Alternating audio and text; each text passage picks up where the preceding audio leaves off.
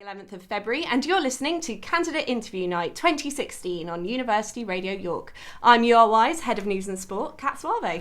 And I'm Ellie Smith, URY's News Editor. Tonight, between 7pm and midnight, we will be interviewing every single YUSU election candidate.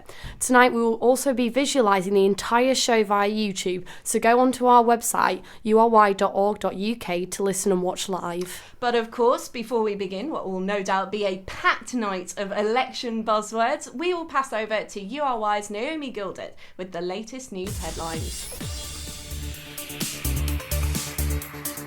A number of Irish journalists have been formally notified by police in the Republic of Ireland that their safety is at risk from organised criminals.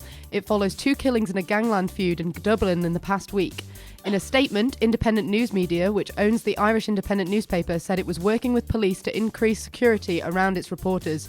Its editor-in-chief, Stephen Ray, said they would not be deterred. A riot and a fire at a prison near Monterrey in northern Mexico have left 52 inmates dead.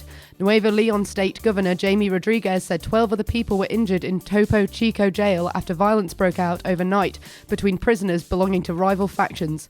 Officials say the situation is under control and no inmates have escaped. Scientists are claiming a stunning discovery in their quest to fully understand gravity. They have observed the warping of space-time generated by the collision of 2 black holes more than 1 billion light-years from Earth. The international team says the first detection of these gravitational waves will usher in a new era for astronomy. It is the culmination of decades of searching and could ultimately offer a window on the Big Bang. In sports news, IAF President Lord Coe accused Nestlé of hypocrisy after it ended its sponsorship of the world governing body's kids' athletics programme. The Swiss food and drink company said it feared the doping scandal engulfing the IAF could damage its reputation, but Coe pointed to Nestlé's backing of the Tour de France during a time when cycling had notable doping problems. Now for a quick look at the weather. Most places will be dry overnight with long clear spells. This will allow a widespread frost to form with some mist patches possible. Winds will be light and variable, highs in York of 3 degrees. That's the news. You're listening to Candidate Interview Night live on URY. Thank you so much, Naomi, for the latest news updates there. We'll come back to you on the hour every hour tonight. So good evening and welcome to the annual Candidate Interview Night, broadcast live from the University Radio York studios and from our green room in Vanbrugh College. As we mentioned earlier, tonight's programme can be watched live via YouTube, so go to our website ury.org.uk to get the streaming link. That's right, you can now not only hear the candidates get grilled by the news team and other members of URY, but you'll also be able to see their faces as they get asked those difficult questions. Across both studios here at URY, we will be interviewing all the YUSU part-time and non-officer positions throughout the night. We will then also be having 15-minute debates between the 5 different sabbatical positions: community and wellbeing, academic, student activities, York Sport President, and of course, Union President.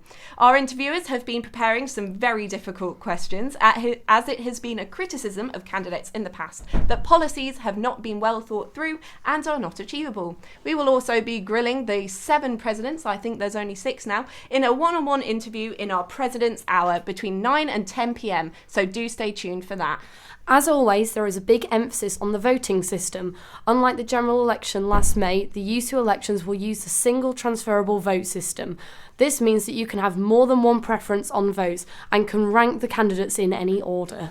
That means that just because you might think you know who you're going to vote for under your first preference, you can make your mind up tonight and put some other preference down too. Tonight, as happens every year, we have our green room with all of campus media live blogging and tweeting the whole event. Thanks again for everyone from the papers for coming down in that same green room. All our candidates will be waiting to be called to the studios for their few minutes to impress. Remember, you can tweet us throughout the night using the hashtag YUSUElections or using our handle at URY News. We'll be reading messages throughout the night from our website as well, so do send them in via ury.org.uk. Plus, you can listen back to all the interviews as they've been broadcast via our URY Player. Our fantastic speech team are upstairs podcasting each interview and debate, so you can share those podcasts on your social media when voting opens next week. Now is your chance to grill the candidates. Tell us what you think and let's hold all the candidates' policies to account. Your union. Your questions. Your Candidate Interview Night. So let's begin tonight's proceedings with 2 of our uncontested part-time positions. These candidates are up against Ron, the option to be reopen nominations. So it is not a certainty that they will be elected. They still need to receive more votes than Ron. Up first, it's YUSU RAG Officer. Candidate Interview Night 2016. RAG Officer. Roz Walton The running by RAG Officer herself. develops fundraising opportunities for students and chairs the RAG Committee. The YUSU RAG Officer is uncontested with Roz Walton running by herself, and of course you have the ability to vote to reopen nominations. We now go to URY's Alex Light for the interview. Hi, Raz. Hello, how are you? Good. So, how are you going to promote RAG events if you're elected to those who aren't interested?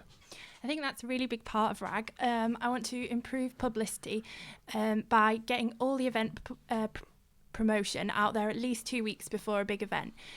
This can be on social media and around campus. I also want to find out what you guys want from RAG by going around having one-to-one conversations with RAG reps and people who aren't interested in RAG to see what events we can offer them. Okay. So, if you could have a dream event for York to do as a RAG event, what would it be and why? I think it would probably have to be a RAG ball. It was something we've wanted to put on for a few years but hasn't actually happened.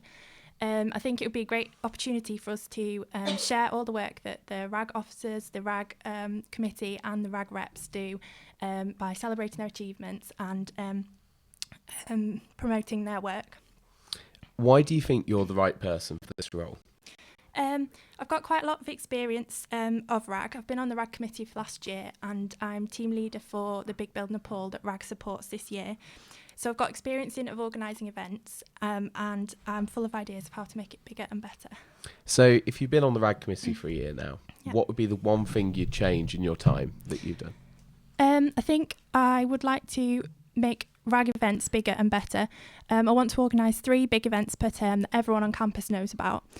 So this could be, so I'd hope to put on something for everyone, whether it's a bar crawl, a big night in or a physical challenge. Okay. So, a lot of criticism for RAG has come about when RAG Week is. Yeah. So, as RAG officer, would this be something that you'd be looking at changing? Or do you think it's in the right place at the moment but just needs more publicity? I think we changed it this year into the autumn term because there's obviously with the elections there's a lot of things going on in spring term. So I'd want to put on probably an autumn term, but I think it would be good to have a vote from the RAG committee and from students to see when they think it would fit best with them. Okay. So why is RAG important to you? I think RAG should be a really big part of university life. It's a great opportunity to meet people and have loads of fun at the same time as raising loads of money for really great charities. And if you had to do one massive project, what would it be? To reinvigorate RAG, do you think it needs reinvigorating at York? Yeah, I definitely think it needs reinvigorating. I think the idea of having 3 big events every term that everyone looks forward to and knows everything about, I think that would be ideal to promote RAG as best it can be. So if you've got 10 seconds to tell me why I should vote for you, why? As I said, I've got a load of experience with RAG and I want to make it as big a part of university life as it can be. So I think my policies have a great chance of doing this and please vote for me. That was Roz Walton. Thank you so much for joining us here on University Radio York. So that was the first of many interviews to come tonight. Our interviewers have spent the last few days tirelessly preparing questions to grill the candidates on. If you feel like you've got a question to ask, then make sure you message the website ury.org.uk or tweet us at URY News using the hashtag YUSUElections. Whilst you're thinking of questions to tweet in, we have URY Jack Staples Butler interviewing the second of tonight's 3 uncontested part-time officers. Kevin Claxton and Leah Armstrong are running jointly for the position. Let's hear about the role of YUSU Mature Students Officer before we hand over to the interview. Candidate Interview Night 2016. Mature Students Officer. The Mature Students Officer represents mature students, providing social opportunities and encouraging participation in wider YUSU and university activities. Joining me now are Leah Armstrong and Kevin Claxon, who hope to become the new mature students officers for YUSU. Good evening, Leah. Hiya. And good evening, Kevin. Good evening. Okay, first of all, so the first question that we have for you concerns your plans for more reps in colleges. How feasible are they, given that in recent years there have been problems with understaffing and with relatively low turnout for rep elections compared to other elections like YUSU elections? So how will you get around this? Well, we want to give it a go first. We want to try and attempt to find new reps and to encourage more encouragement to the mature students to reach out to become reps themselves, because sometimes they just don't know that there are reps within the university, in the colleges at university. In fact, there's actually only one right now, and I think that's Vanbrugh, I think. And so we're open, at least have the chance to be a rep if you want to. And one of the things that we've done this year in taking over the role is become part of the Liberation and Welfare Network, which involves meeting with the vice chairs from each college, which means we already know the people involved and we can talk to them directly and get some involvement through them. Okay. And what kind of events do you plan for students in the holidays? Something you mentioned in your manifesto pledges. And are these practical with the resources that would be at your disposal? So the kind of events we're talking about are simple things, just things like meeting up in a pub, doing quizzes, just generally for people who are not going home for the holidays, who are here in York, whose friends have gone home. Just a chance for people who are here to get together and have a social event and meet people. Feasibility, yeah, we do them already. And if there is enough people who are available to do them, then yeah, we can do them. Just also like a reach out to them to know that we are there for them over the Christmas holidays when everyone's gone home, when there's no one on campus for them, when the university is closed. We are here on campus, we're here in York for them if they just need anything, really. Okay. And you mentioned ageism in your manifesto and the importance of the fight against it. How will it be fought against practically, given the difficulty in tracking instances of ageism? Yeah, I think the first thing we really want to try and do, first of all, is to raise awareness of it, because I don't think a lot of people don't really know it exists. Yeah, it doesn't. People don't know it exists. We see posts all the time on things like social media that would come across as ageist, but I don't think people realise that there is ageism there. So the first thing to do is raise awareness of it. We've had people actually come to us as well and said, you know. And finally, before we move back to Studio One, just one final question. Do you think that mature students should see themselves as integrated with the younger student population at York, or do you think they should see themselves as a distinct whole? A bit of both, I think. Yeah. I think it's good to see both sides of a question, and I think we also, being mature students, we both feel that way as well. Okay, thank you very much, Leah Armstrong and Kevin Claxon. Thank you. So, yes, that was your mature students officers. But coming up next, we've got your non-officer roles, policy coordinator and your faculty reps. Remember, the entire night is being visualised via YouTube, or you can find the link via our website, ury.org.uk. Got a burning question for your YUSU full-time officers? Tweet us at URY News using the hashtag YUSU Elections, or send us a message via the website. We've now got your candidates for Policy Coordinator, James Humpish, who is running uncontested. But first, let's hear what the role entails. Candidate Interview Night 2016. Policy Coordinator. The Policy Coordinator chairs the Policy Review Group, referendum debates and union AGMs, as well as having a number of responsibilities in holding officers to account and helping to develop policy. Hi, we've got James Humpish here at the moment, and I'm just going to ask you a few questions. The first thing I'm going to say is you were in Countdown, and I was like the first thing that popped into it. I was like, oh my god, you're in Countdown. How do you think that experience has helped you experience as a student in York? Or as a person, really? As a person, yeah. And to be a policy one coordinator. of the longest. As far as policy coordinator goes, it's told me a valuable life lesson in what not to do. Countdown was very much an experience of me largely winging the affair and creating quite a large in-joke in the form of making up a word on national television. Yeah, okay. We've got that out of the way. Okay, sorry. Okay, you say you want to transform YUSU from a passive body to an active body. What will you do to facilitate this change in your role as policy coordinator? I think part of the thing that I want to make clear is that the policy review group aren't just some kind of letterbox which people can submit proposals in. The policy review group is actually keeping very much up to date with what's going on within the student union. They're taking an active role. In particular, I want to have more of a presence on the YUSU website. I want the policy coordinator to be a position which has its own regular blog spot, that you can actually expect to hear things from the policy coordinator. You worked at York Student Think Tank as well as Newson the Sahia, among others. How do you think these extra activities have improved your university experience and have helped you to be a policy coordinator? I think on the consultation I did with York Student Think Tank, I've got a bit more of an idea of what goes into developing policy. I was part of a consultation which measured how adequate the mental health services were within the university. As far as student journalism goes, it's just helped me find out a little bit more about how societies work within York. It's helped me extend my network of contacts within York and just generally get to know the ins and outs of the student union a little bit better. Yeah, you said you want to write a policy review blog if you get the role. Do you think this would be an effective use of your time, as the readership could be quite limited, considering the SAB letters, they kind of seem to get quite a low readership. Do you think it's going to be an effective use of your time?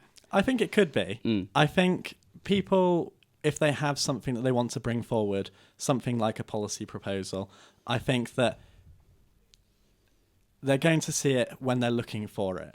And even if that means that they're not going to get thousands and thousands of views, the blogs that I make, it means that they are there for those who are looking for it. I think at the moment it's very hard to access. I think the policy review group's a bit of a mystery to people. Whenever I mention it to people, a lot of the time I have to actually explain in detail what the PRG is. I'm hoping to be able to change that. Yeah, because that's... Yeah.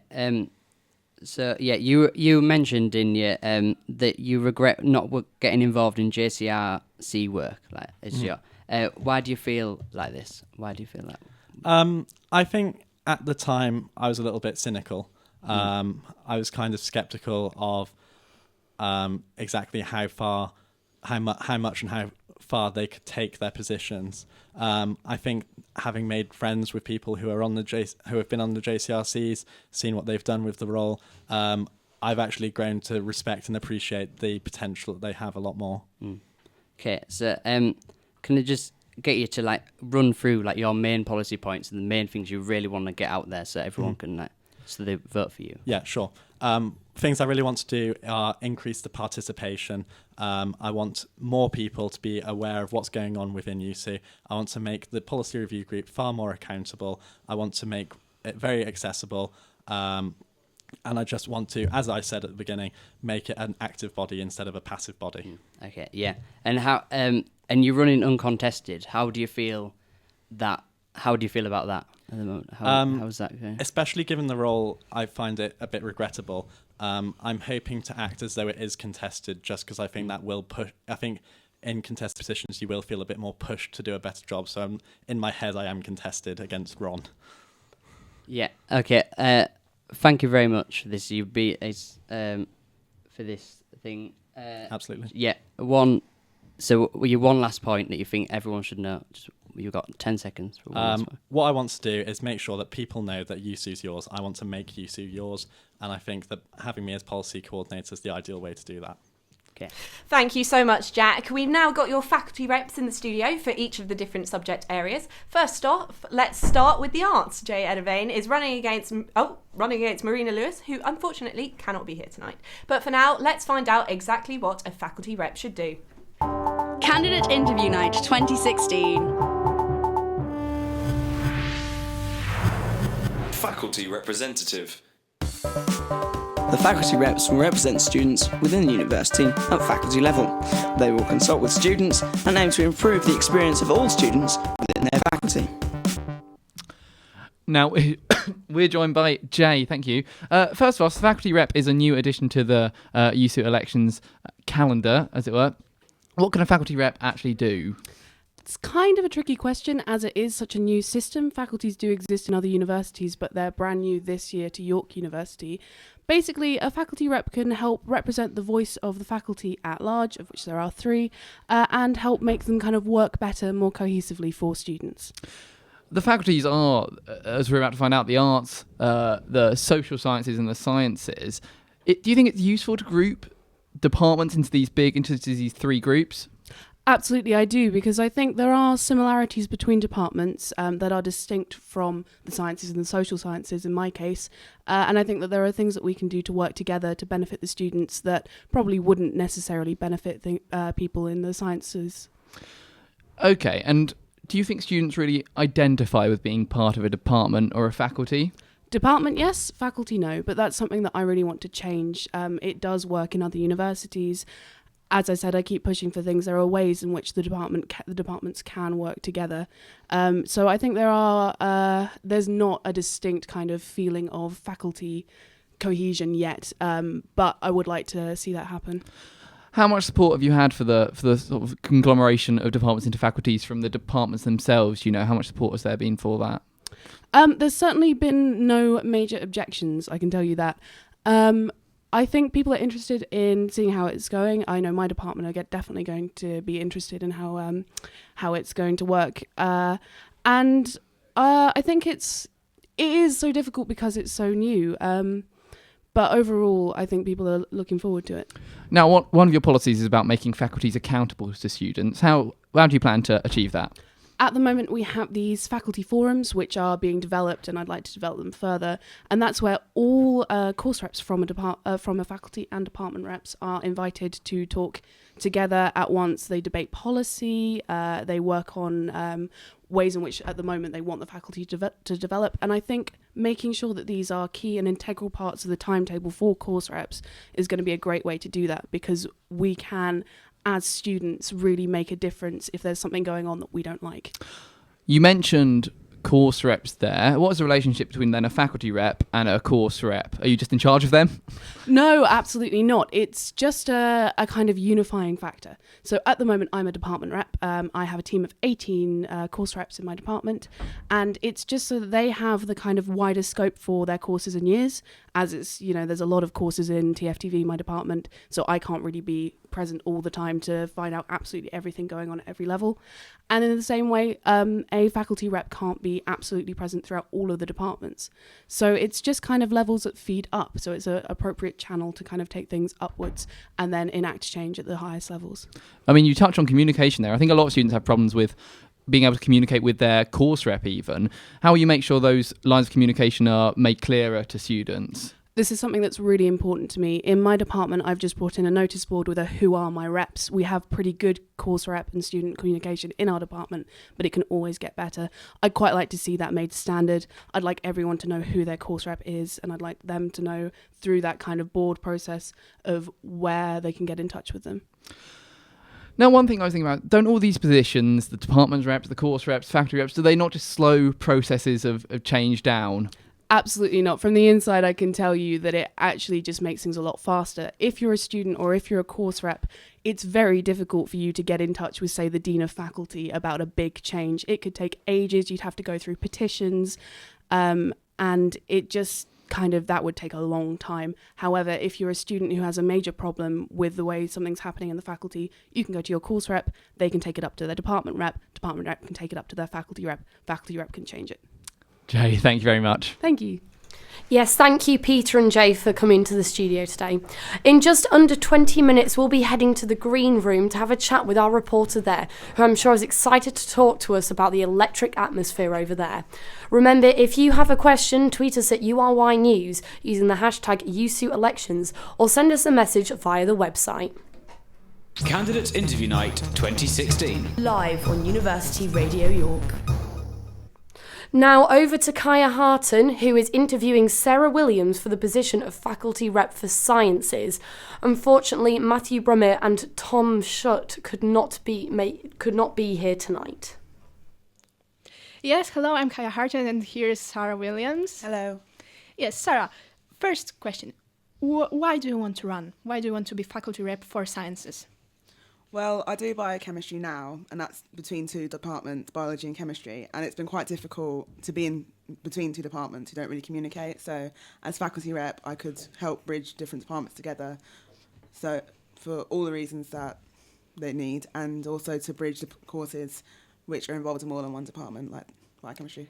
Yes, and why do you think you're right for the position?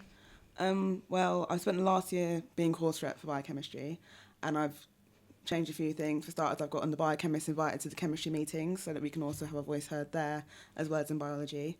And I've just been in the meetings, I've talked to staff, a lot of the staff members of biology and chemistry know me already, and I think that I've done a good job so far, and I'd like to continue that work into the other departments that I'm not involved in at the moment.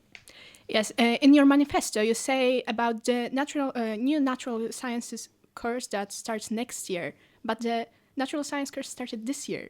Do you think that such a mistake in your manifesto can disqualify you in the eyes of the natural sciences students as a faculty rep? Well, I'm very sorry for that. I think I was confused as to the new natural science building being built this year. Yes, and I'm obviously not in first year, so I don't know any natural sciences. And in the course reps, they're always talking about next year they're going to make changes. So maybe that is a mistake that I apologise for. But whether it's not disqualifying me, I don't think so, because I think I still have the best intentions. Is there anything you want to say to natural sciences students now? I'm very sorry that I didn't know you were here yet, and I hope you still vote for me, because I do really want to fight for you, and I already have started with chemistry and biology, so please forgive me. Yes. Also, in your manifesto, you say some things about integrating medics and nurses with campus more. How do you want to achieve that? Well, basically, I think nurses already feel underrepresented in the union, so I would like to go out there and just talk to them and help hear any problems they do have or might have, and talk to YUSU about it so that they can be more included. HYMS as well, the same. Like I haven't spoken to them yet, so I'm not sure what problems they do have, so I can't really tell. Yes, a lot of things that you say are about cooperation of different departments. How do you want to cooperate with different departments? How do you want to communicate with them? And how do you want to communicate with students? With students, I'll have meetings with the department reps of the department and the course reps of the departments. Integrating and cooperating, I'd like to just get all the courses should be in every department meeting that they're involved in. But the fact that biochemistry this year started in chemistry meetings is not okay. Yes, that involves a lot of going to the meetings, and a lot of students don't do that, but they still have problems. How do you want to help those students that do not really have time to go to the meetings? Well, I'd maybe talk to them on Facebook so they can message me, be more available to them, like put posters up showing them my face, tell them who I am, and yeah, our current committee on biology has started it's about to start a feedback campaign, talking to students, and I think that's really a good idea, and I think that should be put in other departments as well. Okay, you also say some things about lecture capture.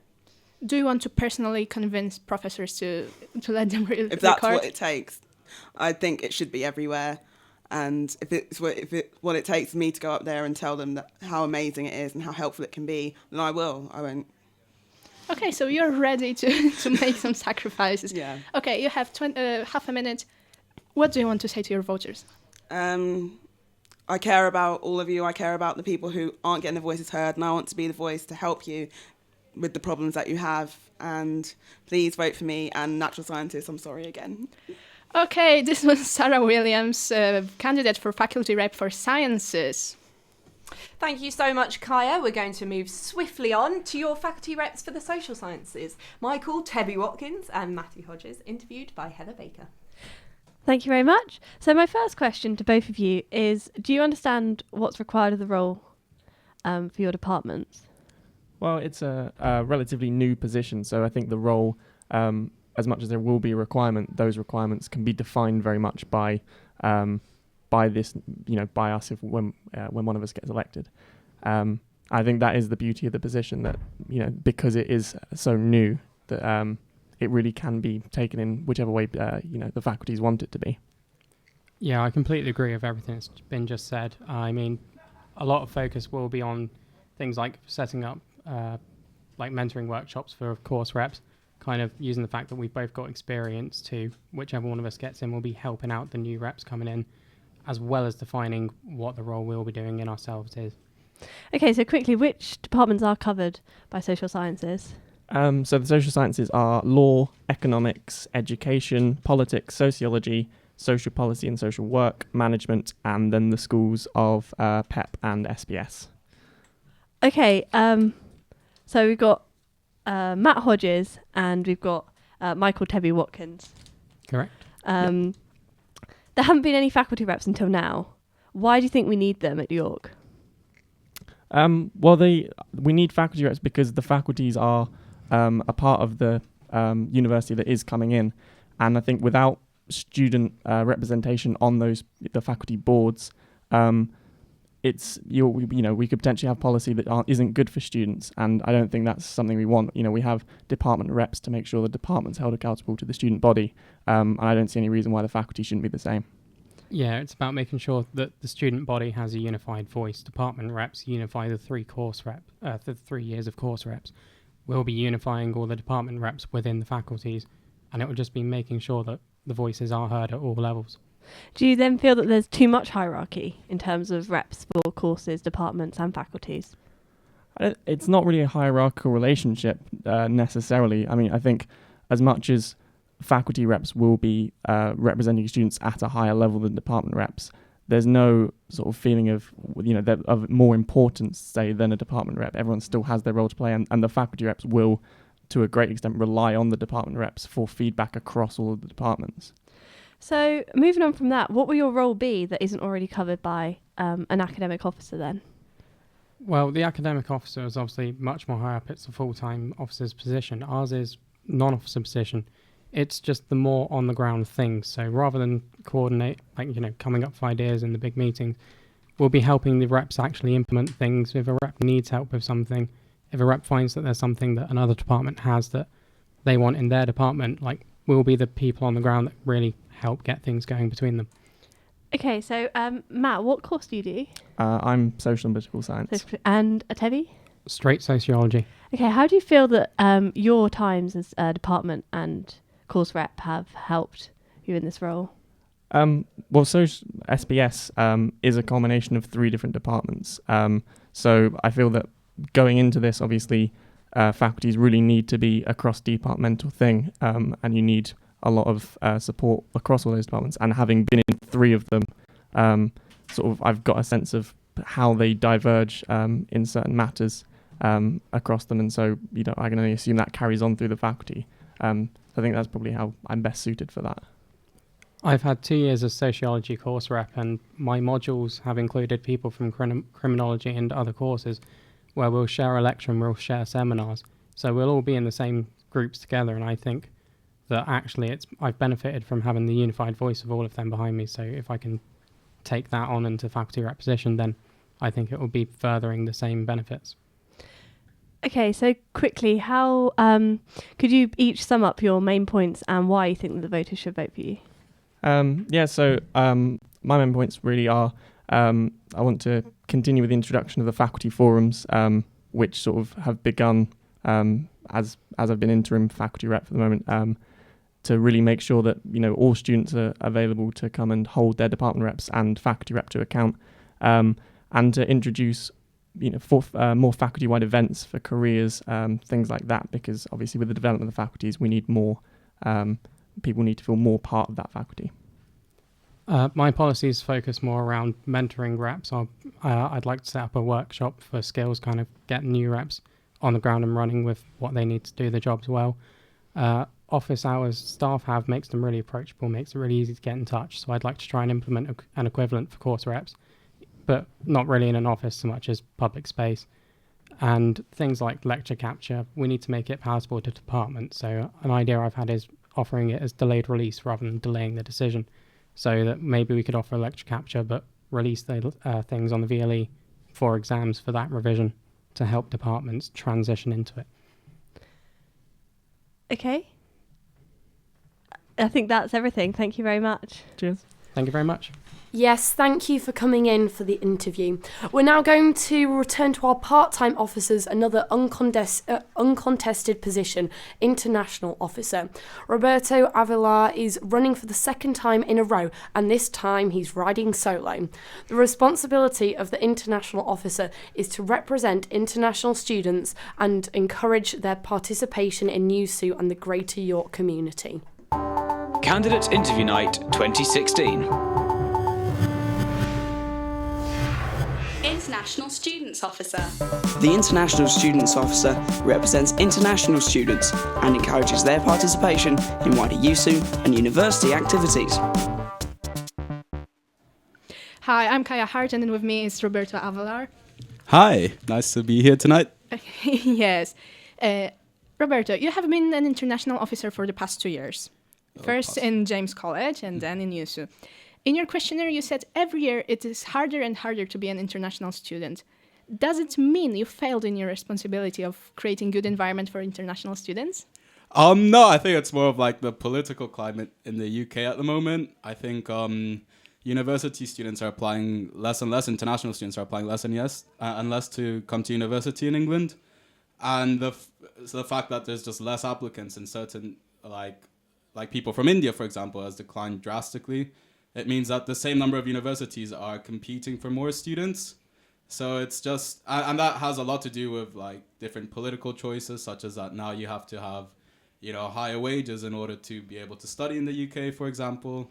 So how do you want to convince people to come to York as an international officer? Can you do anything about it? Well, one thing I actually want to do is expand Global Week to be a bigger event. So a lot of universities do Global Week, and actually York has one of the smallest global weeks among Russell Group universities. So I'm hoping to work with York City Council and YSJ, along with YUSU, to make bigger and better events, including a bigger global week, which I think will attract some students, hopefully. Yeah, so now something different. Many international students form small groups with people from one country, and they do not really meet other people. How would you address this problem? Sure. So big events like Global Week see a lot of different societies working together. A lot of students join their own cultural societies, but don't really interact with other student groups. So I'm hoping to have more students, like more societies, come to events such as Coffee Afternoon and take part in different ISA events. How do you want to do that? How do you want to convince them? Just working with them more. This year, I got to meet a lot of the committees that I didn't previously know because I was new to the job, for a YUSU international officer anyway. So I think just having contacts, knowing how the job works and which events are more popular, I think will be a big part of it. Yes, you said you want to translate important university and YUSU information to Mandarin to better inform Chinese students of different events and services on campus. And isn't that a bit counterproductive in light of general function of international officer to make it easier for international students to integrate with English community?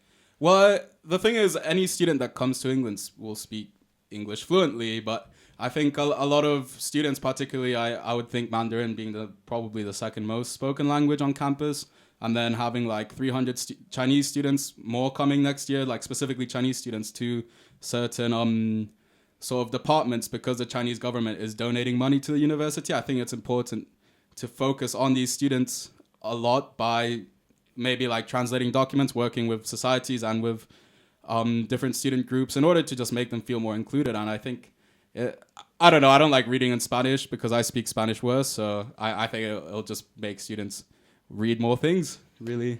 Yes, okay. So being the only candidate for international officer position, do you want to say anything controversial? I actually considered changing all my policies on air and just making it like free horse meat for students or something. But I decided against that because I thought a serious interview was better. But so maybe not this time. Well, okay, so not this time. This was Roberto Avalar, our candidate for international officer. Thank you. Thank you very much. That was URY News' Kaya Harton with Roberto Avalar. It's been a full night of interviews already, and we've only just begun. Make sure you stay tuned for the whole night, especially our President's Hour from 9 till 10 p.m, where we'll be interviewing each presidential hopeful and pitting them against each other in grueling debates. Join the debate online and give your opinion on the candidates. Tweet us at URY News and use the hashtag YUSU Elections. But for now, let's head over to the green room. Are you there, green room? Yes, can you hear me, Kat? Yes, we can hear you. I feel like this is sort of Eurovision-esque. But yes, what's the atmosphere like over there, Peter? It's really good. It's the most sort of buzzing I've seen it this early in the night of candidate interview night. Usually it takes till about 10 o'clock and the adrenaline kicks in. But there's been lots of people here. The chat has been going on. It's been really good. And Kat, the most exciting thing that's going on down here is we have kittens in the green room. So we see on the Twitter that everyone's talking about the kittens. Now, do you think that is detracting from the actual content of the interviews? You know what they say people who are nervous have kittens, don't they? Oh, We've got yes. literal kittens here, and the candidates who have brought them with them are here. Do you want to tell us your names? Rosie. Joni. Have you got nervous kittens as well as actual kittens? Not really. Just actual kittens. And what are the kittens' names? This is Costia, and that's Clark. Costia and Clark. That's very exciting. Now, do they mind being here? Yeah, they're fine. They're having fun. They're getting a lot of cuddles. Peter, can we ask why there are kittens? Because we adopted them today and we haven't been home since. So, So these are kittens with a new home. Breaking news here on URY. Kittens given homes. Wow, what a story. Let's move over. We've also got here in the green room, as we do every year, members of the esteemed press. From York News, editor here. How's the evening going? Very good, very exciting. Lots of candidates in the room with us, getting a few interviews ahead of time. Yeah, looking forward to it. What do you make of the election race so far this year? Very, very closely run so far. I think no necessary forerunners at this stage. I think it's going to be a close fight to the finish. Should be a good one. And are you getting sort of tired and worn down with all this elections 2 weeks as we are already? Absolutely not. It's our opium here at News. We thrive off elections and democracy. I can quote you on that one then. Noose on opium. Now then, we've got over here elsewhere, so we've got the press, we've got kittens and candidates, we've also got our interviewers, Jack Staples-Butler, who you might have heard earlier. Jack, how has your evening gone so far? Well, the evening has been fantastic so far. I think we're going to have a very exciting night, and the real enthusiasm you can feel from the candidates, not just those with felines with them at all, but no, I think it's going to be very energetic, mirroring the energy of the American primaries even. Wow. I don't ask you to quite draw parallels between any of the candidates and Donald Trump. But did anyone mention the Trump Meister at any point? I don't think so. Not yet, anyway. And maybe we'll try and stay away from that for this evening. Jack, are you looking forward to the rest of your interviews this evening? Absolutely. At 9:05 p.m, I'll be interviewing one of the presidential candidates, Oliver Wilson, and I'm really looking forward especially to our presidential hour later on tonight. That probably is going to be very electric. We have a very crowded presidential field this year, and it's definitely going to be seeing some sparks flying, I think. Now, you are a esteemed political commentator on campus, used by URY for multiple events. We've heard from News that it's a very exciting race. What's your take on it?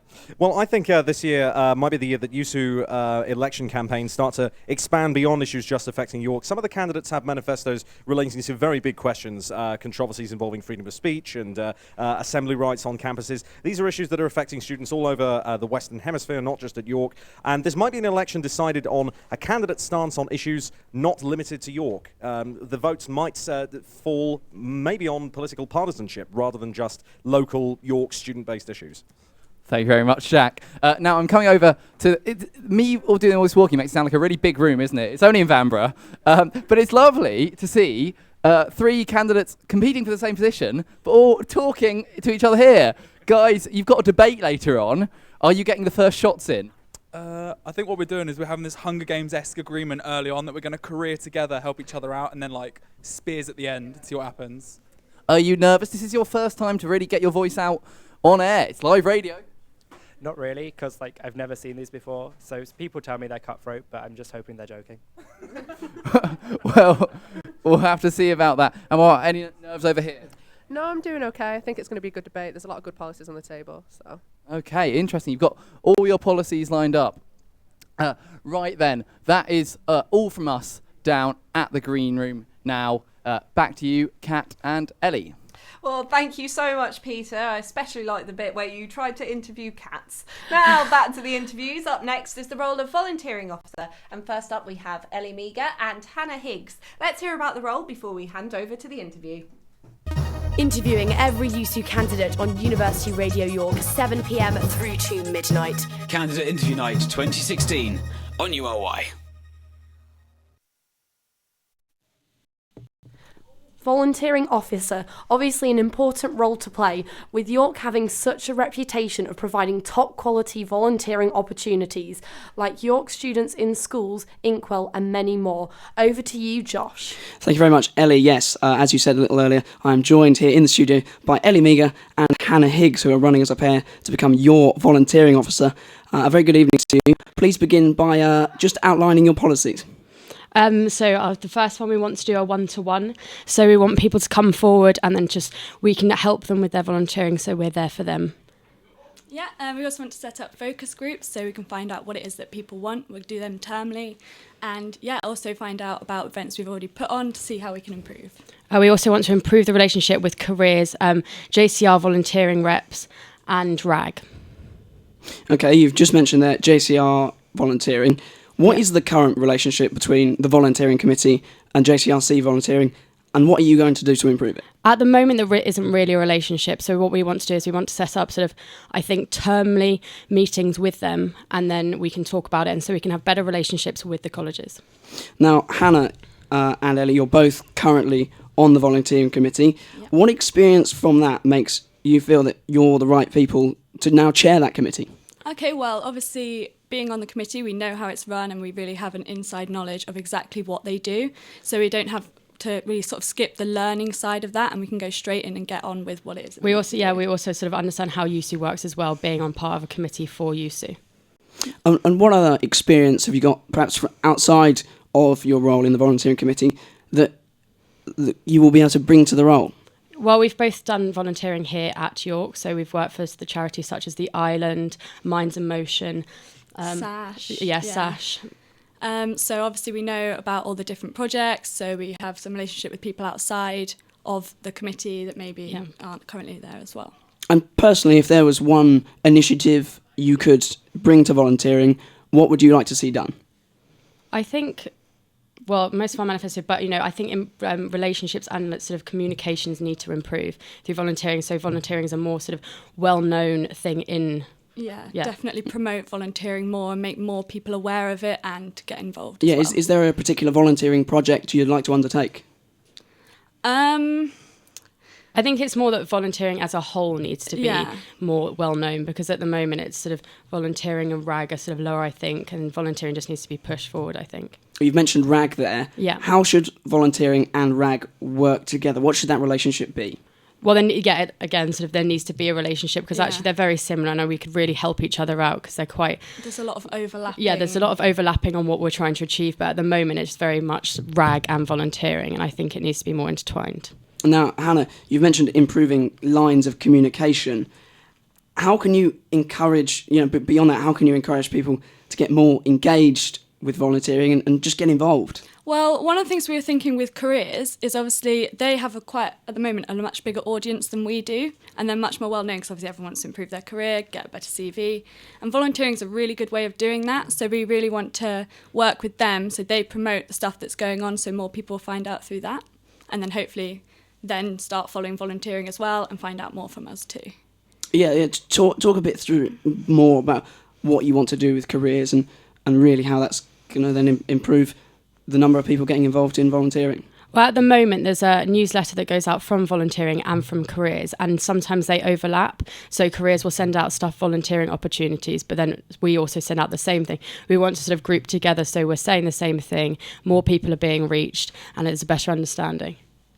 Now, you've said on your questionnaire that you've filled in for us that you want to make it more accessible to everyone. What do you feel at the moment? And you've mentioned communication a lot, beyond communication, that it's perhaps not making volunteering accessible to everyone here at York? I think maybe there aren't as many one-off events that are going on, and I think quite a lot of people have a lot of their course takes up a lot of time, so they don't have the time to commit to like a weekly project. Just having one-off events means that people can get involved quite easily. Still put it on your CV, but you're not stuck doing it every week. You don't have that commitment. You don't have to set for, half a year, you have to do a couple of hours a week. We want sort of one-off things that are easy to do and people to join. Okay, thank you very much to the pair of you. That was Ellie Meager and Hannah Higgs running as a pair to become your volunteering officer. Back to you, Kat. Thanks, Josh. Now up now is the second volunteering candidate, Abigail Fedorovsky with URY's Heather Baker. Hello, I'm here with Abby Fed. So my first question to you is, how does your personal volunteering experience transfer to you being a good volunteering officer? So for myself, I've been involved with a wide, diverse range of volunteering opportunities. So ever since I was really little, me and my granny used to do car boot sales, and we give the money that we raised to dog and cats homes, because that was what I was really passionate about at the time. And more recently, I've been involved with international volunteering in Bangladesh this summer that's just gone, as well as a York-based charity called Kira and other things like that. So I feel like I've developed communication and leadership skills, and also understand how a wide range of volunteers might feel. Okay, so how do you feel like volunteering could be improved in York? Because lots of your stuff is quite external to York. Mm-hmm. So my 3 policies, first of all, I'd like more diverse opportunities. So I guess my big vision is that students could come up with really out-of-the-box ideas of one-off opportunities, or just things that they'd like to see happen. And I could provide them with the training or the support to make that happen. And secondly, I'd like greater recognition from the uni for volunteers, because it makes you so employable to be a volunteer, and I don't feel like we have enough recognition for that at the moment. And thirdly, I'd like better support through use of the college system, because at the moment there's a whole resource there that isn't really being effectively used. Okay, so moving on from that, how is the college system going to aid the training of volunteers? So I feel like York is really unique in the way that the college system works. And at the moment, the colleges do a lot with RAG, but actually volunteering officers with the separate JCRCs, I don't think, receive full support and training that they could use to kind of suit the individual characteristics of the colleges and the students that are in that college. Okay, thank you very much. Cool. So that was Heather and Abigail running, Heather with Abigail running for volunteering officer. Interviewing every USU candidate on University Radio York, 7 p.m. through to midnight. Candidate Interview Night 2016 on URY. So yes, that was Abby Fed and Heather Baker there. Now we are looking at your tweets. You are using the hashtag YUSU Elections, and there are so many pictures of cats, and lots of people being nervous, but I think that's the real issue here, the people being nervous rather than the cats. But we do appreciate cats, because of course we're kind of confined here until midnight tonight, aren't we, Ellie? Yes, I mean, it's been a great night so far, but we are very disappointed that we're missing out on the cats, because they look so cute. There's a picture of Nelson, head of music, with a cat, and the cat looks really adorable, and I wish I was there, but we are in here hosting the event, which is going well so far. Exactly, I think so. Now, a lot of people were very interested in the faculty rep for social science, who had done the No, it was James Humpish, who had been on Countdown, and people were saying soup, and we've got lots of messages about that. So clearly you guys are really interested in the real policies here throughout your USU elections. Now, we have also been told that Vision aren't actually in the green room. It is just Noose here tonight. So thank you so much, Noose. And of course, Vision, you're not listening, so we could pretty much say anything, couldn't we? No, it's such a shame that they're not here. I mean, luckily we've got Noose here, but candidate interview night, big night of the university year, and Vision aren't even here. So anyway, they're missing out on one of the good nights. Exactly, and this, of course, is the first opportunity to actually hear your candidates speak and justify their decisions on their manifestos. And, you know, we're broadcasting it live here until 12 a.m. even. Oh, goodness, don't say that. You know, I've just wished the day away. Yeah. But no, it's going well, and I think a lot of people are sending in questions that we can ask your candidates in a minute.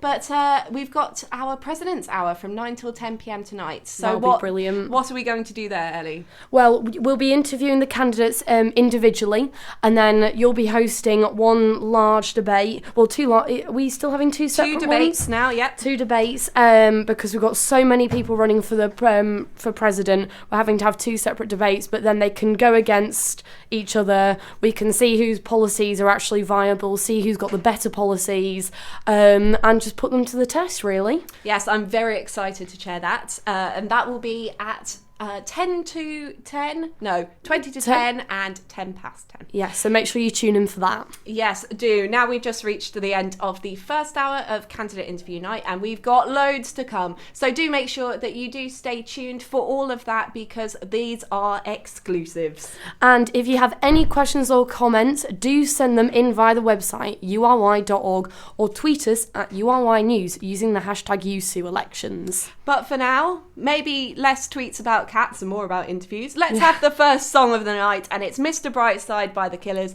And after that, we'll be heading over to Naomi with the latest local, national and international headlines.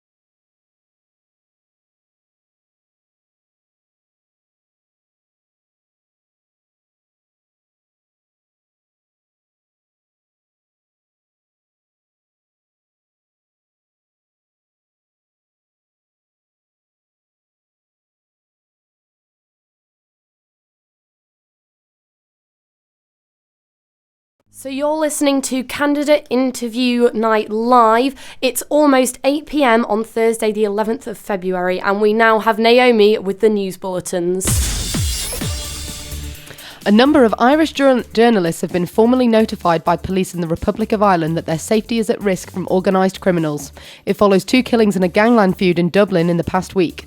In a statement, Independent News Media, which owns the Irish Independent newspaper, said it was working with police to increase security around its reporters.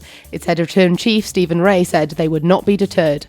A riot and a fire at a prison near Monterrey in northern Mexico have left 52 inmates dead. Nuevo Leon State Governor Jamie Rodriguez said 12 other people were injured in Topo Chico jail after violence broke out overnight between prisoners belonging to rival factions. Officials say the situation is under control and no inmates have escaped. Scientists are claiming a stunning discovery in their quest to fully understand gravity. They have observed the warping of space-time generated by the collision of 2 black holes more than 1 billion light-years from Earth.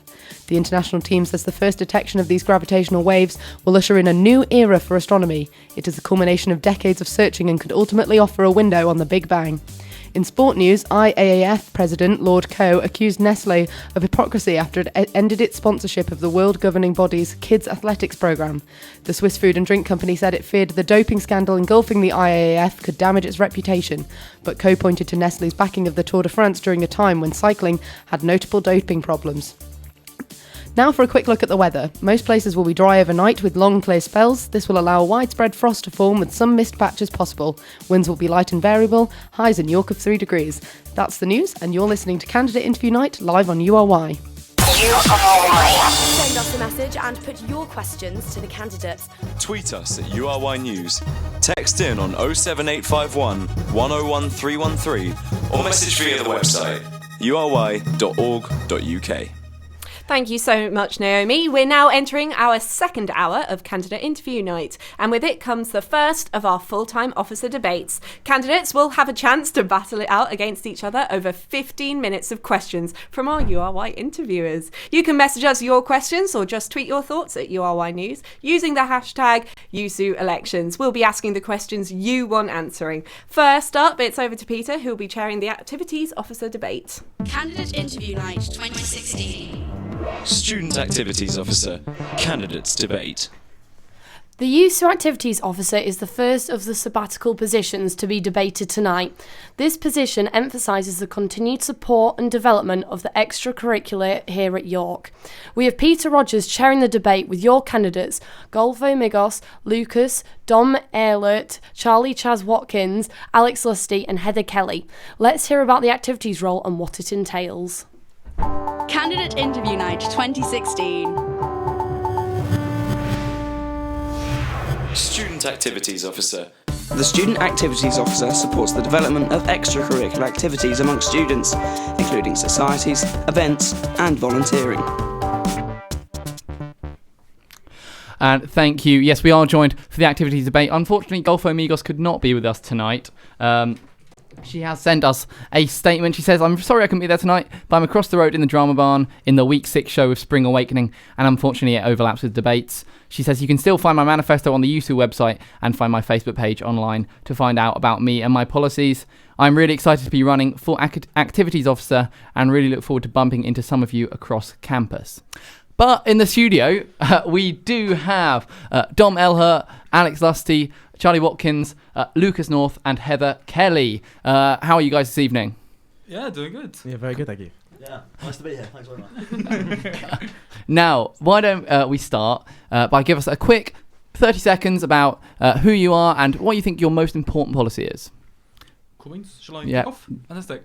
All right. Hello, everyone. My name is Dom Ehlert. I'm afraid to say, not Ehlert. I'm running to be YUSU Student Activities Officer. I'm a third-year law student, but I'm heavily involved with a comedy society, and I've performed and been on that society. Biggest things that I'm going for, there'd have to be, I want to make a bigger and better RAG. We heard from a RAG officer candidate earlier on this evening. I want to have a bigger and better RAG. I want to campaign for a dedicated YUSU event space that we can use. I'd really want one of those as well. And then I'm going to have to stocks, 30 seconds. Brilliant. Alex? Well, hi, yeah, I'm Alex Lusty. No issues with the name there, bang on. I'm a third-year history student. I study history, and I'm editor of the Lemon Press. My main policies are introducing a society card, so something similar to a sports card that would get you guys money off in clubs and in town, but also as important is introducing bespoke society sponsorship by working with the York Chamber of Commerce. I think that can really drive self-sustainability and can really help to improve the running of societies. Brilliant. Charlie. Thank you, Alex. I'm Charlie Watkins. Thank you also for calling me Chaz. Thank you for that. I'm a social sec for lacrosse and also a member of CrimSoc. My main policy probably is to be building on the current YUSU app by adding a sort of regularly updating uni-wide social event calendar. So basically, you know what's going on around you the whole time. And obviously, it'll be catered to all societies and can be tailored to you as an individual with reminders and alerts and stuff. Thank you. Thank you. Lucas. I'm Lucas, and I'm asking you to hashtag Celebrate the North so that I can deliver an increased community spirit for all of the students at URY by creating a themed dress-up day each month and encouraging students to take part by rewarding it. Thank you. And Heather. Hiya, I'm Heather Kelly. I'm a third-year history student, and I'm also running for activities. My main policies are the full revival of USU RAG, a better promotion of volunteering, a better support for societies. My main two other policies are also to create an online tutorial space where we can show people how to do EMS, room bookings, that kind of thing, and also an online RAG totaliser so colleges can compete a little bit more and see exactly how much they've raised for their charities. Brilliant. And that was one of the things I really wanted to talk about. Now we get into it, is RAG. Because a number of you mentioned RAG. What do you do with RAG? Do students at York even want to do RAG? Well, sorry, sharing microphones is very hard. I think it's not so much they don't want to do it. I think it's that they just don't know enough about it. Like, I think if you asked a lot of students on campus what RAG was, especially some of the freshers, I don't think they'd be able to tell you. So I think the key to RAG is promoting it and promoting it as an extremely important part of extracurricular activity because it's such a beneficial event, sort of raising and giving scheme. Like, if I may say, I think that's a really good point. We do need to make sure that RAG has a bigger profile on campus. I think a fair few people know what it is, but they don't know how to get involved, which is, again, one of the reasons why I'm quite keen on having RAG events on and around campus, all sizes, all kinds, is because, well, to get involved with RAG, it has to be something you want to do. And at the moment, I don't know if RAG offers every kind of activity for what students want to get involved with. Well, I think that's just systematic of a larger problem with RAG. So you look at it now and there's no real overarching structure to it. A lot of it's quite ad hoc. I mean, it doesn't even have its own constitution at the moment. I think, really, RAG needs to have that kind of structure in place. It needs to be reorganised so we can really get the best out of everyone who is giving up their time to raise money. I think it's important to reintegrate college RAG reps with the main committee because I know college RAG reps have a really good relationship with their colleges as a whole, and that's a really good way of managing to access individual students rather than just getting lost in the student body as a whole. I think one of the best things about RAG is you can literally make anything a RAG event. If you enjoy comedy, make it a RAG event. You enjoy sports, make it a RAG event. So there's no excuse really for RAG to not be a huge part of campus, and this is something I think should really be pushed in the next year. I totally agree with you. And actually, from my personal experience, it can be quite difficult to get in touch with RAG and use the proper channels. So every year the Lemon Press does an event, Prestival, and we thought a nice, it's always a total failure, shambolic. But we thought it'd be nice to do a comedy auction, something a bit funny, a bit light-hearted, and give the proceeds to charity. So I tried to get in touch with the RAG reps, and it was very difficult. Okay. We had no progress. Lucas, you're a first year. Is RAG a presence? What would you do to make RAG more of a presence? Yeah, so I think there are a lot of students that want to get involved in RAG. I think we've had some very good points. One of the things I want to do to make RAG more accessible and volunteering in general is to spread events across both campuses so that students who maybe only have an hour or two a day, especially HESI students who only perhaps have an hour at a time, don't have to spend half of that travelling in order to help out. Because I think a lot more students would give their hour of time if they could spend the entire hour on their campus being able to do it. I think too much happens exclusively on HES West, and I think we need more to spread out, and that will just drive involvement completely. Okay, thank you. We'll move away from RAG now and talk about something that's actually been on campus news a lot recently.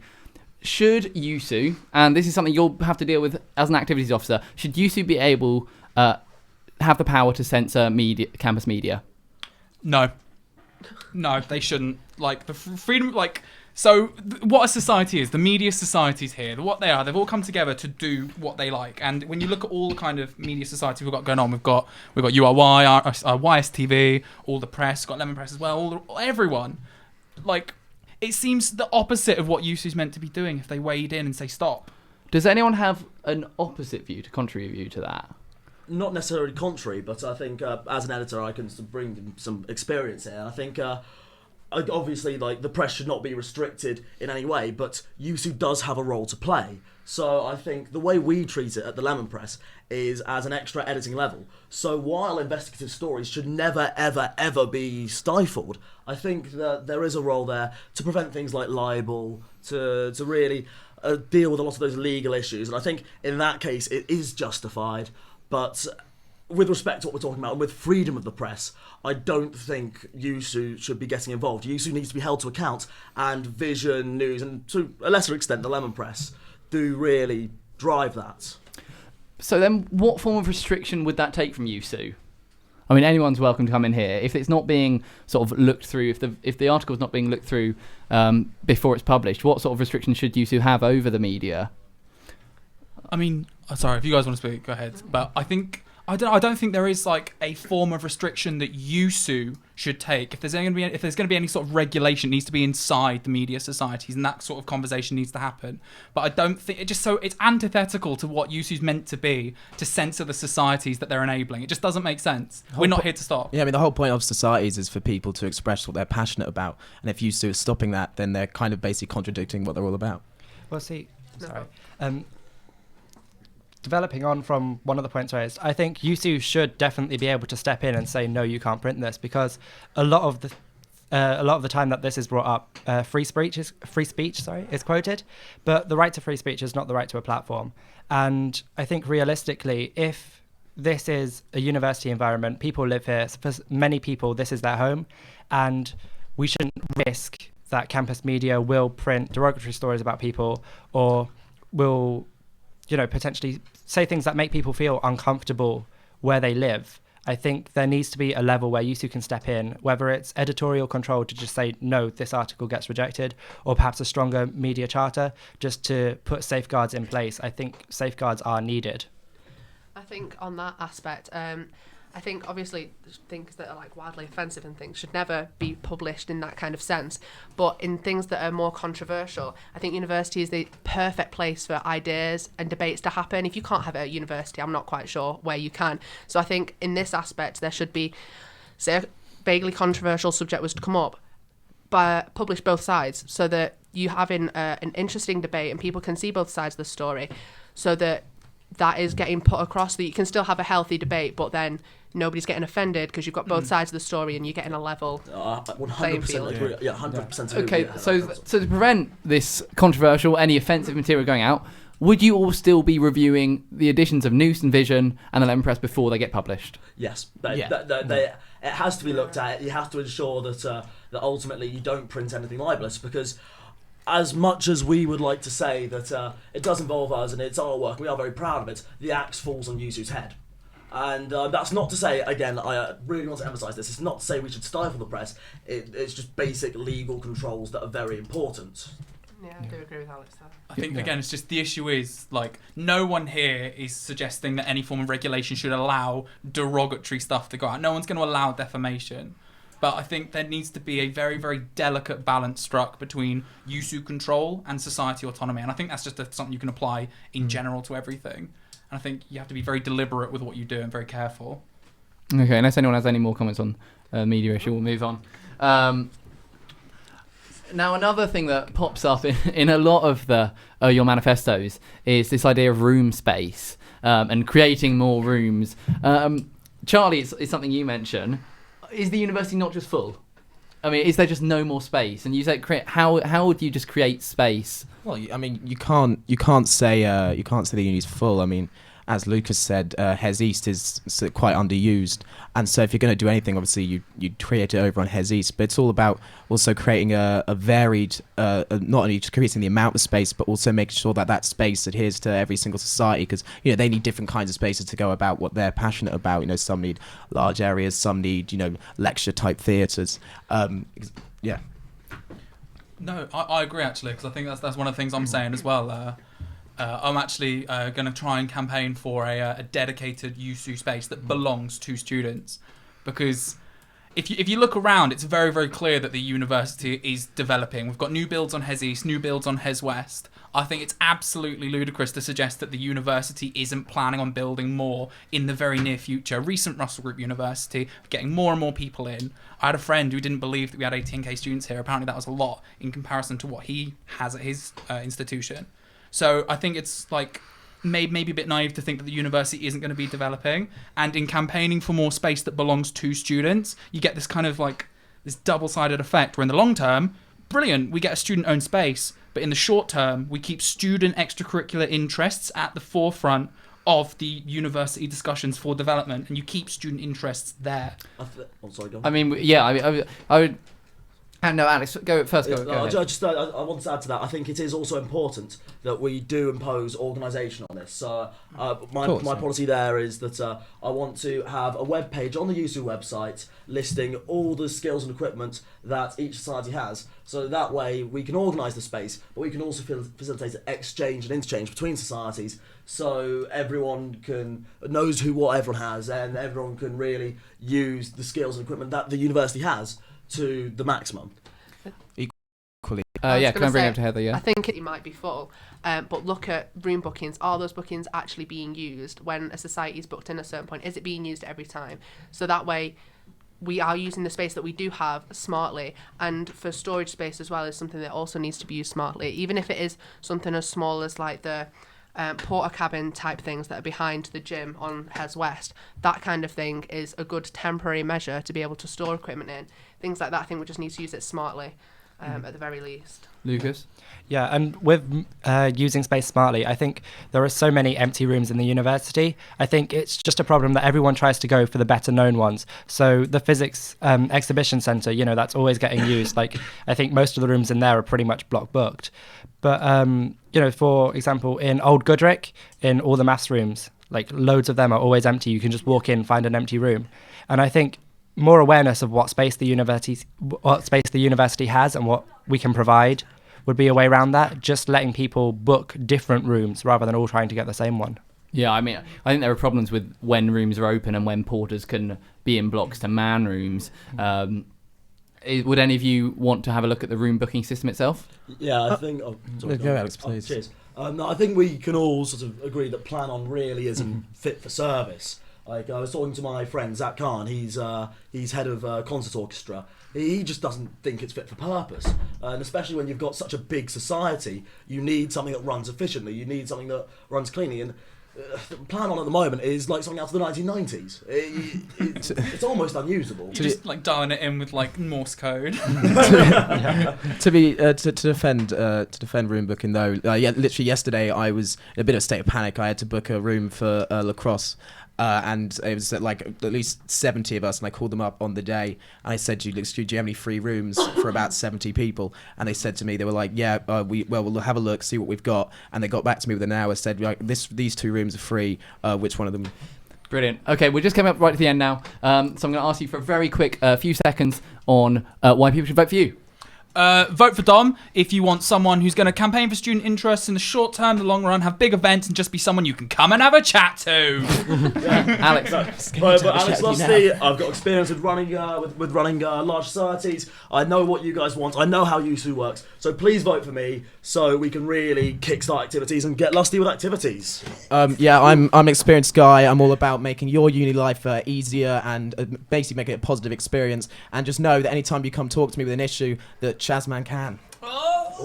So our students should celebrate the North because I've already jumped straight in. I'm ready to go even further, and I just want to increase achievement and the help that we can give to everyone. You should vote for me because I have experience in RAG and volunteering. These are the areas that really need reviving, and I'm aware of how to do this and how to do this best through helping societies and helping RAG and volunteering. So make sure you be clever, vote Heather. Thank you to all our candidates. Candidates Interview Night 2016. Student Activities Officer. So, yes, that was our very first full-time officer debate. Who came out knowing their stuff? Have your say and message us.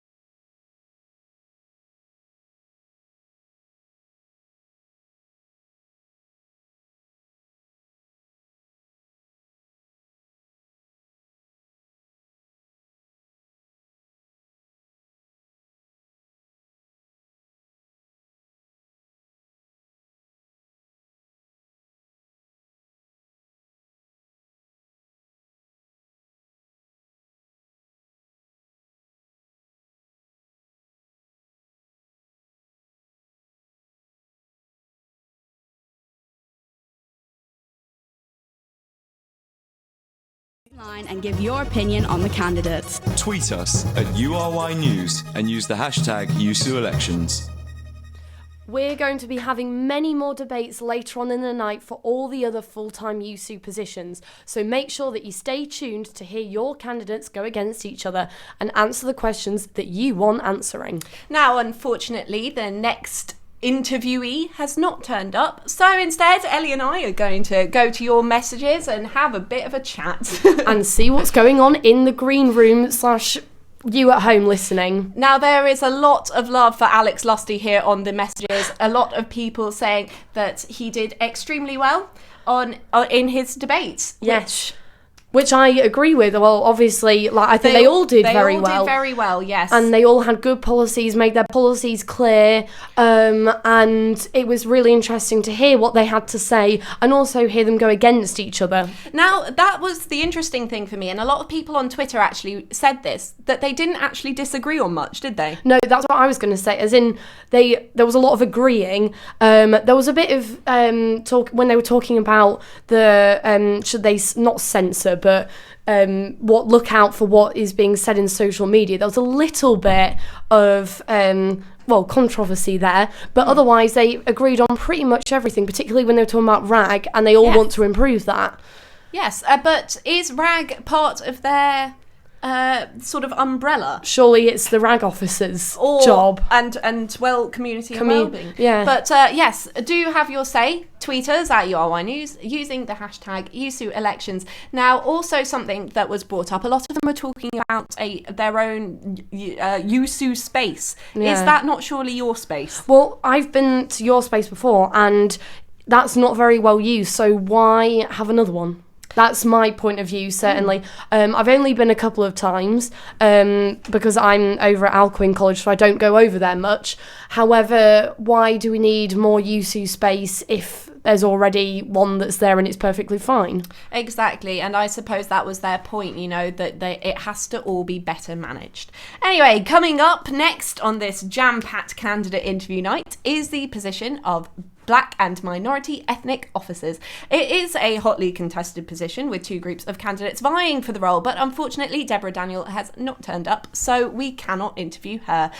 So let's head over to our second lot of candidates, technically our first now, Sophie Flinders and Gabriella Obeng Nyako, who are being interviewed by Jenny Cow. Candidate Interview Night 2016. BME officer. The BME officer represents black and minority ethnic students, promoting equality between students of different races and ethnicities. Hi there, it's nice to see you, Sophie and Gabriella. How are you guys? Hello. We're good. How are you? How does it feel to be running? Surreal. It does feel. Yeah, no, we're actually doing this. It's like us campaigning. Yeah, I know. Yeah, it's quite new to us. Oh, cool. So could you just quickly sum up the main points for people who haven't read your manifesto? Do you want to go ahead? So we've got a point on campaigning. So we want to keep up the campaigns that the outgoing BME officers have been doing, such as Why is my curriculum white, as well as making sure that you do have a formal stance on the prevent. Yeah. So and preventing it. Would you want to kind of promote that as well? I'm not quite familiar with it on campus. Would you prevent? That? No. Why is my curriculum white? So I know. So how would you kind of get that to? So far the current BME officers Tam and Liz, they've been doing quite a lot of dialogue, ongoing dialogue with the lecturers, and they've also been trying to incorporate. They've been trying to work with the English department and the maths department and science departments, and also we want to continue with. They've also been doing really, really well with the alternative reading sessions where they also have a Facebook page as well, so they'll be posting a lot of material, academic material that are written by non-white people, and we want to continue that. But I think the main thing is that we want to continue the dialogue with lecturers to see if we can change the curriculum. You have compulsory modules that aren't centric, being focused around Eurocentric. standards and things like that. And I think like one of our other main policies is that we really want to work with the NUS Black Students campaign, and that is like really influential. If we get on board with that, we get to submit motions to them, and then that means like BME York can be really influential. And so in terms of that, we can actually enforce, because I think like with the cuts, the DSA cuts and the loans, that actually does like affect BME students here. So if like me and Sophie, we really want to work with the NUS Black students, and then that will like actually help us, and then that can actually make a change into like stopping all of these like cuts from going on. So that's one of like our three main policies. That's brilliant. Yeah, that's really, really great, guys. Can I just ask, why do you guys think you would be suited for the role? You wanna? Well, me and Gabby have both been quite active, and we've run campaigns, done events and stuff before. I'm currently Outcome BME's officer, so like we're just really confident, and we know what we want. Like, we're just really approachable. We've done this sort of thing before. I mean, not in terms of like campaigning, this is quite new to us, but in terms of like activism, online and offline activism, we have done this quite a lot, and we are really passionate about the issues that go on for that affect BME students, and we have like we know quite a lot of people outside of York, inside. So I think those connections are really, really important to like start that dialogue and to actually help BME students here, because and effectively it actually affects like quite a lot of people here. That's great. I know you mentioned Tam and Liz brought in kind of the Why Is My Curriculum White kind of a program, and but do you think there's anything that they didn't address that perhaps like you would like to address kind of this year, something that's kind of new and think that you need to kind of have in place if you became BME officers? I think it was mainly the NUS, working with the NUS Black campaign. That was that. I think that is something that they didn't necessarily address. But I felt like if me and Sophie were BME officers, that's something that's on our main agenda, because they work a lot with trying to stop like the cuts and the maintenance, like the cuts that are going on. They like work with them, like they work against that. So I feel like if me and Sophie were BME officers, we would like get a lot of connections in terms of like submitting a lot of motions to stop that affecting like students here at BME. So I think for us it's all about creating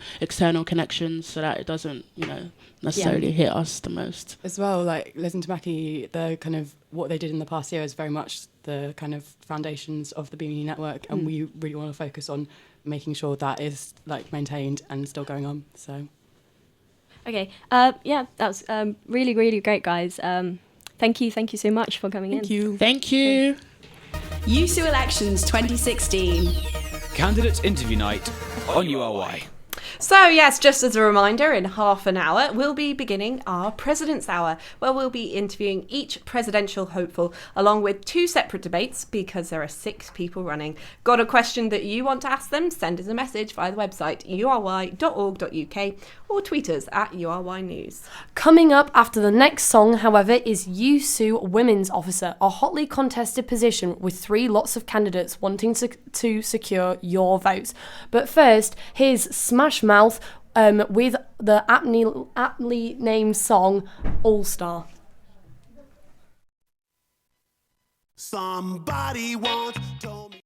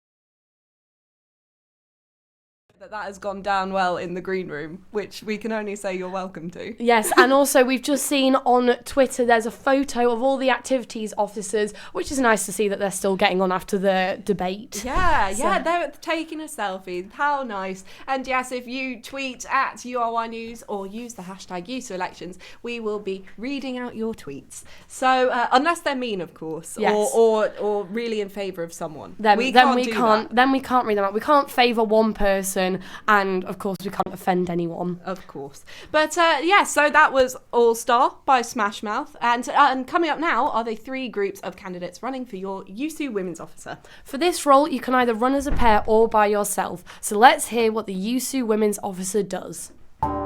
Candidate Interview Night 2016. Women's Officer.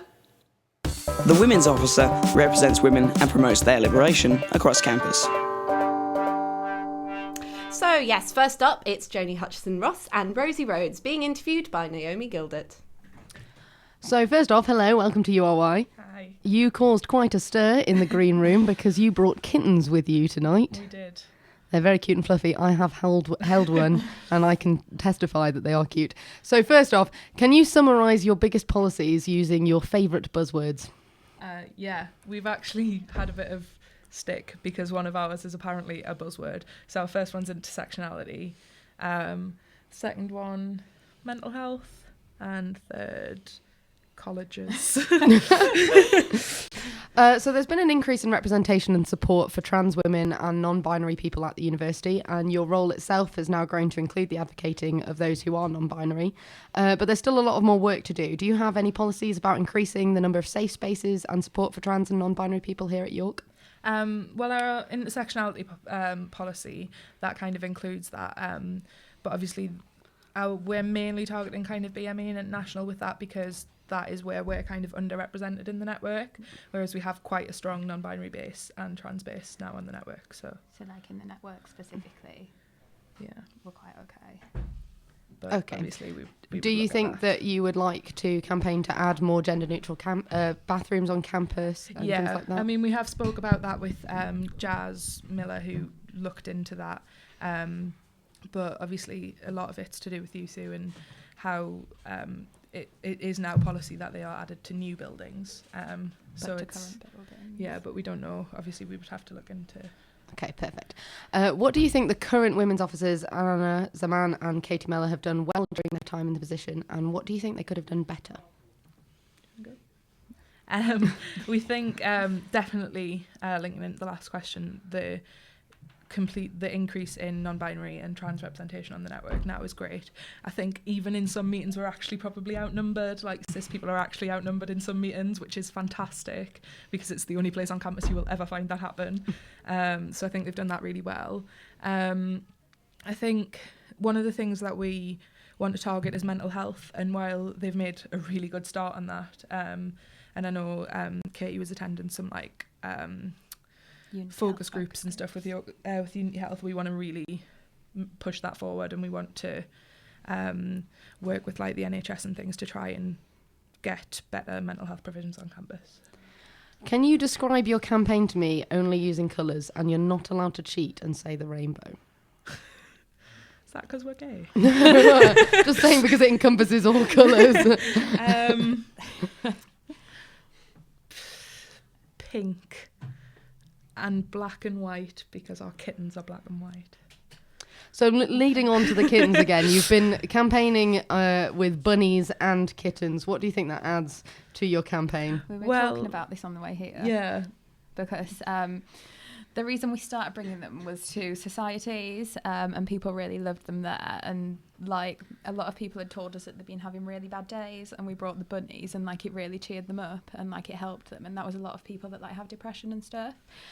So we have continued that, and the reason we did that through the campaign was because we had such positive responses to when we did take them, because people love to see them and love to cuddle them. And obviously we are focusing on mental health, and there have been so many studies proven that animals can be therapeutic and things for people with mental health problems. So we think including them in the campaign, it kind of sets a precedent for what we're going to go forward, because we will obviously include them in the network as well, because we think it's really good and positive. And it's also different because like a lot of people at university can't have pets and can't have animals like that, and so if we can take them to meetings and like do set things every so often where people can come and cuddle the animals. And the Nuzlets in Alcuin has had such a positive response. Like, so many people go to Nuzlets in Alcuin. So would you think of doing things like that as a women's network? Yeah, definitely, as like kind of one of our social ideas is what we're going to kind of go ahead with. Yeah, because it won't just be for like individual, because we were wanting to do like a collective thing across all the liberation networks, so like anyone from anywhere can come like once a month and just see the animals. Yeah. Perfect. This is, descended into just a chat about pets. So we're going to pass you back over to Kat and Ellie now. Thank you very much.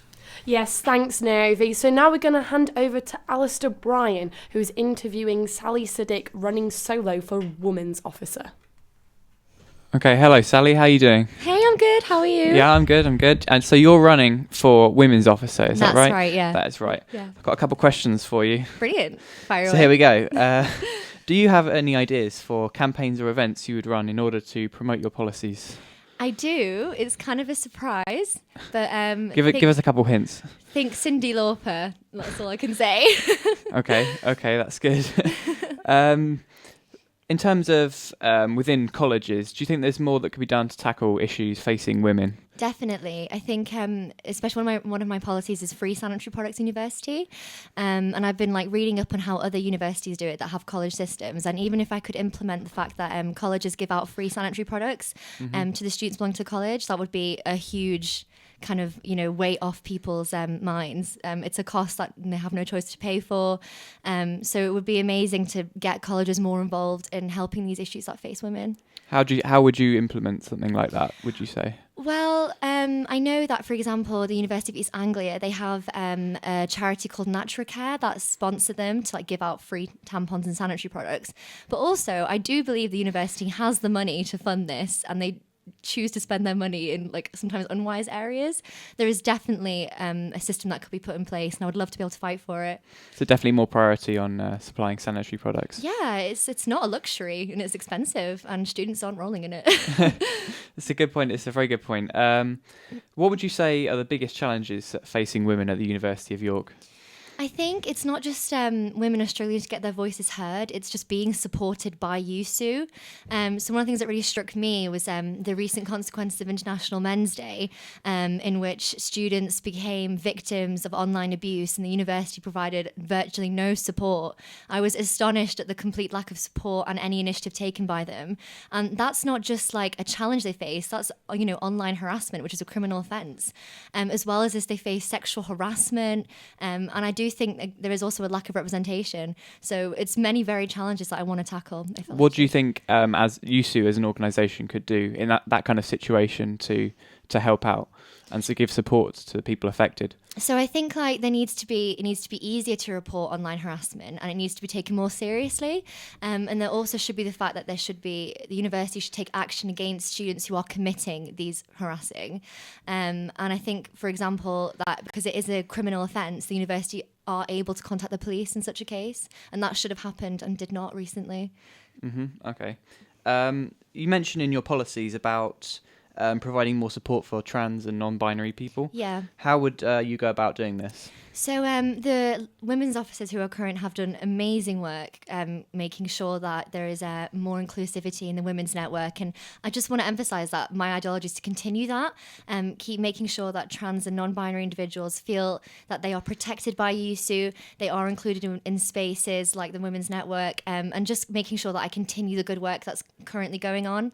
Yeah. Do you think things have improved? Yeah, absolutely. The current women's officers have done an amazing job. I'm really inspired by them, honestly. And you're hoping to hoping to continue this as well, this work into the next year. I just really, I really want to change the way YUSU responds to women in general. I know that I don't have a lot of experience within YUSU, but I want to come in as kind of a political outsider and just bring a fresh perspective and just kind of cut through all the bureaucracy and just be like, no, this is what we want and this is how we want to be done. And I want to listen to people and hear what they want the union to do. Hopefully fight for that. And obviously, you've been here for several years now. What do you think your time? Do you think your time here at university has sort of given you a better idea of what challenges need to be tackled first? Well, I've only been here. I'm in second year now, but I think like it probably feels like a couple of years. It does, but I know that women across the university are experiencing problems daily. Like one of the worst ones I think is just sexual harassment going out, like when you want to have a good time and you're just constantly being harassed. And that's why one of my policies is like working more closely with Night Safe to try and prevent sexual harassment. I think the university should have a great responsibility in this. And I'm sure a lot of people will be able to relate to that. So you think that YUSU and the university should be more proactive, I suppose, in preventing sexual harassment rather than reactive? So, for example, preventing it from happening in the first place rather than reacting to when it does happen. Definitely. Like I ran my own campaign, Your Night, You're Right, that was raising awareness of sexual harassment by York students who are experiencing it, and also like how it was making them feel and how like intimidated they felt, and that was raising awareness. But it's also a good idea to work more closely with these organisations that prevent sexual harassment in the first place, getting university more involved in keeping women students safe. Okay, it all sounds really good. One other thing I would say is that your competitors in this are both running as pairs. What do you think you would? How do you think you would cope with the role running on your own? Like my competitors are lovely and amazing, and I have nothing bad to say about them whatsoever. What I can promise is that I will really bring like my individuality to this role and basically a lot of fire. Like that's what I want to do. I want to bring a new dynamic, and I'm really prepared to do that. Just like throw myself into this role because it honestly like upsets me how women are being treated in the university. That needs to change, and I hope I could be the one to do that. All very good. It's all very good points. Thank you. I really like your drive and everything, and all your policies sound good, and I wish you the best of luck in the future. Thank you so much. Thank you very much. Thank you. And finally, we have Mia Shantana Chowdhury, Julian and Lucy Elizabeth Robinson running as a pair for Women's Officer. URY's Katie Sandals will be conducting the interview. Hello, Mia and Lucy. Hi. Right, so you're running for Women's Officers as a pair.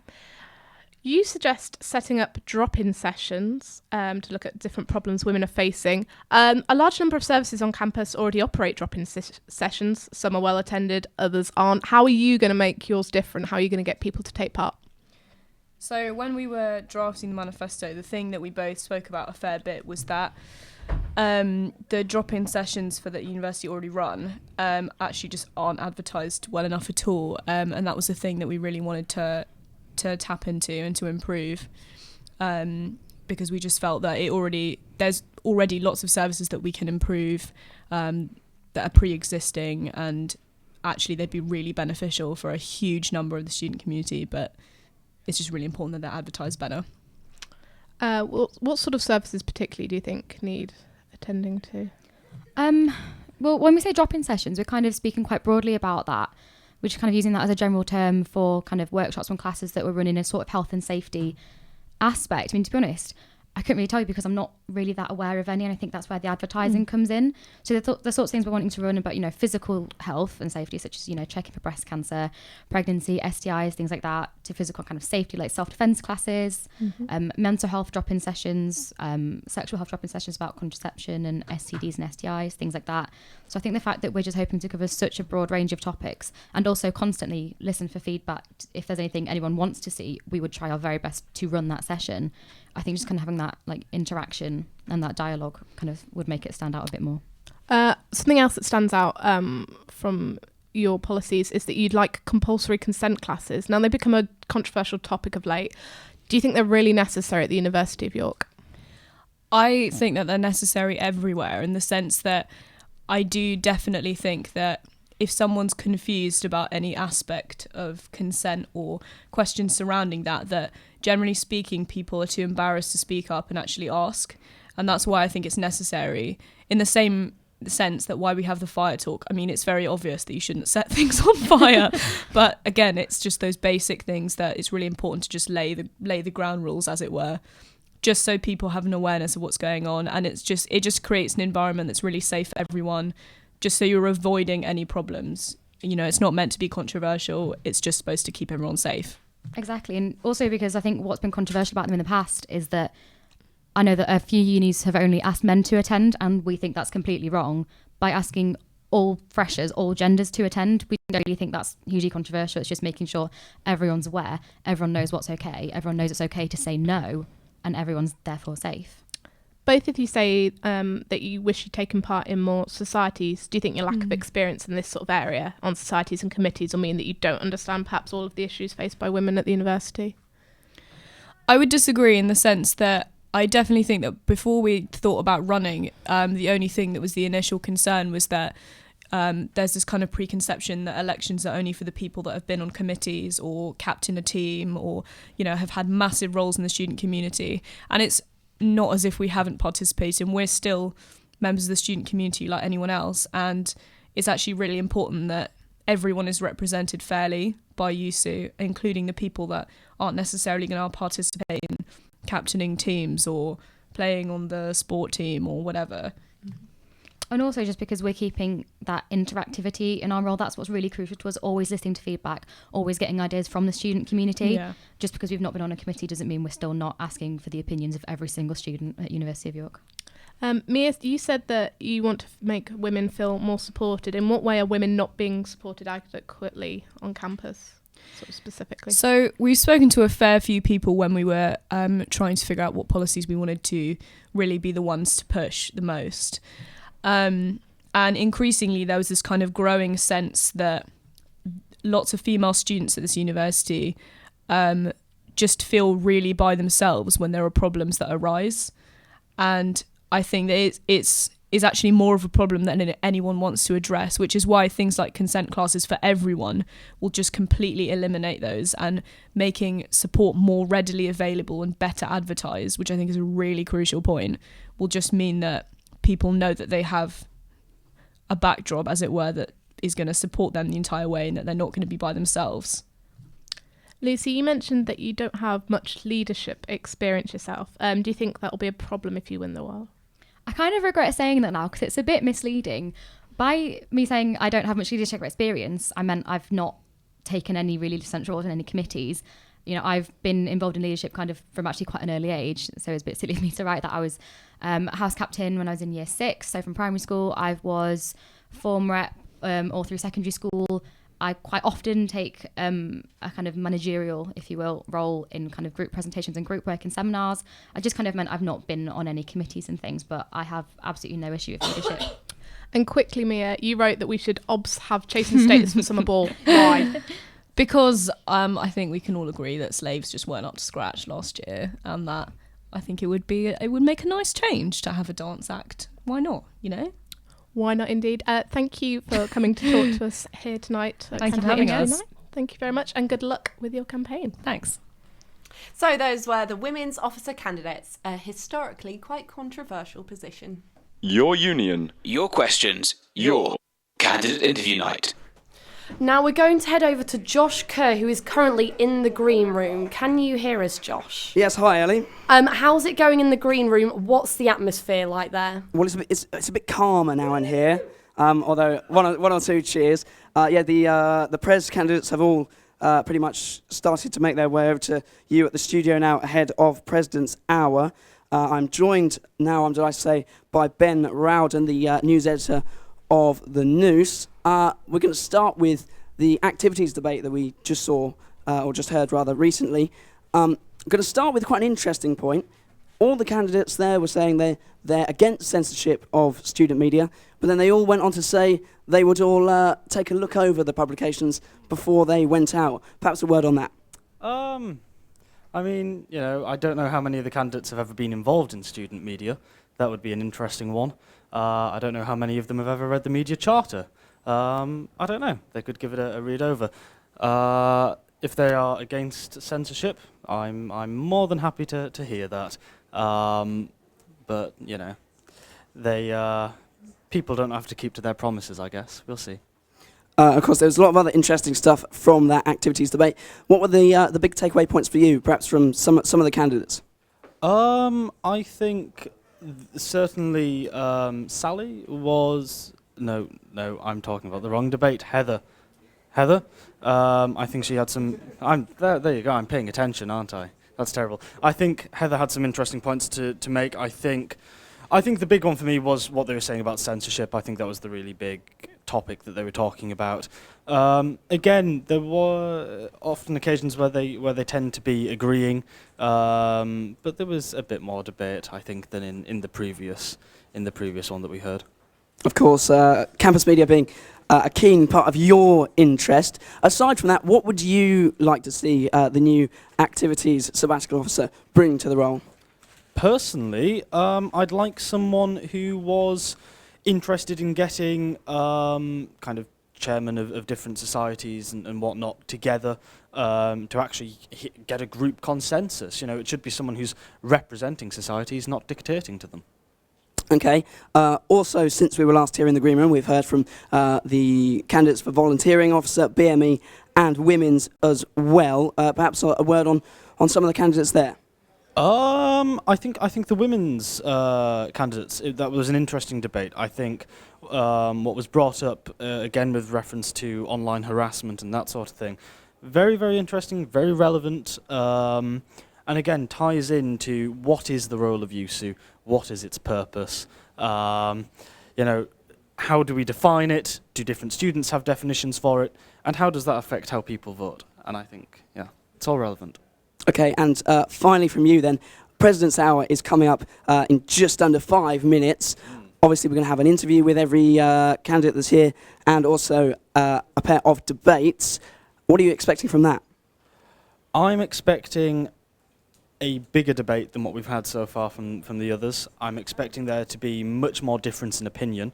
I'd quite like to see them all sum up what their policies are in the 140 characters that I'm allowed to sum up mine. There's my challenge to all of them, as opposed to some political waffle, which I'm sure I'm great at doing, but I'm sure they'll try and give us a bit of that as well. Okay, well, thank you very much there, Ben. We're now going to talk to Peter Rogers, who was chairing the activities debate recently. How was it? Was it getting heated, Peter? It was interesting. A few points, like Ben said there earlier, a lot of agreement between the candidates who were all a friendly bunch. I've just seen a tweet from one of their accounts. They've all gone for a drink after this, Josh. So they're obviously not fallen out yet over some major issues, but a few interesting points, obviously on censorships. I thought room space is obviously a big issue that a lot of societies are concerned about. I don't know whether we heard any sort of concrete answers there, but maybe something to be explored over the election campaigns. Okay, Ben mentioned it and you've just touched on it there. Social media. Very quickly, Peter, anything interesting else that you found on the web? There's a lot of discussion, a lot of excitement over the kittens. The YUSU Ron campaign has been chiding in here at with the elections, hashtag YUSU elections. We don't know who that set that up. He's YUSU Ron campaign. They've had a lovely photo of Ron Swanson there, and he's putting some criticism in to the candidates. Thank you very much, Peter. Back to the studio. Well, thank you very much, Josh, and everyone over in the green room. Also going on behind the scenes, URY's speech team and friends working hard to ensure that all the interviews will be available to listen via the website ury.org.uk. Not only that, but Alex Light is vodcasting the full officers' debates. You can see them online too. Candidate interview night is also being live streamed via YouTube, and you can find the link on our website right now.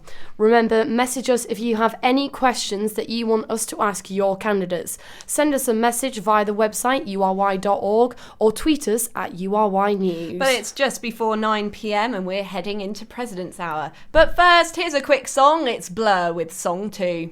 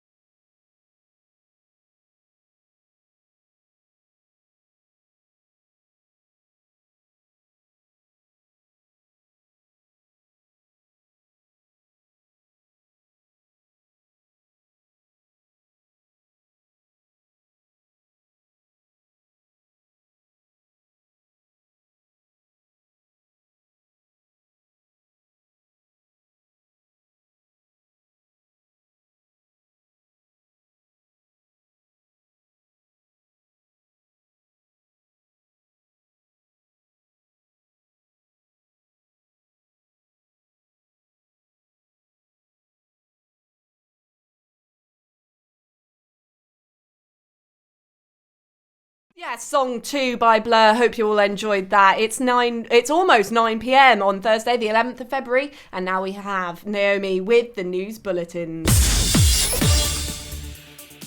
A number of Irish journalists have been formally notified by police in the Republic of Ireland that their safety is at risk from organised criminals. It follows 2 killings and a gangland feud in Dublin in the past week. In a statement, independent news media, which owns the Irish Independent newspaper, said it was working with police to increase security around its reporters. Its editor-in-chief, Stephen Ray, said they would not be deterred.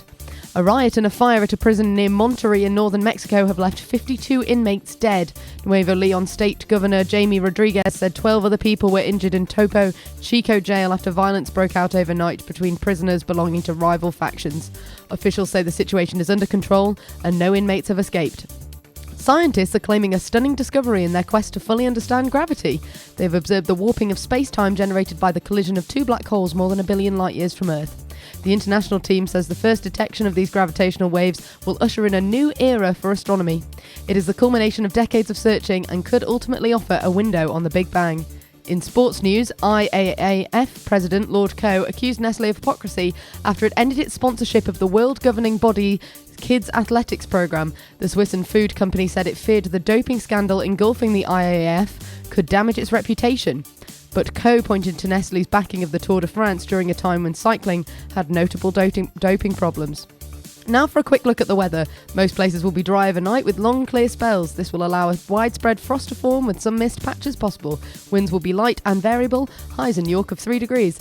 That's the news. You're listening to Candidate Interview Night live on URY. Candidates Interview Night 2016. Union President. President's Hour is upon us, and what an hour it will be. Oliver, Millie, Anana, Habib, JJ and Kieran will all be having 5 minutes one-on-one with one of our interviewers, who will not only be giving the candidates a chance to explain their policies, but they will be scrutinising them and making sure that they are viable and not just empty breakable promises. Due to a large number of candidates, we will be having 2 separate presidential debates. The first one will be at 9:42 and the second at 10:02, both chaired by our very own head of news and sport, Kat Suave. Let's hear more about what the role of president is. Candidates Interview Night 2016. Union President. The Union President acts as the main spokesperson for YUSU and is responsible for the reputation, leadership and direction of YUSU as a democratic organisation. First up, it's Oliver Wilson, who has pledged to cut his own salary if he becomes president in order to better spend the money elsewhere. How will he do this under pressure? How will he do under pressure? Let's hand over to Jack Staples Butler for our first presidential interview. Joining me now is the presidential candidate, Oliver Wilson. Good evening, Oliver. Good evening, Jack. Now, the first question I'd like to ask you concerns your manifesto pledge to maintain strict neutrality. I understand you were formerly a member of the University of York Tories, but you plan to be a member of no political party and to strive that YUSU will adopt a position of official neutrality. Could you explain that for us? Well, yeah, I mean, I want to make YUSU politically neutral, but that doesn't mean that obviously political decisions will have to be made. I just think that it's best. There's 18,000 people at the university, right? These people have a variety of views and opinions, and I think that we're best placed at YUSU is best placed to represent them by being neutral until they have a mandate, until we have a mandate from the student body. And so one of the ways we could get that mandate, of course, is through referenda. They've been introduced in the last few years and been incredibly successful at a wide variety of referenda on lots of different subjects. And also another mandate might come through elected officers' manifestos. Okay. Concerning referenda, so do you think that YUSU should just not take a position on certain issues until a referenda has been held? Well, I mean, obviously, you know, there's a constant. YUSU is an active organisation that, you know, that's got to do constant sort of running of the students' union. So definitely decisions will have to be made. But I think that it's best to come at them from a position of neutrality, like civil servants do. So civil servants relinquish all political involvement until they have to make a political decision. Well, that leads me quite neatly onto my next question. So, would a neutral YUSU be essentially an administration like the civil service without any active campaigning or policy role on issues, so for example, like tuition fees or engaging with the defence industry? A few years ago, there was a controversy over BAE Systems and its role at York, and other national political issues like this. Well, I mean, as I say, I think that definitely YUSU is best placed to represent the interest of students. And if students overwhelmingly, as they have shown, time and time again through referenda and through electing officers, have opinions on these things, then we should definitely follow those opinions. But I think that we should, if possible, if at all possible, wait until those opinions are expressed and wait until we've got a concrete way of finding out those opinions. In your manifesto, you refer to the present situation involving people who are, quote, shouting the loudest, end quotes, having an unfair amount of influence over YUSU policy, something that you wish to correct with adopting policies based on referenda. Who do you think at the moment is shouting the loudest? Well, I mean, the reason we don't need to name names. But of course. The reason I use that phrase actually is because I think it's something that came up a lot when I was speaking to people before I officially announced my candidacy, and also I think is going to come up quite a lot in the student attitude survey that went out in York a few weeks ago and will be announced shortly. So I think that a lot of people feel like, I mean, that phrase represents a variety of different viewpoints, but that it's just that there is, as I say, 18,000 people at the University of York. Only 30% of those people actually voted last year in the YUSU elections, and so a lot of people feel like that YUSU doesn't really represent them. So I want to try and be as representative as possible. I don't think that phrase wasn't targeted against one specific group, but rather. Right. Well, how could you be representative of the student body if the turnout this year is the same, around 30%, or even lower? Would you even have, by your own standards, any kind of democratic mandate? Well, I mean, it's not as if people don't choose not to vote. Choosing not to vote is just as much a choice as choosing to vote for any particular candidate or Ron. And so I do think that it will be a mandate if I am elected. But what I really want to do is combat that kind of crisis of representation and really make sure YUSU is seen and more active around the university. And that's why I'm going to give out free tea every Monday in the Library of Turn. And I will be there, or if I can't be, another member of YUSU, to take any questions, any queries, complaints about the quality of the tea, and various other things like that. In order to have a permanent place that people know that they can come and find YUSU and get involved and get active and have their views heard, rather than at the moment, which is quite closed, it's quite difficult to get involved with, and it's fairly difficult to understand really what YUSU does. Okay. In reference to student welfare, one of your most notable manifesto pledges is to donate £3,000 of your sabbatical officer salary towards the student financial support and financial hardship fund. How practically is that going to be done? Have you consulted as to whether this would be legal, whether you would be allowed to do this, whether the university would accept you shaving off part of your salary and giving it back to the funds? Have you considered that this might be somewhat embarrassing for the university if you did this? Well, I don't think it'd be embarrassing for the university. The reason I put forward this policy is because most students live on around £12,000 a year. That's around the average student income. And that's an amount of money that's, as you can tell, far lower than the average YUSU salary, which is £18,000 plus overtime. So that was my real reasoning for it. But I come from a lower income family. I've lived entirely off student grants and a full-time job over summer for the last 3 years. And I think that if students are paying my salary, then it's only fair that I live on a reasonable amount, an amount that's representative for them. Okay, and one final question before we go. Can you name, just off the top of your head, any speakers or events or anything else that YUSU have obstructed or failed to accommodate that you would change or would try to change at York? I think that there's definitely a place for YUSU looking at various speakers and events. But I think that they should really have a rule of reasonable academic value. So if they don't have academic value, then I think it's reasonable that YUSU might want to, and the university might want to, not engage in those debates on campus. Okay. Thank you very much. That was Oliver Wilson, campaigning to be YUSU President. Okay, so now we go from one Wilson to another. Your next candidate is JJ Wilson, who aims for a reawakening of Heslington East in his manifesto. Danny Box will be interviewing, so over to you. Hi JJ. So you're going for the role of president, and to start off, I'd just like to ask you, what leadership experience can you bring to the role? Well, I didn't include in my manifesto, but for the whole of sixth form and high school, I was form captain. That's a role which you have to be elected to, and it's great. As well as I'm currently the arts and culture rep for YUSU, which means I'm in charge of several societies, and I make sure everything's running smoothly and that they're having a good time. I'm also the maths social sec, and we have a maths social tonight, so I organise that, so pretty big leadership. That's great. So now I'm going to talk about your policies. So one of your main 5 policies is your voice. What is it and how can it be enforced? Basically, people on the university campus, they have a voice, but no one's listening. So it's time we start listening. It's time to hear what people are saying. So what I propose is an open platform where sabbatical officers will dedicate at least 1 hour a week for people to come into their office and speak to them and just get to know who's representing them or raise a policy point that they have. Also giving them a chance to express their views about YUSU and what they actually want to change about the university. Okay, so you talked in your manifesto about issues that otherwise might be ignored and growing issues that need to be addressed in the Your Voice policy. What kind of issues are these? It's diversity, which is covered in my Diversity Now point, but that's a major point. There's a lack of diversity across the campus.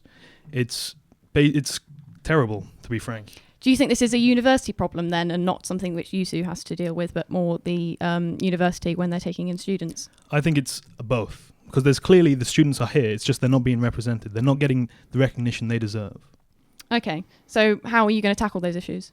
By giving them more time, more publicity to voice their opinions and checking that college councils are ethnically diverse so that they're representing their college effectively and appropriately. Okay, so another one of your main 5 policies is your dynamic, which you state in your manifesto is focused on getting students involved with YUSU. Isn't that quite similar to Your Voice? So Your Voice is focused on getting people's voices heard, whereas Your Dynamic is getting people's actions done. As you can see in the Your Dynamic policy, there's the 3-step dynamic, which is a new policy process, getting someone's idea from them to review to execution. So normally when you have an idea, it takes months, maybe even terms, before it's actually done or anything can be heard about it. Whereas with this new 3-step policy, it'll be a matter of weeks when your idea is done, your idea is said, then executed. Okay, so how will the students put their ideas across to YUSU? They'd submit the idea to the president or a sabbatical officer, and then the sabbatical officer reads the policy, sends it to review. Once it's reviewed, it then gets executed, if it's possible and feasible. So would they use the Your Voice timings to go in and submit an idea? Yeah, they can use it there, but they can submit their ideas like via email or via pen and paper. It's just the Your Voice part will give them a chance to express their ideas in a one-to-one environment. Okay, so you've talked about Heslington East being reawakened in your manifesto. So how are you going to achieve that? Well, for 1 week of the year, Heslington East is a popping place. There's during Freshers Week, everyone's like, oh, cool, it's Heslington East, it's so cool. But then for the other 51 weeks of the year, it's a ghost town. I've been there myself. In first year, I went there and I was like, whoa, what's going on? Nothing. So what I propose is more events every week. Not just, when I say events, most people would think drinking events. I don't plan that. I plan events that are catered to every single person. So events ranging from reading week or reading groups to coffee and tea things to just free cake, to drinking events, to things that involve everyone. So everyone gets a chance to get involved in Hes East, and Hes East becomes the campus it deserves to be. So do you not think that maybe the reason that Hes East is so quiet is because there aren't that many subjects that are studied over there, and that's really just a living space rather than a place for studying as well as? If there's people living there, there's people who want to get involved. That's the thing. People aren't just going to sit in their accommodation and go, oh, cool, I'm in my accommodation, that's grand. They're going to go, oh, I want to do something, but I have to go to Hes West to actually get involved. So by moving events to Hes East and having more events in Hes East, they'll be like, wow, I'm actually getting involved with my university, and they'll be more likely to get involved with YUSU and get the full involvement of their university career. Okay, so do you think societies could then do more to have events in Hes East and put more things on in Hes East then? I agree, yeah, I think they can. It's, as you said, there are only certain subjects that have a focus in Hes East. They can have some of their events there as well as in Hes West, so we're not excluding Hes West and just focusing on Hes East, but we're promoting more events for Hes East as well. So would you push that through your activities officer? Yes, I definitely would. I'd be working closely with the activities officer to make sure these events actually get done and it's not just pen and paper. Okay, that's great. Thank you very much. Thank you. Thank you, Danny. Coming up next, Habib Nassar will be grilled by URY's Peter Rogers. Habib has emphasised the need for connecting with other northern universities by creating a union between them. Let's see how he does with Peter. Thank you there. Now, Habib, we'll get on to the issue of Northern University Network. But first, I'd like to talk over one of the sort of top topics this year's elections, the idea of protest and public speaking at the university. Can I ask you for your views on this and whether the university should be allowing anyone to speak or restricting on-campus speakers? Your views, please. Absolutely, yeah. I strongly believe that the university is a place for debate and a place where controversial speakers should be allowed to come and speak, and their views should be debated and challenged. I believe in a panels, not platforms, slogan, if you wish. The only time where I think a controversial speaker shouldn't come to speak at the university is if they pose a threat to the physical or mental health of our students, because I feel that the welfare of students is the most important thing. It's paramount. Can you go into a bit more than that idea of panels, not platforms, and how do you stop panels turning into a platform? I believe that with panels. So if you want to invite a controversial speaker, you should always invite someone from the opposing side or someone with opposing views. I feel that there should be a lengthened time for Q&As after the debate. I think there's plenty of ways where we could challenge someone's views without just giving them a platform to just speak whatever they want.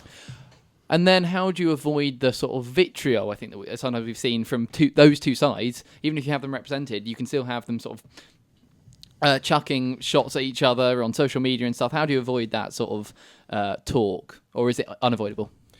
It's difficult to avoid, but I think it's creating a culture of tolerance and a culture of civilized debate. I think we shouldn't create a culture of just attack. You know, I think we should create a more collective society, a more society where we sort of try and understand each other and find the differences, but also find things that we have in common. Now then, moving on to your plans for a Northern University Network, which is what you speak about in your manifesto. How are you planning to achieve that? Because it's a big task for one student union president to do. Absolutely. I mean, I really want to work closely with the other full-time officers and part-time officers. What I was planning to do is having a section on the website where you could go in and put your what your interests are, and then you can find the relevant contacts in the relevant universities around the north. I really think that we should harness this talent we have in the north. I mean, you look at events like the Northern Youth Fashion Show, largely successful. You get you get really big speakers to come and speak. So I think, definitely a section on his website. But also, it's not just me that's going to be working on it. It's going to be hopefully a lot of other people as well. And what character would this network take? Would it be for just student events, or would it be for wider academic collaboration? Well, hopefully both. I mean, we have to take it one step at a time. As you said, it's quite a big and daunting task, but very, very exciting one indeed. I think we can start with large-scale student events. Let the students run them, and have conferences as well to debate and to share ideas and interests. You're confident that can be done within maybe just a year? Absolutely. Well, definitely the first step. Definitely, yeah. Okay. Now, communication is another question that always comes up at election time. Yeah. How does USU communicate with students? What would you say is your sort of answer to that, the golden ticket answer? Well, I mean, I'm sure every single candidate will give you their golden ticket. I mean, having a weekly video blog, I feel, will make me connect with students and students to connect with me even more. Definitely open hours. It's just trying to gauge with the students as much as possible, giving them as much time as possible, as in scheduled hours, scheduled weekly video blogs. So it should be. It's quite simple. So it's quite confusing why it hasn't been done until now. Now, another thing you plan to do to increase that communication between USU is a petition site. Yeah. Now, this is something that was promised by Ben Leatham last year. I mean, there's probably a reason behind why he hasn't been able to implement it so far this year. Why are you confident you can? Well, I'm not entirely sure why. I'm not entirely sure why Ben hasn't implemented that now. Maybe it's still in his plans for summer term. But even if he doesn't do it, I feel that I can do it because I'm quite passionate about these things. I believe that, for example, the most recent petition about the student-staff ratio within the English department is very, very important. I've been involved with a few petitions myself, and to have to go to a website like change.org or something like that, it feels a bit alien. It feels a bit distant from the university. I feel that we should have our own hub here within the YUSU website, because I feel it's something I'm really, really passionate about. Okay, we haven't got long left. I just want to touch back on it. Sort of links back together. The policies you mentioned about USU supporting certain campaigns, does that not lead to the danger of alienating a part of the student body if you particularly support a certain element of a campaign? Well, the campaigns hopefully will be chosen by the students and voted on by the students, so it will be very much representing the students. Okay, Habib, thank you very much. Thank you. We're now halfway through our presidential one-on-one interviews, but there's much more to come on tonight's show, including the presidential debates. They're set to be really exciting, could you tell by my voice? But for now, URY's Kaya Harton will be interviewing Millie Beach, who will be campaigning for creative spaces like URY and the Drama Barn. We'll now hand over to Kaya. Hi, so Millie, please tell me, why do you want to run? I feel as though president is a really important role. Well, obviously, it kind of runs the student union, but I think it's so central because you're all about representing the students, and I've really felt passionate about doing that over the last year when I was chair of Amber College, and that's just continued to grow for me.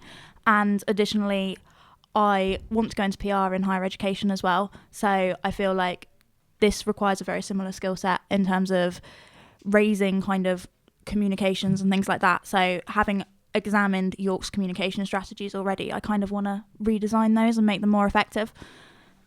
Yes, you said that if elected you want to create a platform #LoveYork. Mm-hmm. So, however, YUSU already has a website and there are many events that are organized via Facebook. So wouldn't it be better to make some changes in other areas rather than create another project that doubles already existing sites? Yeah, that's something that I definitely looked at. So Love York was something that I originally pitched to UC before I decided to run for president, and the idea was received in quite a popular manner, and they quite liked the idea. So essentially, what it does is, at the moment, all the information we've got is very disparate. So you've got kind of Ben over there saying somewhere, the USU staff over there saying something else, and it just doesn't all funnel through one filter. So the idea of Love York is that, yes, it would essentially be duplicating information, but it would be bringing it all into one space. So it's recycling the information that we get from URY on interesting things that they're doing. It's recycling the information that we get from Drama Soc, from CHMS, from sports teams, but it's filtering that all through one social media platform. So people don't have to like all these different things. They can know the amazing things that are going on in York day to day without having to search all over the internet for them. Okay. And you also said that you were chair of Vanbrugh College, and also we can find out that you were director and producer of Drama Society. So these are a lot of leadership roles. Do you like telling people what to do? It's a good question. I used to think that I liked being in charge, not going to lie. I was that typical kind of in-control 5-year-old. But I think for me, I've realised that what I really enjoy is facilitating environments and facilitating people to achieve the best they can achieve. Like, I think one of my proudest moments, definitely as chair, was witnessing my rag and volunteering reps receiving the charity awards at the YUSU Awards, because then I could look at them and go, you really wanted to do this, and I might have helped you get there, but you've done this by yourself as much as possible, and you've done a fantastic job. And that's where the buzz comes for me, more so than being in charge, because actually I'm a bit more of a team player, I feel. Okay, and one of your most important policies, you gave managed campaigns about prominent issues for students, for example, mental health awareness and sexual harassment. And YUSU already does a lot of similar events. How do you want to improve them? Okay, so essentially, I don't know if you're familiar with the Staying on Track campaign that ran earlier this year, yes, and the sexual harassment campaign that Sam Maguire tried to get off the ground last year. Okay, fab. So they existed. Not gonna lie, they weren't great.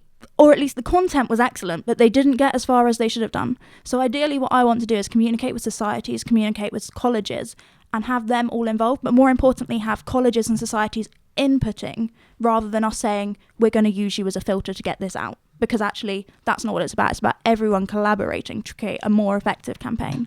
So I think firstly, we're going to work through that, if they want to. Obviously, there's no pressure with any of this. And secondly, we should basically ensure that everybody is on the same page.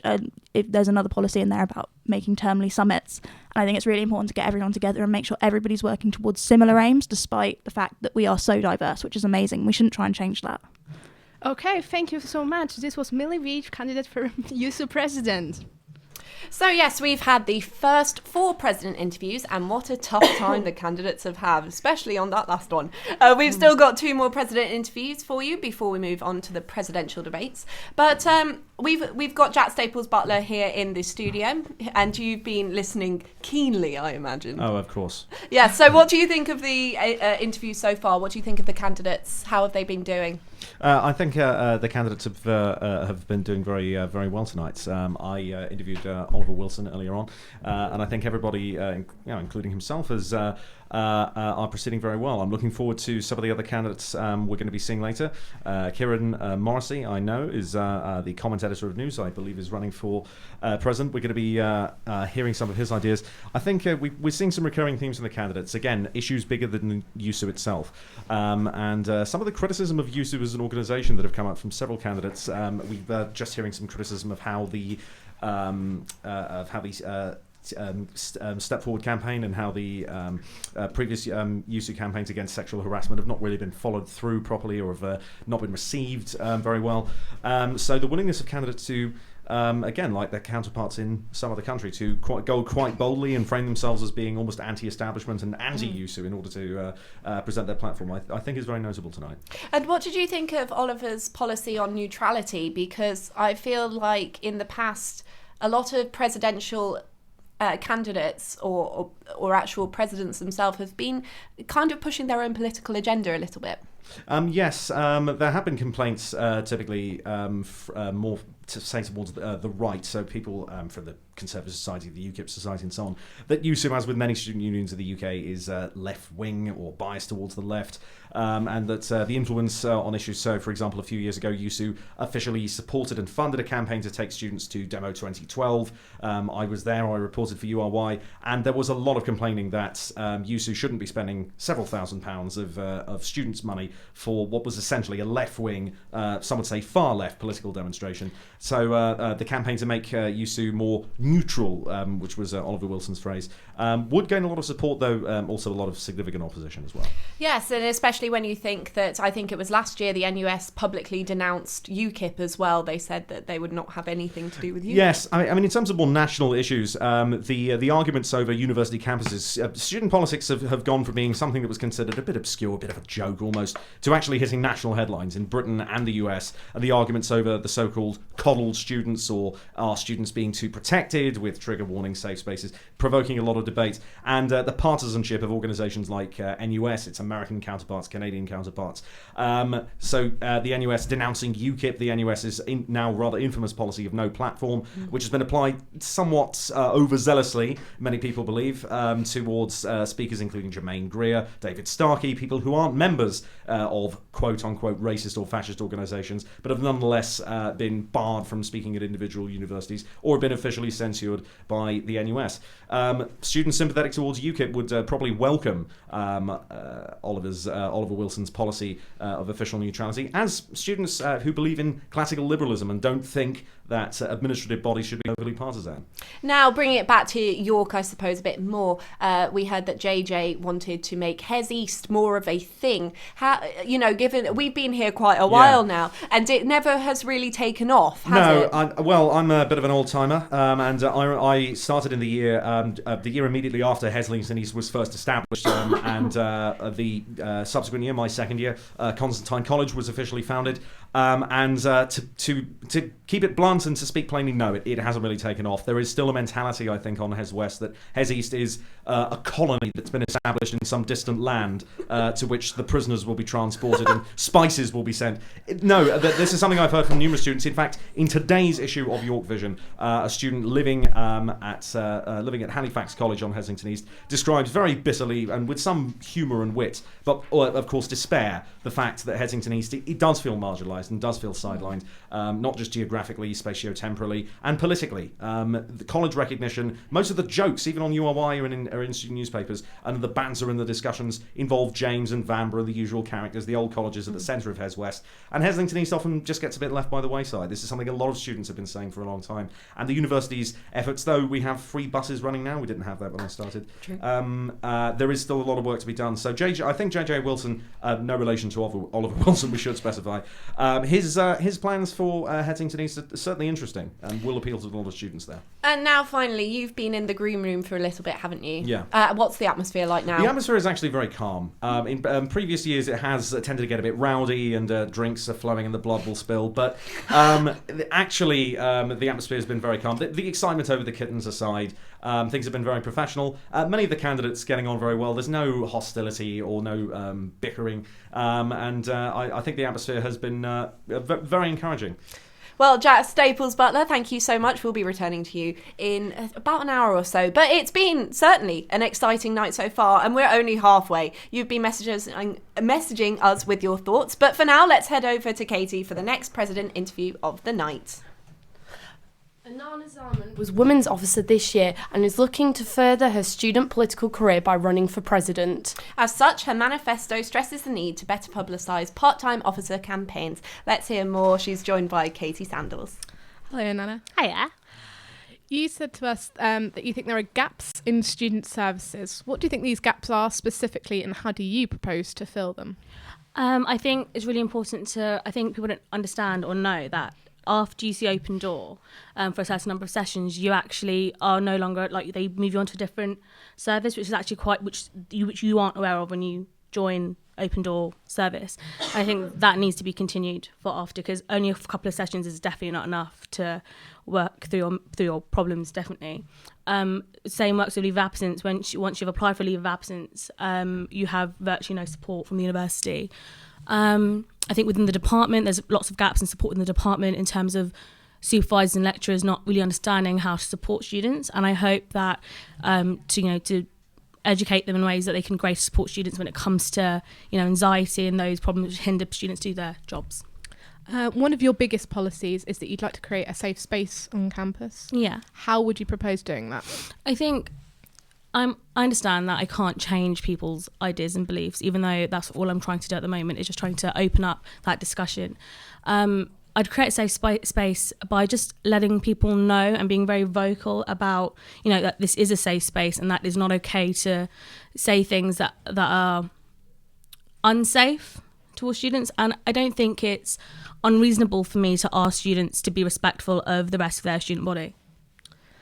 You suggested, amongst other things, campaigning for a fairer student loan. Now, I think that's something a lot of students are going to agree with, but do you think it's achievable? Yeah, of course it's achievable. Why isn't it not achievable? It has to be, because this is... How do I put this? The university needs to do more to support students, because our student loans and maintenance grants, which we don't have anymore, just do not cover the cost of rent. And... just by campaigning and just being very passionate and just not giving up, I think that's the main problem here, just to not give up at all. When we asked you if you thought you were the right person for the job you're at, I might not be the right person for the job. Why would you say that? Well, I might not be. I don't know what's going to happen in the next year, and I don't know how the curveballs that will be thrown at me, but all I know is that I'll give it everything that I have and all of my passion, all of my, determination. And I think that's just, that's all that can be asked of a candidate. And obviously, as Kat and Ellie said before, you've been Women's Officer jointly for this year. Yeah. What do you think is the biggest thing you've learnt from doing that? The biggest thing I've learnt from being Women's Officer is to just not let people get to you. I think that is especially when you're when you're in a liberation group, you receive a lot of flack and a lot of abuse, and you're always constantly having to defend your opinions and your stance. And I think that's what I've learned. I think to be resilient is what I've learned from being a Women's Officer. You say that a common problem, that you're not a USU sellout, but do you think that's a problem with USU presidents in general, that they become part of something like that? Yes, there's a lot of pressure from other side of USU that students don't usually see, and it's difficult to not, because you just have to please your bosses essentially. And I have no interest in running campaigns that are meaningless. And an interesting bit, a little tip for you, for everyone listening. You're writing a book about a hostile alien takeover. You've got to tell us a bit more about this. I am obsessed with the idea of, life beyond this planet. And I love writing, and, put both of my loves together. That's what you get, basically. You get a book about... Get a book about hostile alien takeover, yes. And quickly, we asked you to name somebody you'd like to see at the Summer Ball. You said J. Cole because J. Cole. Would you like to expand on why J. Cole should be at Summer Ball? His music has so much feeling, and it resonates strongly with me, a lot of his songs, and that's why I think he's just such an inspiration to so many people, and he's just one of my favourite rappers, so yeah. Love a nice little bit of inspiration to finish the year on. That brings us to the end of your interview. Thank you for coming to talk to us. Thank you for having me. Yes, thank you very much to you both. And finally, we're going to hand over to our last presidential interview with Kieran Morrissey. Kieran states that he wants better funding for mental health services at the university and for more transparency within the USU system. We'll hand over to Rebecca Saw, who is with Kieran now. Hi Kieran, what are your 3 main policies for this election?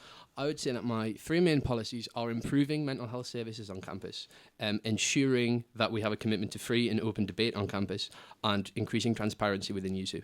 Fantastic. So you've publicly said on your Facebook profile that you are, quote, awful at time management. Why should people bother to vote for you? Well, on my Facebook profile, that was a bit of a tongue-in-cheek joke. I had made the thing public, and I probably should have kept it to friends only.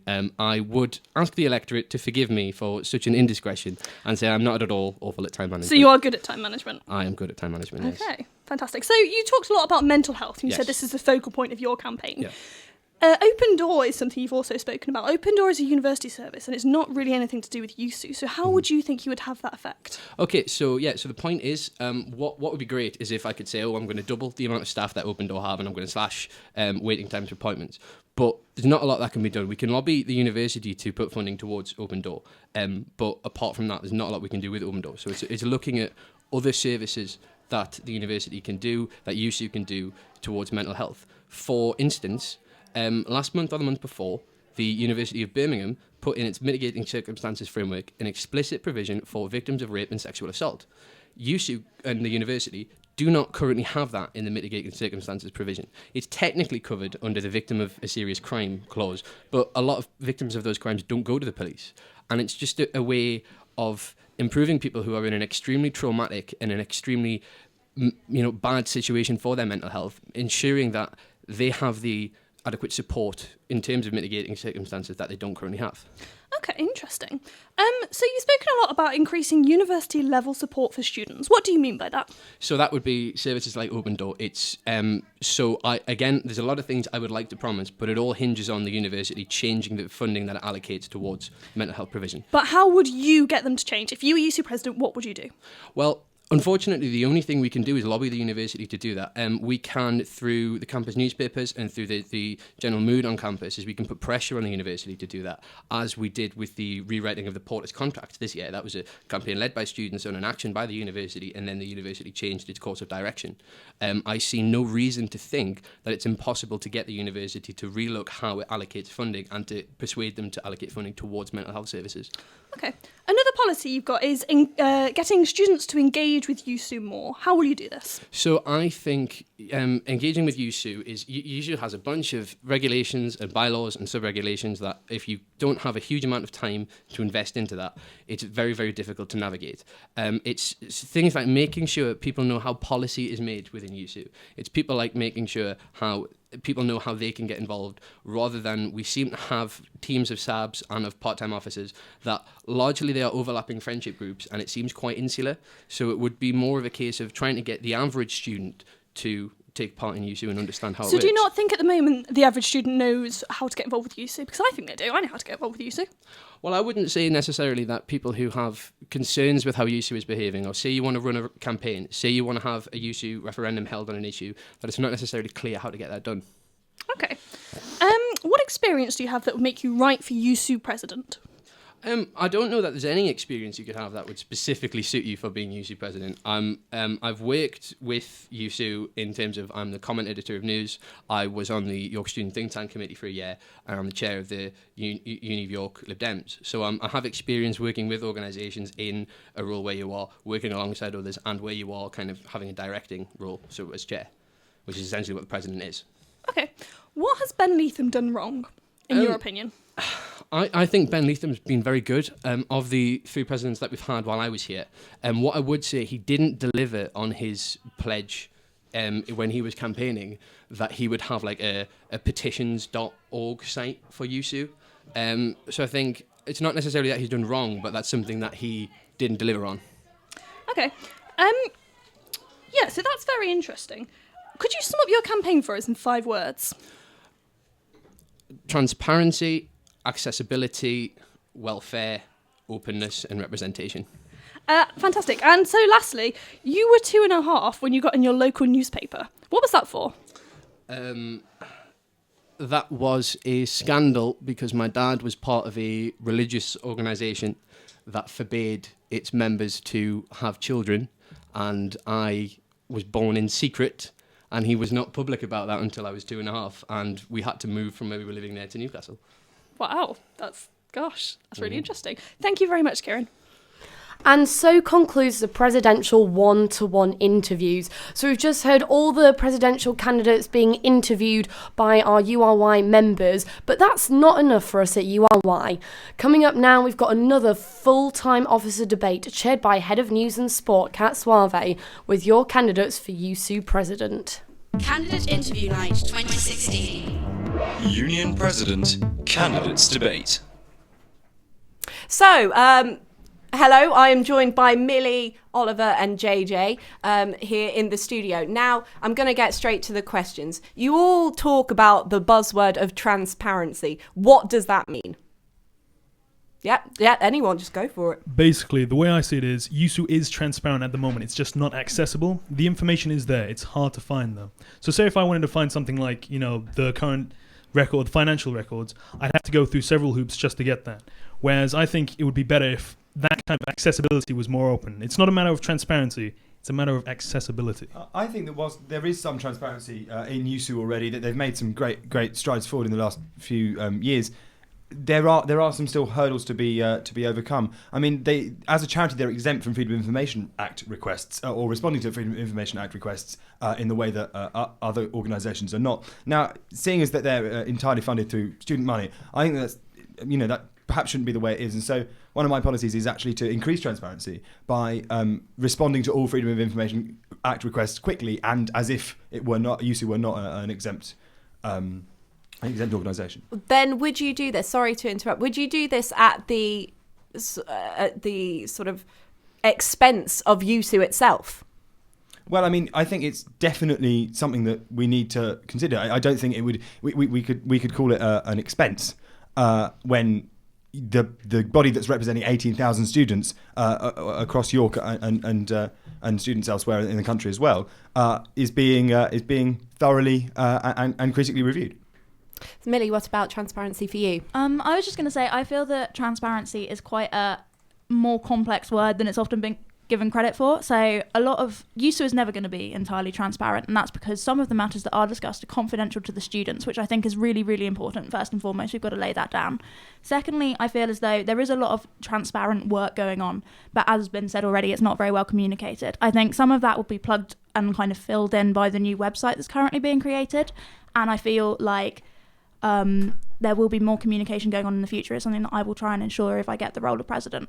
However, I feel that what we should be pushing for is an element of, complete openness, if that makes sense. It was about looking at information and going, this is what the students want to see and deserve to see, more than just kind of chucking everything at them that actually they're not interested in, because then the interesting things will get lost. So I feel like it's about openness, and when information is requested, as Oliver says, we should provide it to the best of our ability and to the fullness that students deserve. But Millie, don't we run the risk, if we sort of do openness, of sort of curating an experience and not really giving students and student media organisations the ability to really find stuff that maybe even YUSU itself isn't aware that's a problem? I think that's a valid question, definitely. So I think we in terms of openness, you deliberately put forward the things that you think students will have an interest in. That's not saying that we hide other things. That's just saying that it's all there, but it's important that we highlight the things that are both really successful and questionable about USU, because those are the things that the students will want to see and perhaps won't get picked out because they'll be lost in the giant ocean of transparency. Well, you all talk about openness and wanting to deliver on promises of freedom of speech. Now, when this actually does come to happen, the university and USU block these requests, as has happened in the past week or so. So what are you realistically going to do about free speech and opportunities to platform?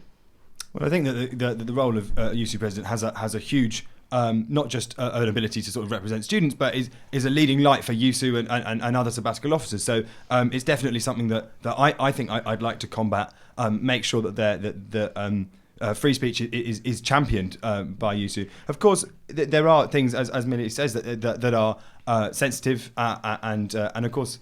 And I can't predict what those things are going to come up, and I don't think any of us can. It needs to be done on a case-by-case basis, but there needs to be a general leading light of freedom of information around the Students' Union.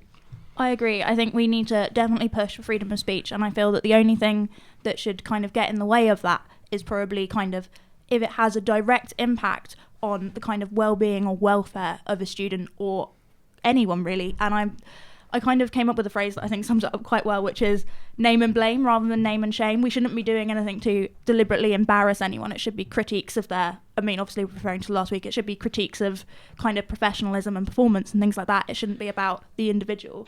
But going on from that, I feel as though freedom of speech is really crucial and it should be focused on whether it damages the students. Yeah, so moving on slightly to something more welfare-based, mental health is something that comes up again and again as something to improve on. My question to you is, why haven't previous well-being and community officers been doing their job right, if this is something that you all are talking about? Can I jump in on this? Is that okay? Absolutely.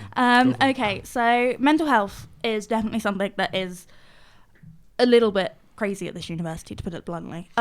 So essentially, mental health at the university, a lot of people apply to the Open Door team, and the thing that comes under criticism again and again is the fact that there is too long a waiting time for Open Door. The problem with that is that essentially mental health services are overstretched. And the thing is that usually what happens is you're meant to have 3 Open Door appointments, and then that's meant to get passed on to a GP. It's meant to be resolved, or it's going to require some kind of aftercare and maintenance and things like that. What's happening at the moment is because of the closure of the Bootham area, they've stretched up to 6 appointments per person, which means the waiting times have got longer. So what we need to do is not approach the university and lobby the university, because they won't change it.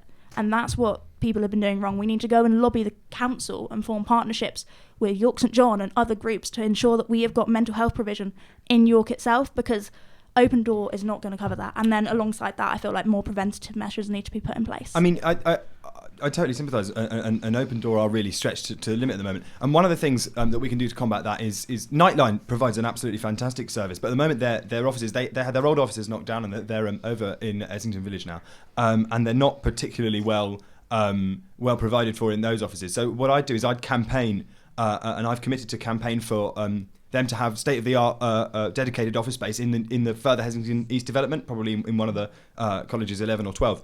And that might be able to, obviously, it would be better if professionals and the students, they're volunteers, but they do an absolutely amazing job. But that would be able to take some of the strain and the pressure off the Open Door service and the other services. With all due respect, as a public face of Nightline, I do agree that they do a fantastic service, but they are not there in place of counsellors, and I know you've said that, but they shouldn't be there to take the strain off of Open Door service. They are a team of volunteers who work incredibly hard and do a great job, but they are there to listen and not lecture, and therefore they can't provide the advice and the counselling and the CBT and things like that is required to cure mental health. But I mean, you did touch on preventative measures, and having a sort of an impartial listening service is a kind of preventative measure, and if we have a preventative if we have this service that doesn't have proper premises and proper equipment and real support from the university and from USU, then they can't act in a preventative way, surely.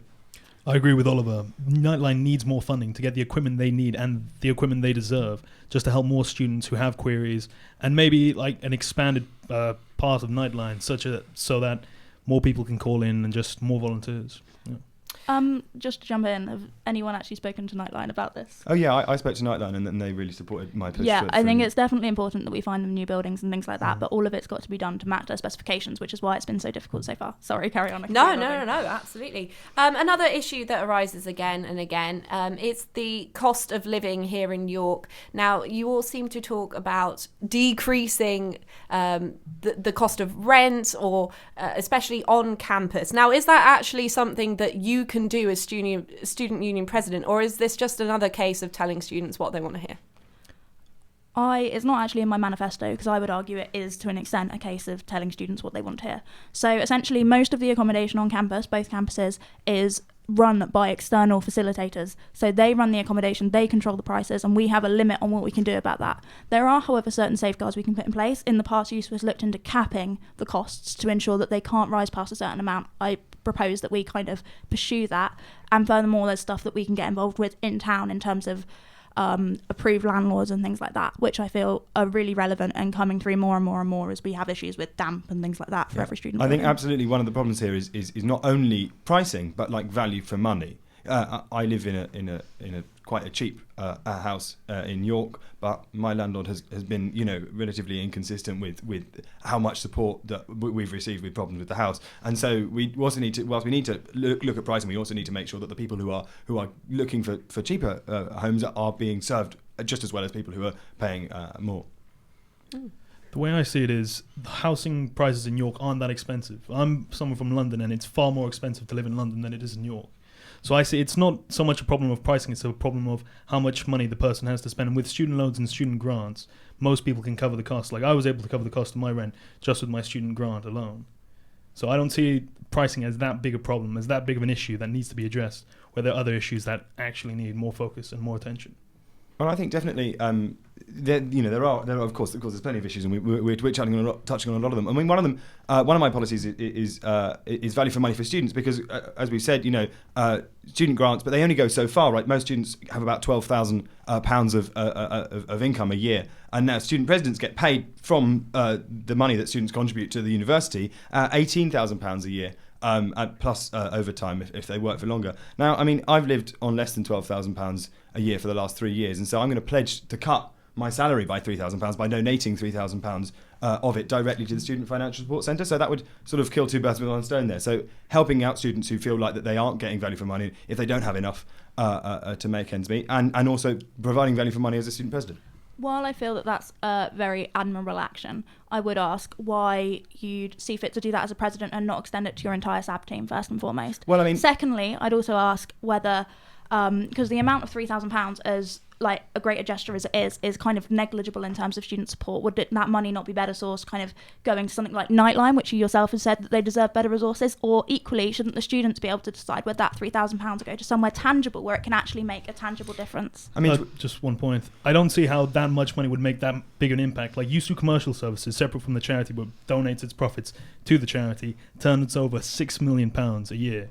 So I don't see how £3,000 would make that massive an impact. Of course, it's a drop in the ocean in the amount of funding that YUSU does need to have. But to address your first point, Millie, about sending the SAB team, I mean, I don't want to. If people don't feel like if I was elected and my SAB team felt like that they couldn't live on an average student income, then I wouldn't want to pressure them into doing that. But I think I definitely can. So I can commit to providing. I've done it for 3 years. I can definitely do it for 4 if my salary is being paid by students. I think that it's more about representing students. The policy is about saying that, look, I'm the first among equals. You know, I'm the person representing you, but I'm not being paid above and beyond, above the odds, and not really reflecting the student experience. Right, okay, yes, moving on. JJ, you mentioned that international students are not well represented in YUSU and that you want to give them a platform. What about the International Students Association? There's thousands of international students in the University of York. However, they don't get the recognition they deserve. Such as, I'm sure everyone's seen international students around, but there's nothing tailored just for them. Like, you see societies tailored for, other students, but not specifically targeted towards them. So I feel like we should offer more opportunities for them to express their opinion and a platform for them really to speak out about what they want in the university. Millie and Oliver, do you agree about that? Well, I mean, I think that York is has a great diversity of people from all backgrounds, but surely the most benefit we get from that is from when we all work together and we all sort of integrate amongst societies. I mean, it's not like people who come to university here don't speak English or have that. There's not really a communication barrier. So whilst I think that international students should be invited to get involved. They should be invited to get involved in the current societies instead of partitioning them off and sort of putting them, having a different university. You don't really want to have two bubbles, really, do you? I feel as though it's a valid point. Sometimes we feel like there is a split between international students and domestic students, for want of a better word. However, I do feel as though I agree with Oliver and that we should encourage them to join societies and things like that. But also, more importantly, I think colleges are a great place to start. Having worked with the college last year, trying to pull international students in and really encourage them to get involved. And I feel that YUSU as a student union should do everything they can to encourage that and support that. So yeah. I also feel that there's a similar problem with postgraduate students. Mhm. They don't get the full university experience they have, be it because they have families of their own, they're mature students, or they just don't have the time to put in. So I feel like we should have more, like, as you both, Millie and Oliver, said, we should have, like, introduce them to more societies on campus and really help them to get involved. Because I feel like they don't see the opportunities that do are we handed really? to I them. mean, if they're postgraduates, they've already had a university experience. They, as you say, they might have families. We're all at university. We're still in our undergraduate degrees, as far as I'm aware. And we're happy with the great experience that we have. But I mean, it's a different experience. We don't have to enforce postgrads to get involved. They can get involved. No, if I they wouldn't want to, enforce them. I wouldn't say, this is what you have to do, go do it. What I'd say is I'd offer them the opportunity, because I feel like they don't get the opportunity. Speaking to postgrads, they don't get the same opportunities I myself or other undergraduates would get. Sorry to jump in, but we're three, correct me if I'm wrong, students from England who are all of us undergrads. I feel like the most valuable way to tackle this would be to go and talk to the GSA and to postgraduate students, to go and talk to international students and find out what they want. We could even work with great student organisations like the Think Tank. They could do research into this. I know definitely they did some research into international students, and I think it would be great to take what they've discovered and actually implement that. So we're using the societies that York has to offer because they're fabulous and they deserve more recognition. I feel like the postgraduate student integration is a thing that comes around every year with the elections, and I'm just not. I mean, maybe I'm wrong, and maybe Millie, you're right. A bit of research from the think tank or from the university or from YUSU would show that I'm not. But the general feeling I get when talking to postgrads is that they're quite happy with their university experience, but it's behind them and that they're doing something else now. They more feel like they're working rather than learning. With all due respect, I've had a very different discussion with a lot of people. Yeah, but yeah, research is needed. Yeah. Different responses.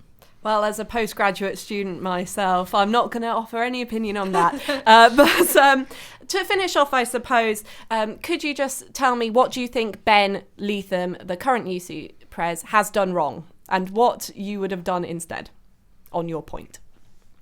I struggle to find some major thing that Ben's done. What I would say that Ben hasn't quite done is tackled the crisis of representation that YUSU's been facing for the last couple of years. Ben has been very good at running YUSU and has done a great number of things, but he hasn't really shouted about those things and he hasn't put forward why YUSU is so great. And I didn't really, I've been here for 3 years. This is my first time I've been running for a YUSU position, and I definitely felt that over the last 3 years, and in Ben's time as well, I didn't really know exactly what YUSU were doing until I decided to proactively get involved. So I think there's a lot of people who don't have that drive or have other things to do, and still don't really understand. It's not very open, it's not very efficient, and they're a bit obscure, really. Having been involved in Ben's campaign team last year, I have seen a lot of the kind of experiences that he's had, and he's had to face a lot head on that's been incredibly difficult, and he's managed it very well. I think my criticism would come from a point of view where I sat down with him and I was like, right, so when do you talk to your part-time officers? Do you get together with them at all? And he was like, yeah, we chat. And I think for me, I'd like to formalise that process and create a summit which brings part-time officers, full-time officers, college chairs and presidents and society chairs and presidents together to ensure that we're all on the same page and we're all acting cohesively. Even if it's not to the same results, we can at least make sure that nothing is causing offence to anybody else and we don't get any giant issues like the International Men's Day thing that did flag up, even though that wasn't YUSU's fault initially. The main criticism I'd have with Ben's current running would be his lack of involvement of first-year students. Speaking to first years, I've heard that a lot of them don't feel like they're involved with YUSU. They feel very apathetic towards it, and I feel like that was something Ben didn't quite address in his term. All right, well, Millie, Oliver and JJ, thank you so much for joining us on our first presidential debate. Candidates Interview Night 2016. Union President. So that was the first of the two presidential debates, and what an interesting and heated debate it was. Just so you know, all the one-to-one presidential interviews are now on YouTube. So if you miss listening to it live or just want to watch it again, go online, watch it on YouTube, and hear what they all had to say. So we're going to briefly head over to Josh in the green room for the reaction to that first debate. Josh, are you there? I am indeed, Ellie. A very good evening to you. Yeah, and what do you think of the first debate? Well, it was a very interesting debate, wasn't it? Touching on big, important topics such as transparency, mental health, living costs, and international students. One interesting part, which a bit of confusion, perhaps it was from a couple of the candidates on transparency, not really making their mind up on what they were going to do about it. He was saying they want complete openness, but at the same time, they say USU will never be totally transparent. A bit of confusion there. Oliver came across quite well, often on subjects. He was linking his responses to his manifesto and the points there, which perhaps the other two weren't doing as much. And a bit of a clash between the two Wilsons, Oliver and JJ, on international students, about the experience students from international countries should expect. So very interesting with the next debate coming up. Back to you in the studio. Yeah, I think you picked up on some really interesting points there, Josh. It's now 10 p.m. on Thursday, the 11th of February. So before we have the second presidential interview, let's head over to Naomi with the news bulletins. A number of Irish journalists have been formally notified by police in the Republic of Ireland that their safety is at risk from organised criminals. It follows 2 killings and a gangland feud in Dublin in the past week. In a statement, independent news media, which owns the Irish Independent newspaper, said it was working with police to increase security around its reporters. Its editor-in-chief, Stephen Ray, said they would not be deterred. A riot and a fire at a prison near Monterrey in northern Mexico have left 52 inmates dead. Nuevo Leon State Governor Jamie Rodriguez said 12 other people were injured in Topo Chico jail after violence broke out overnight between prisoners belonging to rival factions. Officials say the situation is under control and no inmates have escaped. Scientists are claiming a stunning discovery in their quest to fully understand gravity. They've observed the warping of space-time generated by the collision of 2 black holes more than a billion light years from Earth. The international team says the first detection of these gravitational waves will usher in a new era for astronomy. It is a culmination of decades of searching and could ultimately offer a window on the Big Bang. In sports, IAF President Lord Coe accused Nestlé of hypocrisy after it ended its sponsorship of the world governing body's kids athletics programme. The Swiss food and drink company said it feared the doping scandal engulfing the IAF could damage its reputation, but Coe pointed to Nestlé's backing of the Tour de France during a time when cycling had notable doping problems. Now for a quick look at the weather. Most places will be dry overnight with long clear spells. This will allow a widespread frost to form with some mist patches possible. Winds will be light and variable, highs in York of 3 degrees. That's the news. You're listening to Candidate Interview Night live on URY. Thank you, Naomi. So now we've got our second debate with the remainder of your candidates for USU President. Just a reminder, the one-to-one interviews are now all on YouTube, so go ahead and watch them again. So let's head over to Kat again for the next debate. Candidate Interview Night 2016. Union President Candidates Debate. So yes, I'm joined in the studio by Anana, Habib and Kieran. Are you all feeling, ready for this debate? Ready as I'll ever be, yeah. Oh, good. Well, I think we need to start off with the first question that I asked the other group about transparency. Now, you all mention it as like a buzzword, I suppose, in your manifestos. What does it actually mean to you? If wants to go first. Anyone can just jump in. For me, transparency within USU is that people are aware of what USU is doing. USU is not taking away powers that should be with students, from students. USU is not burying things that are going on or preventing information from being released. Whether that's cover-ups in the media, whether that's changing the protocol of how things are done, for instance, the vote of no confidence. And it's making sure that USU is meant to represent students, and it represents students better the more power it devolves to students rather than making decisions on their behalf. Okay, interesting point. Habib, do you have anything to say?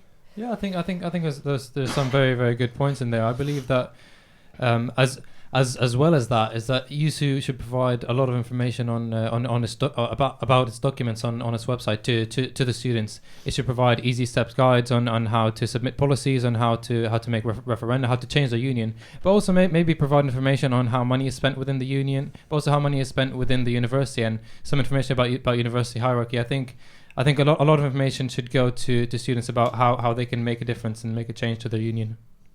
I think for me, it's just so students are aware of exactly the dialogues that are happening behind the scenes, because I think people forget there are two sides to USU: the student SAB offices, and the back rooms of USU. And I just want those conversations to be public, so students know exactly the kind of things that are being spoken about, and so they can have what's the word I'm looking for? Input in those discussions.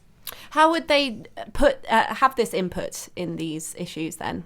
By telling us, I think, by reading and then flagging up issues that they see, and just letting SAB officers know, letting the USU staff know, and that's how you'd have an input. So would you hold, one of you in your manifestos talked about having a dedicated hour each week to having to sort of hold these sort of platforms. Is this something that you would all be interested in doing? Oh yeah, definitely, for sure. Yes. Yeah, absolutely. Right, so, and Anna, you wrote in your manifesto about a better relationship with part-time officers. So how would you all achieve this, I suppose, and why hasn't this been done already? I guess it sounds like a fault from the SAB officers, but it's not a fault. The SAB officers work tirelessly to, meet the, what's the word? Things that are asked of them from USU. And sometimes, unfortunately, PTOs do get, sidelined a bit because they're so under so much pressure to do what's being asked of them. And in terms of, I was a part-time officer for the past year, and it would have just been nice for someone just to feel like they're on my side a bit more. That's all it is, really, just to feel as if we're all united. I think it's important to remember that the part-time officers are also students.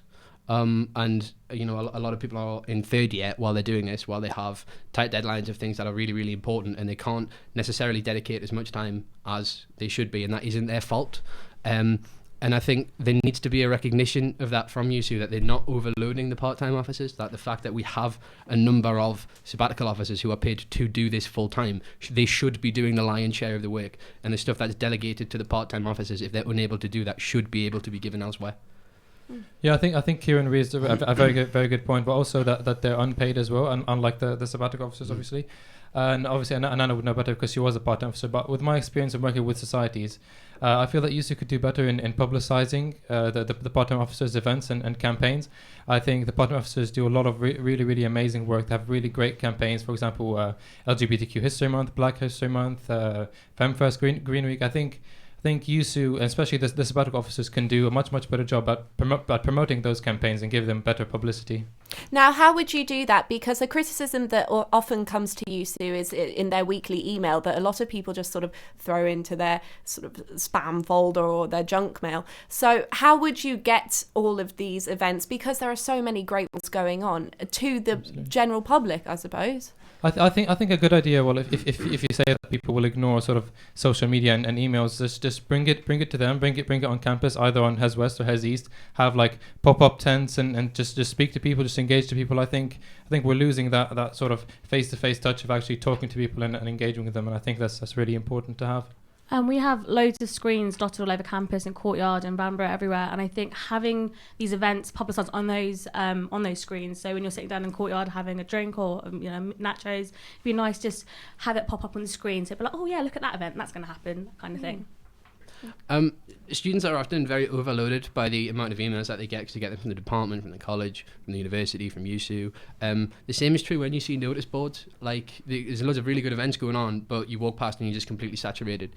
So I think trying to send out more emails or getting more flyers or whatever isn't necessarily the best way to go about it. I think the suggestions of having a physical presence on campus and trying to catch the eyes of students while they're doing things on campus is the best way to do that, rather than just keep throwing things into avenues that aren't working. Yes, I think that's good because, they're often by the library giving out things or trying to sort of raise awareness of that, and I think that's really effective. Now, Kieran, you mentioned that YUSU is a confusing superstructure, I think you put.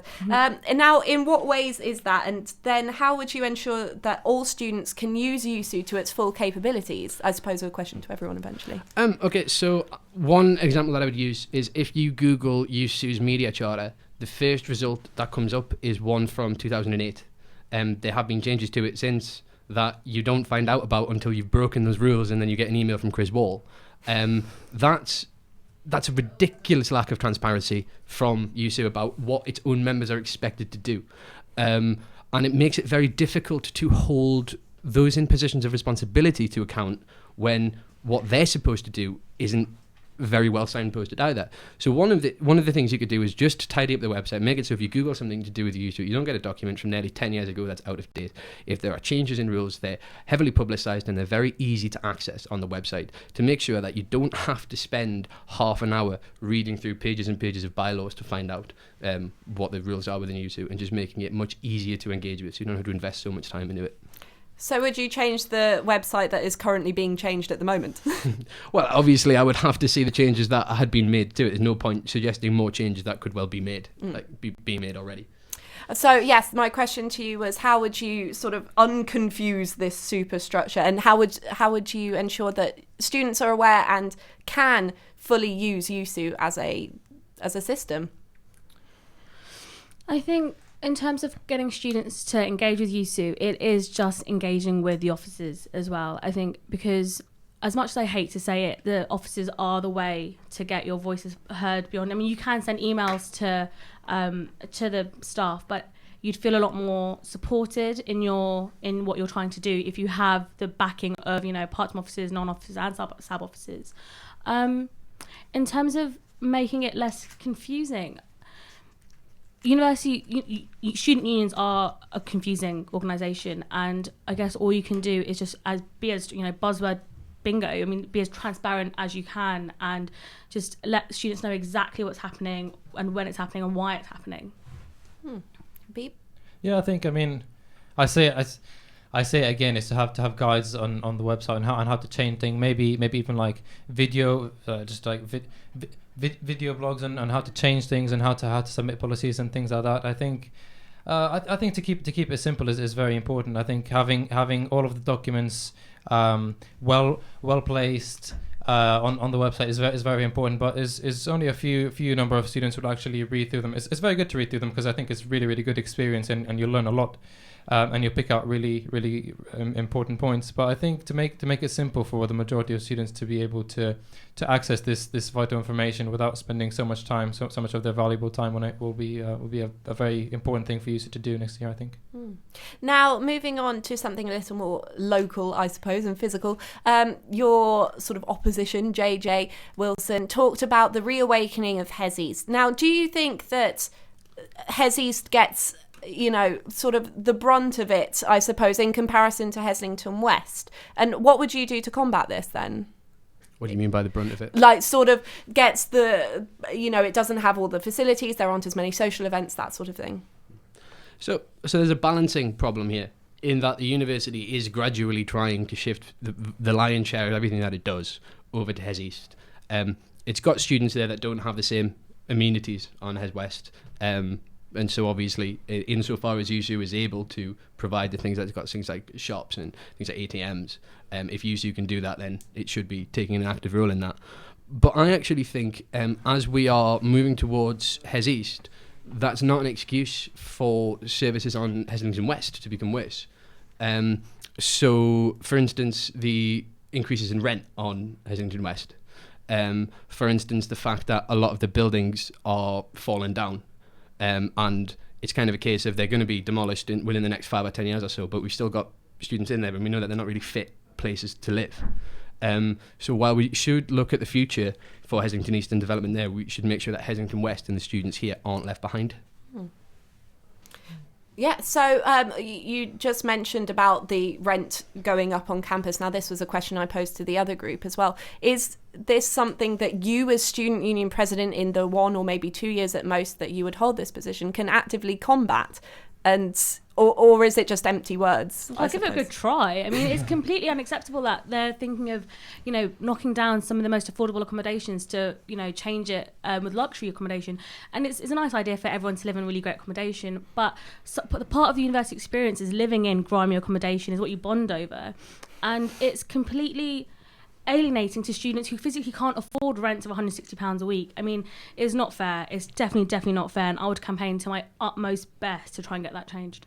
There is a very valid point, though, in how much change can a president enact. The thing about these roles, because generally people only serve in them for 1 year, is what you do is you try and come about with incremental changes that future committees can build on. You can't promise that, you can deliver this huge substantial change, but you can, insofar as you can make changes, you can get the ball rolling towards that, and you can have the kind of mood on campus that this is the direction we're going in. I'm not going to be able to say, look, next year I'm going to halve your rent. I'm not going to be able to say, right, we're going to cap it. But if we can have conversations about that and we can negotiate with the university, and then it's up to future committees and future parts of the student body to do that, to keep it going. It's definitely an ongoing process, and the long-term battle for the student union and for students here at York, I think, is a very, very important issue. And I think, it does have to be tackled gradually, but we're making no mistake in taking the first step. I think it's important for sabbatical officers to lobby the university in changing this. But at the same time, we can also try and decrease costs for students in other ways. For example, subsidizing restaurants on campus, which are not owned by the student union, I think will be probably a good step in decreasing the costs on students. Now, to another candidate's manifesto, would you follow Oliver Wilson's lead in to suspend your links with any sort of political parties or agendas to ensure that USU really does represent everyone? I think that is a perfectly reasonable proposal. I think even if you are desperate to go into politics, once you've graduated and left York completely, taking a year out of politics is something that you should definitely do, because you're able to represent students without having any baggage attached to that. I would happily resign my membership with the Liberal Democrats if I was elected. I mean, I'm not personally a member of any political party, but I think it's both reasonable and a bit unreasonable. I think it's reasonable because obviously you do have to represent all of the students, and you have to stay neutral in your decisions. But it's also unreasonable because every single person has political ideas, has political direction, and has their own ideas on things. So to separate the human from the role is a very, very daunting task, a very difficult task. I think quite impossible. As I said, I'm not a member of any political party, but I will never shy away from my beliefs and passions, and I'll keep those very, very close to me. But I will do my best to separate that from the role. So same as Habib, I'm not a member of any political parties, but you can't. While political neutrality is incredibly important to ensure full representation of all the students, I have to be true to myself and my morals and my ideas and my beliefs, but I wouldn't let it encroach on my ability to do this job. So speaking of, involving everyone, I suppose, or trying to represent everyone, Millie Beach talks about trying to get almost a quota of international students and graduate students into societies. Do you think that this is a good idea, or do you think that it could be quite damaging to societies or your university experience? I think having a quota is quite dangerous because you can't force people you can't force people who aren't there to do things that you want to do just so it looks good. The way to increase representation of international students, women, LGBTQ students, is to create societies and networks that feel inclusive, so they don't feel as if they aren't welcome there, and that's all we can do. Having quotas is all well and good, but it's about changing the atmosphere of societies and networks. That's the most important thing. Yeah, it absolutely has to be a grassroots thing, led from the bottom. So that's something for the international students networks and the other networks that represent marginalised groups to work for. I think a top-down policy of this is what we're going to make international students do is completely the wrong way to go about this. I agree with both Anna and Kieran. I think it's quite patronising to put a quote on international students to join societies. I think if international students happen to be interested in society, you should, as the union president, make it as easy as possible for any student to join any society they wish. To publicise society is better, to make it easier for students to join. I think the idea of international students here and home students is to have everyone as equal and everyone integrated the same as each other. Well, I think that about wraps up our debate tonight. Thank you so much for joining us, Thank you Alana. for having us. And Kieran. Thank you. And so, yes, thank you and good luck with all of your campaigning over the next week. Thank you. Thank you. Candidates Interview Night 2016. Union President. So, yes, coming up next, we've got your Environment and Ethics Officer interviews. 3 pairs are competing for the roles. That's Benjamin Wright and Bethan Laughlin, Katie Smith and Ben Walker, and Robert Gordon and Ella Parker. Their responsibility is to encourage the development and continuation of environmentally and ethically sound practices at the university. So let's hear a little bit more about what the role does. Candidate Interview Night 2016. Environment and Ethics Officer. The Environment and Ethics Officer encourages the development of environmentally and ethically sound working practices within YUSU and the university. So now let's head over to Jenny, who is joined by Benjamin Wright and Bethan Laughlin. Hi, nice to see you, Beth. Bethan, unfortunately, your partner in crime can't be here at the moment, so you're going to be answering all the questions yourself, right? Unfortunately, yes, he has a course commitment at the moment. Sorry about that. Shame on you, Ben. So, can you quickly sum up the main points for people who haven't read your manifesto? Well, our manifesto is very simply organised into 10 simple points. All right. 10 seems quite a lot to say at the moment, so I'm just going to simplify it into the really simple one, which is just small changes, big impact. Yeah. That is the main point that encompasses our whole manifesto. Yeah. Great. And why do you guys think you would be suited for the role? Well, Ben, my partner in crime, is a second-year student and I'm a first-year, so we can have that dynamic of the different kinds. And also, he has done a lot of environmental-based work in the past, and I have done a lot of volunteering and ethics-based. Okay. So we feel that we complement each other quite well in our experiences. Yeah. And also working as a team can be very helpful for ensuring that the best work is done possible. Yeah, great. It's really interesting. One of your main manifesto points is to reduce paper, and through this, you ensure to save like a lot of money through that. So reducing use of paper in libraries, working with departments to do so. Do you really think this is a really efficient way to save money? I think in regards that point was done in regards to waste management and waste reduction. Right. So it would go hand in hand with reducing cost and also reducing waste. Yeah. Because the university obviously produces a lot of waste in regards to paper. Yeah. In the library, I think that's kind of unavoidable. You need books in the library. That is 100% necessary. But with things like you can send out Word documents rather than printing the pages out and sending them to people in lectures. It's little things, but because this university is so vast, it has the capacity to make a really significant impact. Okay, great. And you mentioned working with departments to implement this policy. Mm-hmm. Do you think you guys can also encourage or find ways for students to make positive changes for the environment? Yeah, we're hoping so. The work that Ben's done in the past means that he has quite a big standing in Derwent as a college, right. and also because he's a second year, it means that we have this dynamic of like first year contact and second year contact. Okay. Getting students involved is always really fun and really rewarding, but also quite difficult because getting the word out is really hard. But if you look at the Refugee Week, we had this Refugee Week that was organised by the Environment and Ethics people this week. It was very successful and a lot of people got involved. Yeah. And that kind of thing that engages with what students care about, that's what we want to do. All of the ideas we have in our manifesto are geared towards trying to get money and resources and people towards projects that students care about. Yep. Our last question. You mentioned in your manifesto as well working with Edible Uni, Veg, Sock and Scoop to promote healthy living. Is there anything you guys will be doing which is different to the healthy lifestyle campaigns on campus? I think working with student societies in this regard is really important because they know what people want and they are the voice that we want to listen to. So in this regard, I think it's utilising space because, for example, I'm from Derwent College, so we know what we have, and we have a lot of space available for vegetable patches and that kind of thing. And if we can find similar spaces all throughout uni, I think that could be highly, highly significant. And also working societies is always a bonus because we want to hear the student voice. Yeah, great. Thank you for coming in, Bethan. Thank you. Yes, thank you very much. That was Bethan with Jenny. So before we head over to the next pair of candidates, I just want to remind you all that that Alex Light has been podcasting the night, and the President one-to-one interviews are on YouTube, so take a look at them. So we'll now go over to our next pair of candidates vying for the role of E&E officer, Katie Smith and Ben Walker, who are being interviewed by Danny.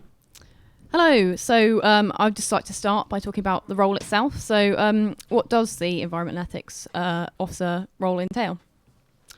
Well, it's primarily about engaging students and engaging societies and the university itself, and creating a space in the university that's sustainable and that is sort of a pleasant place to live. Okay. And why do you think it's an important role? Do you want to take this one? Yeah, I'll take this one. We think like it hasn't really been like emphasised a lot before, so we want to really put our mark on it. A lot of our policies are more geared towards the ethical side of things, but of course we're very passionate about the environment, and we just want to have an impact on campus, really. So why is that? Why have you put more of a emphasis on ethics rather than environment in your policies? Well, a lot of our policies are geared towards a sort of blend of the two. So obviously we've got 3 main policies. An attempt to make sure that rent doesn't go above affordable levels, the campaign to stop prevent on campus, and the sort of inquiry into redevelopment programme that's going on at the moment. And obviously the redevelopment programme and rent tie into environmentalism, because the redevelopment programme is sort of commencing. It's going to end in 2020 as far as I know. And there are a lot of questions about sustainability of these new buildings, accessibility, and also the fact that with much of Derwent that's slated to be demolished, what we're going to do for housing, because some of the cheapest housing is in Derwent at the moment, and with the rent raise, it's going to put more pressure on students. Okay, so you spoke about rent there and it being quite expensive for students. Don't you think that could be tackled by having more bursaries rather than having cheaper accommodation? Well, yes, potentially. But obviously we're not in a position to give bursaries as members of a student union. That's not our job. That's your job at the university. I'd love to campaign for it in our position. I'm sure we both would, yeah. But as sort of environment and ethics officer, the best things we can do is look into what's going on, what's being done to give affordable housing for students. Okay, so we asked for 5 main policies on our CIN form, which you filled out, and you only gave us 3. Are there any other policies that you've got in the back of your mind that you'd also like to think about in the future? Yeah, we're also considering opting for a vegan option in all of USU bars, because at the moment there isn't really that much of a vegan choice, so we want to kind of put that out there. But we only put down like rent, prevent and redevelopment because there are 3 main focuses. But definitely, like, if we can get that done and we can get it achieved, then we're all for like having other policies. We just don't want to like spread ourselves too far. We want a clear focus, basically. Yeah. Okay. So with the vegan thing you're talking about, do you think that should be extended into catering as well?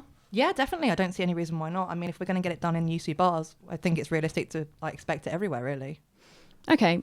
So why are you opposed to the government's Prevent scheme? Could you explain your opinions on it and why you've decided to go against it? Essentially, like, York University is supposed to be one that is welcoming of international students, and I'm not sure like how familiar listeners are with the Prevent measures, but essentially it encourages spying on ethnic minorities and targeted groups. And, you know, like, when you're part of a university that has such a high amount of international students, you can't help but feel actually, you know, it's not fair to like make them feel attacked when they're on campus. And on many of the lecturers as well. Like, I mean, you know, you can't expect all lecturers to share these views that are just being put upon them. Like, they're supposed to have training to like spy and report on pupils, but then, you know, you can't help but wonder, like, are they willing to do this? And, you know, we think it's our job to stand up for that. Ethics is part of the position, so we think, you know, it's very unethical to expect Prevent to be enforced. So you're talking about minorities there. Do you think that's not part of the role of the BME officer? Of course, yeah. And, you know, we'd be very interested in working with the future BME officer on this. But we think, you know, it's also part of our responsibility. We don't want to ignore it at all. Okay, so finally, Katie, you've recently been elected as an NUS delegate. Am I correct in Yeah, that's that? correct, yep. Yeah. So how will you balance having both roles if you are elected? That's a good question. I have a lot of time because I don't have many contact hours in my degree. Obviously, I will still be focusing on my degree, but I will give this role and my NUS role like my all. So, you know, if anyone's feeling any, like, you know, worries about voting for me on that fan, then obviously I've got Ben as well. Like, he's absolutely dream partner to work with here. So and I have no contact hours. Yeah. So, you know, it's just great. You know, we've got loads of time to put towards our policies and our campaign. Thank you very much. Thank you. Yes, that was Katie and Ben being interviewed by Danny. Thank you very much for coming in. So finally, our concluding pair of E&E hopefuls, Robert Gordon and Ella Parker, are being interviewed by Kat Suave. Yes, so I'm joined in the studio. Now, you talk about getting sustainable energy sources onto campus as part of your manifesto. So how likely is this actually in reality, considering you would only be in your position for maybe a year, 2 tops? Well, I was reading up, and apparently the university had plans to introduce sustainable energy sources in 2011 because they wanted to introduce like biofuel waste and stuff like that. And we would like to, well, knowing that that has been around for a while, we would like to try and develop on that in our role anyway. Even though we'll only be there for like a year, we hope that other people would then take on our campaign points and try and like develop them further. And we don't just want on-campus sustainable energy. We want to encourage the university to source that energy from sustainable providers. Okay, so many people don't actually know what environment and ethics officers do. So how would you combat the lack of awareness, maybe? We have big plans to increase the ethical network at York. We'd like to work closer with departments, societies, colleges, and create more integration as well with local charities, organisations, and then nationwide organisations and initiatives such as those from People and Planet. And we hope this will raise awareness and increase inclusivity. And we'd also like to continue with the newsletter and try and really promote that during Freshers Week so that people really know what we're about and stuff. Yeah, I was going to say, are you wanting a bigger presence during Freshers Week or Refreshers Week to sort of get yourselves more publicity, I suppose? Yeah, we think that would be really beneficial because not a lot of people do really know what our role is about. It's kind of like in the back burner and stuff, so we'd like to really try and get that out to people. Yeah, so I suppose to you, why is the position of Environment and Ethics Officer important to you two as people? Well, I currently study environmental geography, so I'm really passionate about the environment, obviously. And I think that it's going to be a really integral part of our future of trying to conserve what we do have on this planet. And I believe that those changes do start at home, like home being the university, which is why I'm really passionate about it. Likewise, I'm really interested in environmental politics, and I've been involved in initiatives in the past, being a student switch-off ambassador, for example. So what was then your favourite part of this year's Refugee Week here at York? I really enjoyed the talk. It was informative and engaging. They obviously had 12 events. I unfortunately didn't make it to them all. But we'd like to host more talks like that one throughout the year, as well as building upon the success of the week-long awareness campaign, perhaps with another relevant topic when it comes to it next year. So do you think that talks are the way forward rather than things like the Bee Knock Knockout to raise awareness? Why not both? Why not both? Yes. Now, you both talk about in your manifesto the environment side a lot. What about the ethics side of your role? Well, we'd like to look on sourcing ethical like sources of food in like the cafes and stuff, as well as like environmentally like sustainable, which means like obviously they're quite good at introducing like fair trade, but we'd like to build upon that. Yeah. And as one of the top 3 employers in York, the university obviously has a big impact on workers' rights and stuff. And we'd like to encourage the university to really engage with the living wage rather than minimum wage, and perhaps increase workers' rights as well. Now, I suppose a couple of last points. Do you really think that students need or perhaps want a farmers market here on campus? Well, whether they need it, but I believe that it just adds to like what we provide as a university, and it like sets us apart from other unis, and it's just something that's like is kind of inclusive of all students, and it gets our names out there of what we really do, and it makes them think about like sustainable produce, local produce, healthy foods. And the plant sales are a massive success, so we feel that we can build on that. And for example, in Canada, they already do this weekly. They have a weekly farmers market, and it's been a massive success. Students go and they can buy, it encourages them to buy ethical, healthy, local produce. Now, finally, your position is very hotly contested, as we've seen. Now, why should voters vote for you? Well, with my course, I'm obviously very much interested in the environment, and I feel like I have like a lot of expertise in that department. Like we regularly go on field trips to learn about like how to use fertilizers as biomass and stuff like that. And I just feel like I can bring these skills and implement them with the role. Likewise, we think we've got more broader policies. We're doing the smaller incremental stuff as well as our ambitious ones. And we dare to dream, and we are confident that with our enthusiasm and expertise, we can really deliver on our promises. Well, thank you so much for joining us here, Norbella. Thank you. Thank you very much. So that concludes your YUSU Environment and Ethics candidates. Remember, with single transferable votes, you can list your preferences and can vote to reopen nominations. And if you have any questions that you want answering before you make your mind up, send us a message via the website ury.org.uk or tweet us at URY News using the hashtag YUSU Elections. The presidential debates may be over, but we still have more interviews to come, as well as more debates between the full-time YUSU candidates, so make sure you stay tuned. Interviewing every YUSU candidate on University Radio York, 7 p.m. through to midnight. Candidate Interview Night 2016 on URY. But for now, let's head over to the green room where Josh Kerr is there for the reaction to the YUSU President debates. Josh, are you there? It's Peter, actually. Oh, hello, Peter. Ellie. Hello, Peter. Sorry to disappoint. But yeah, I am in the green room. Pizza, Noose have just got their pizza because they've been throwing shade at us all evening. Mean Girls has been quoted. It's a bit passive aggressive, but they've got their pizza now. It looks like it's from I'm not sure I agree with the choice of pizza brand, although we're not going to mention it. All pizza brands are available, but ours was better. Well, we're certainly jealous of your pizza here in the studio. We are, yes. Because me and Kat have been sat here since 7 watching you all eat pizza, and we haven't had any. We've had Nutri-Grain bars, though. No one's even bought us any, but thank you, guys. Yeah, thanks. No, what we want to ask, and what the real question is, how was the reaction to the presidential debates that we just heard? So I thought it was quite interesting. The room definitely a lot more hushed during the debates and the presidential interviews than it was before, and much more focus going on here, especially from people in the room, especially from the newspapers represented here. Newspaper represented here.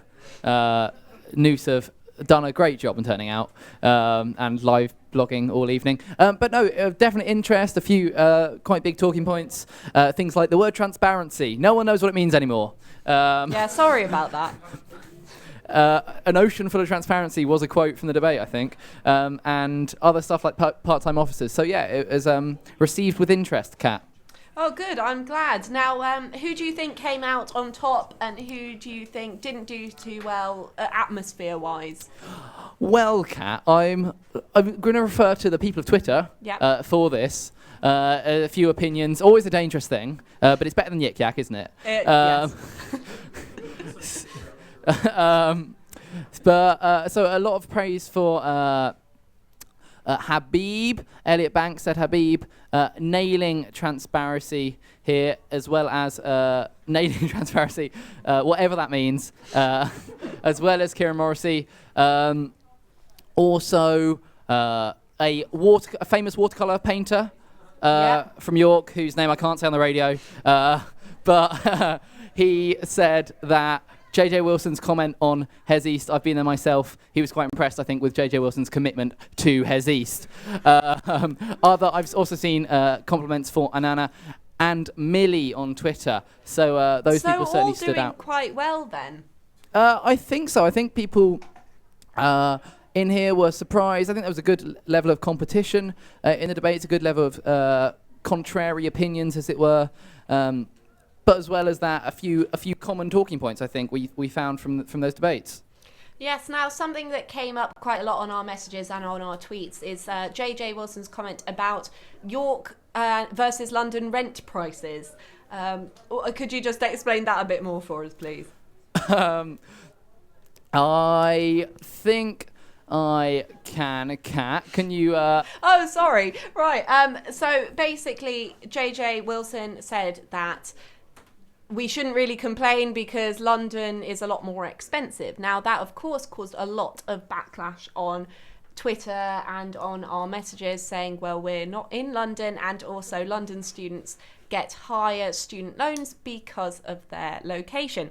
I think a lot of people have taken to the north-south divide argument, saying that, oh, well, he probably just, doesn't care about the north, that sort of thing. But of course, all speculation, all opinion. Yes, quite. Obviously, there is the relativity of the student loan between the north and the south. But all students, students don't get much money. We're all struggling on various degrees for cash. Rent is high, and there's some rent seems to be going up in York as well. There are development in new places like Student Castle, really pushing rent up in York and that next sort of high level of student accommodation.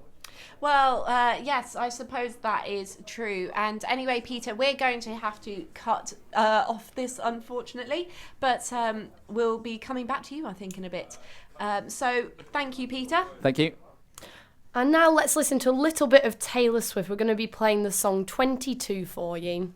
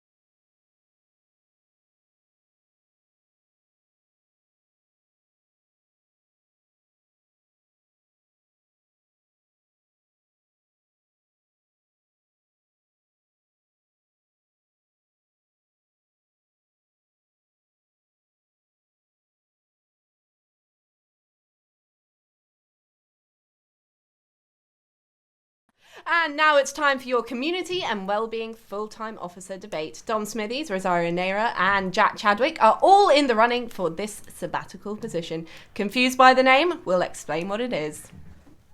Candidate Interview Night 2016. Community and Wellbeing Officer.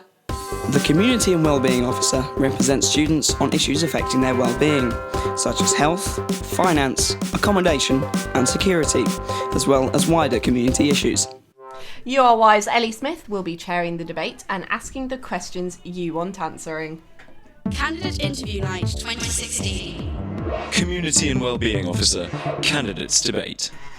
So thank you all for joining us in the studio today. Before we start the debate, can I ask you all to just introduce yourself, give a brief introduction and tell us your main policies? Just a minute tops.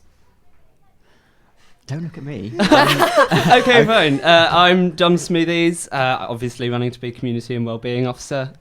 Manifesto can be broken down into three sort of key groups, I suppose. Community engagement, facilities and services, and proactive support. So I want to re-establish neighbourhood reps so that we're systematically engaging and consulting with members so that first year off-campus students make sure they do get involved from the get-go. Want to make sure that we're empowering the student voice to focus on national campaigns, issues that can't be focused just by USU alone, and making sure we're working together with other unions to do a lot of good in the country. Job shop to make sure we're promoting part-time jobs and volunteering opportunities for current students just to help them find work to support them through their studies. Facilities and services, Nightline, as mentioned by President candidates earlier, does need a lot more help and support and promotion. Facilities can do a lot better to sort of get them the good location that they need. Unity Health, Open Door, both need to be looked at. That's something I'm sure we'll be discussing soon. And Procreative Support, just making sure students feel confident and we're building their resilience so that it's not too much of a focus on crisis management, and USU doing everything they can to support students here. Well, so I'm Roz. I am a third-year philosophy student, and my campaign has 4 main points. So the first one is financial empowerment. The second one is all about mental health. The third one is working more with part-time officers, and the last one is getting more student engagement. So financial empowerment basically is about getting the jobs to students through a jobs fair and sort of help with budgeting. The mental health one is both looking at Open Door but also the wider community and what the council can provide students, which at the moment there's a huge gap in the market for that.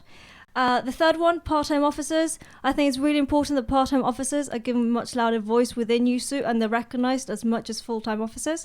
And I really want to work with them in order to make sure they're consulted in certain issues that are affecting sort of the people they represent. And the last one is student involvement, which has been talked about a lot already. It's about getting students more engaged every day with USU. And I want to do that through making officers a lot more visible. And Jack? Hi, I'm Jack. I'm your current LGBTQ part-time officer.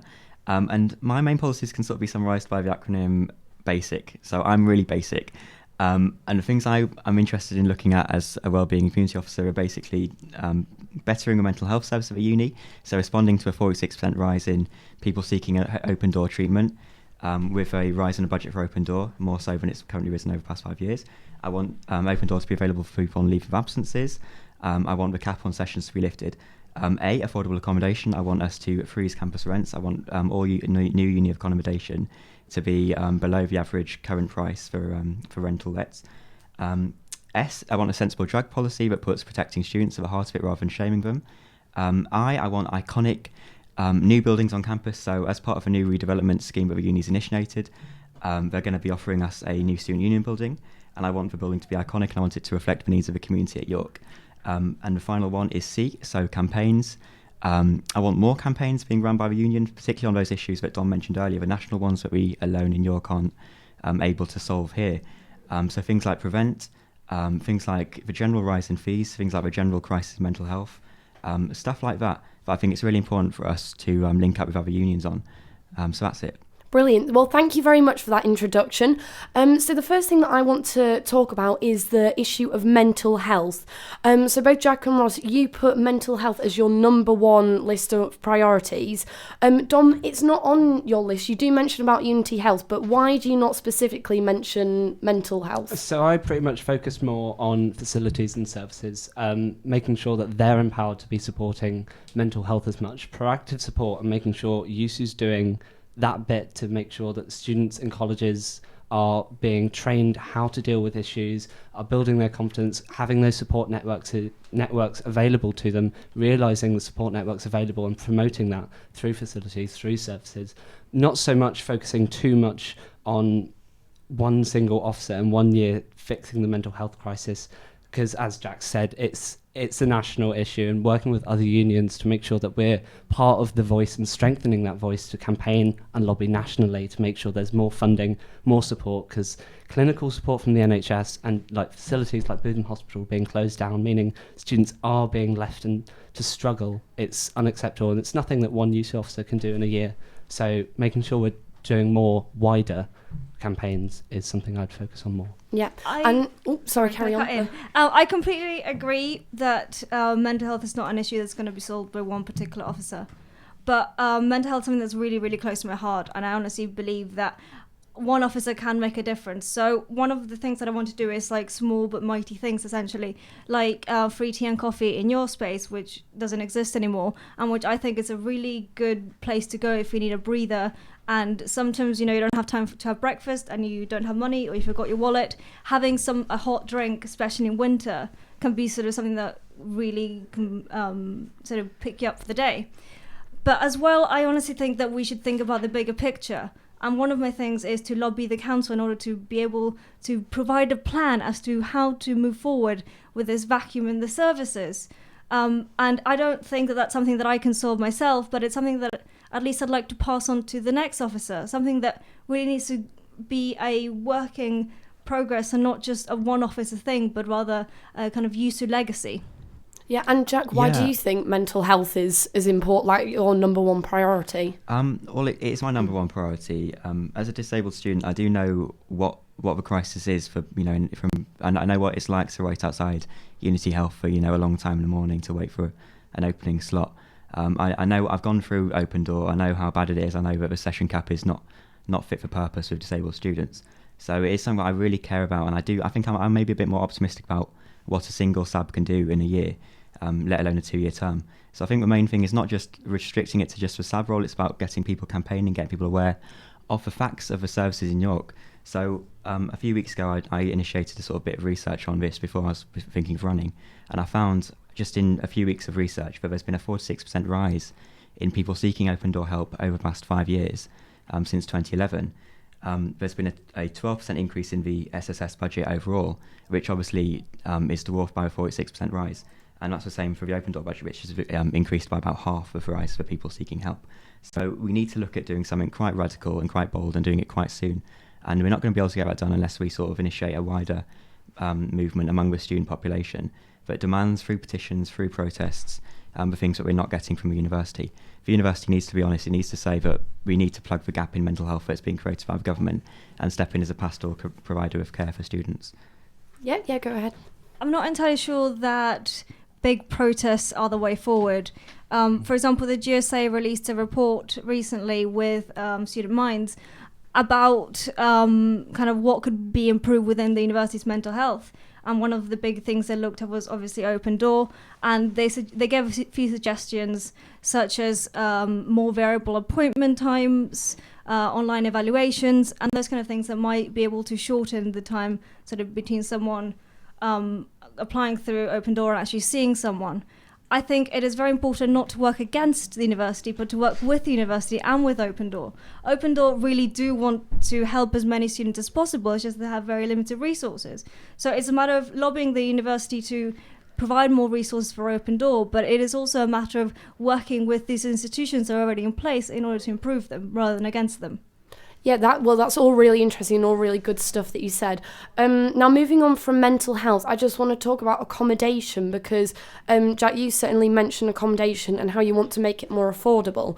Now, this was a question that was raised to the presidents earlier because they've also mentioned this, but how are you actually going to do that? Is it possible for a YUSU officer to actually do that?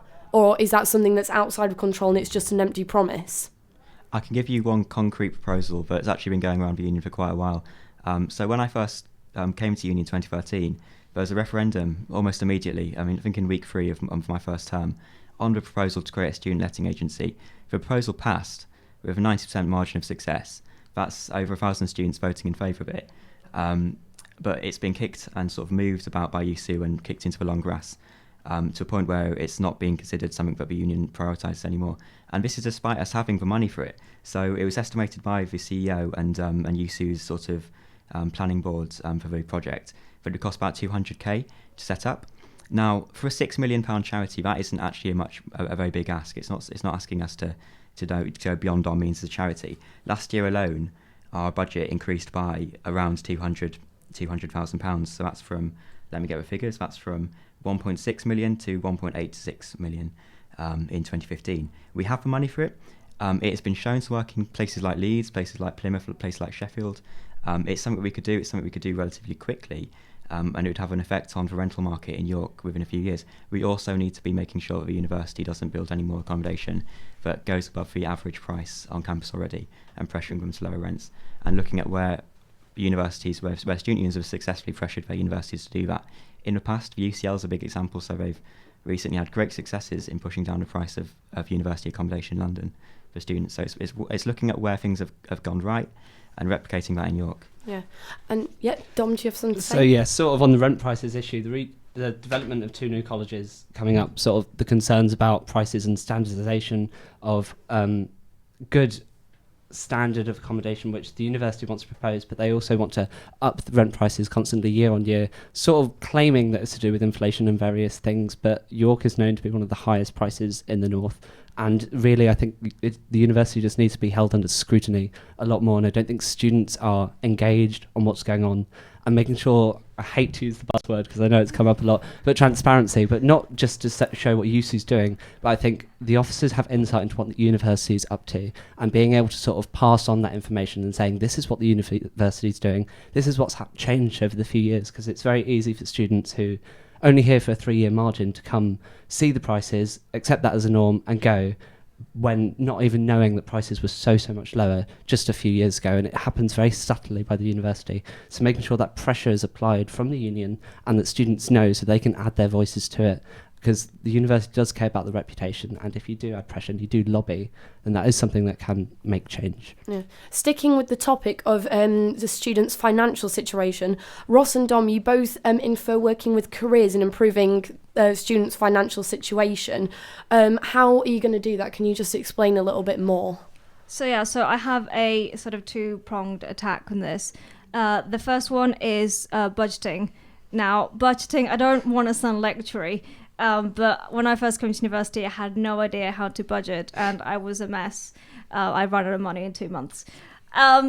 So I think I would have really benefited from getting experts to give me tips on how to make my money stretch further. And I want to do that, and I also want to add kind of just the budgeting booklet in the freshers packs, so that if students want to use it, they can. If not, they don't. It's kind of an offhand approach. I also want to introduce a part-time jobs fair. So this has worked at other universities, such as Leicester and Northumbria. And this is done usually in the first term, and students can just take a load of CVs. And the businesses they're giving the CVs out to actually want to have those CVs handed to them. So I've had the experience of trekking around town for 2-3 hours, handing around 20 CVs and getting 2 replies or none. And I think that is massively time consuming and extremely hard to find a job. And a lot of students need a job in order to be at university at the end of the day. Dom, do you have anything to say to that? Yeah, so sort of 3 points, I suppose. On budgeting, last year, in my second year, the Advice and Support Centre launched their Need Some Dough campaign to help train students to do with budgeting, and it worked really, really well. They launched it through colleges. They were attending lots of events, so they were having wide impact and engaging with students in a way that wasn't sort of making students come to them, so they were approaching students, and it was really effective, and I think that is something that we continued and worked on and improved to make sure it does have that impact to help with budgeting. In terms of jobs and finding that, something I do want to work on personally. Job Shop was thrown around by a few candidates last year, presidents and welfare, and I think the issue was it sort of contrasted and worked against careers too much. So I want to sort of take away, make it a bit more niche and focus sort of more exclusively on just part-time work to support students looking for opportunities while they're studying, volunteering opportunities just to build up the CV and promote those sort of centrally so jobs are available for students and students don't have to go to them. And then work with careers to make sure they're being as sort of accessible for all things, including sort of graduation grad schemes, internships, and all of the bigger things that students will want. Yeah, I totally agree with all of what's been said. The only thing I'd add is I think it's really important that our work on careers addresses the fact that certain groups within the student population experience more discrimination in the jobs market. So I think YUSU could do a lot of help by sort of creating a sort of an easy way for students in groups like disabled students, BME network, LGBTQ, women's, to sort of access the jobs market, because it's sometimes it's quite difficult for them to reach the opportunities that do exist. I think that'd be something that would be a really good thing to improve on. Yeah. And finally, we've only got a minute left of the debate. Can I just ask you, so obviously Scott Dawson is our current Community and Wellbeing Officer. What do you think he has missed out on in his time? Like, what would you have done differently if you had been him? If you can each just summarise in a few words. I think there were a few things he promised in his manifesto. For example, the career jobs database thing, which I think it's really sad that we haven't yet seen that come to surface yet. And it's something that I believe quite strongly in. Yeah, I agree. Working on that, there's a lot he sort of lacklusted on. I'm a big fan. He had a lot of small wins through the year, and he was very uncontroversial and nice, but sort of sticking with what Jack said earlier, being a bit more bold and brash with the university to make sure you are keeping student interests at heart and making sure you're putting up that fight is something I completely agree with Dom. I think what Scott's done really well, especially in light of his predecessors, is just building those bare basics but you need to have in the role. So things like the Liberation and Welfare Network, that has been completely revamped over the past few months. It's now a functioning committee, whereas before it was just an echo of its former self. So that's been a really positive achievement on Scott's part. Thank you very much. Candidates Interview Night 2016. Community and Wellbeing Officer. So thank you to all the candidates for turning up tonight. It's 11 p.m. on Thursday the 11th of February. So now let's head over to Naomi with the news bulletins. A number of Irish journalists have been formally notified by police in the Republic of Ireland that their safety is at risk from organised criminals. It follows 2 killings and a gangland feud in Dublin in the past week. In a statement, Independent News Media, which owns the Irish Independent newspaper, said it was working with police to increase security around its reporters. Its editor-in-chief, Stephen Ray, said they would not be deterred. A riot and a fire at a prison near Monterrey in northern Mexico have left 52 inmates dead. Nuevo Leon State Governor Jamie Rodriguez said 12 other people were injured in Topo Chico jail after violence broke out overnight between prisoners belonging to rival factions. Officials say the situation is under control and no inmates have escaped. Scientists are claiming a stunning discovery in their quest to fully understand gravity. They have observed the warping of space-time generated by the collision of 2 black holes more than 1 billion light-years from Earth. The international team says the first detection of these gravitational waves will usher in a new era for astronomy. It is the culmination of decades of searching and could ultimately offer a window on the Big Bang. In sport news, IAAF President Lord Coe accused Nestlé of hypocrisy after it ended its sponsorship of the world governing body's kids athletics programme. The Swiss food and drink company said it feared the doping scandal engulfing the IAAF could damage its reputation, but Coe pointed to Nestlé's backing of the Tour de France during a time when cycling had notable doping problems. Now for a quick look at the weather.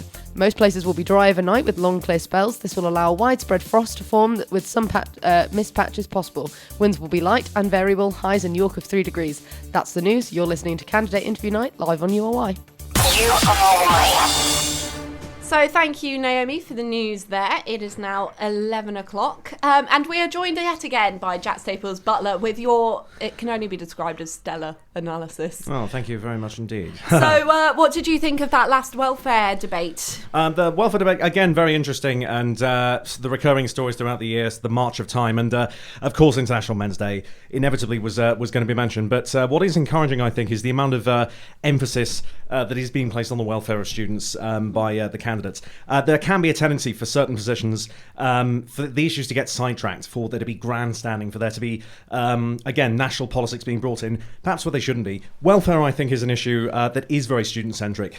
Because it's not involved in maybe grand external political campaigning. It is the here and now. It's the most sort of present-centric and student-centric of the offices. And the fact that the candidates were so intensely focused on working out rationally what is best for students, and I did think there was a lot more consensus with the welfare position candidates. Yeah, there was a tweet actually that just said, it's nice to see that everyone is so passionate about it. Could we just have all three instead? Yes, exactly. And I wouldn't be surprised if there is some kind of cooperation, even just on a voluntary or an ad hoc basis. I mean, the candidates, these people who clearly care and are committed to this. Yeah, it's nice to see that, isn't it? And I suppose what they were saying at the very end about Scott and how they need there's a sort of importance about jobs as well, and getting more marginalised groups into jobs. I think that's really important and something that I think they could then bring forward. Yeah, because welfare, of course, isn't just what happens to us immediately whilst we're at university. Postgraduate life can be extremely difficult, especially if you felt that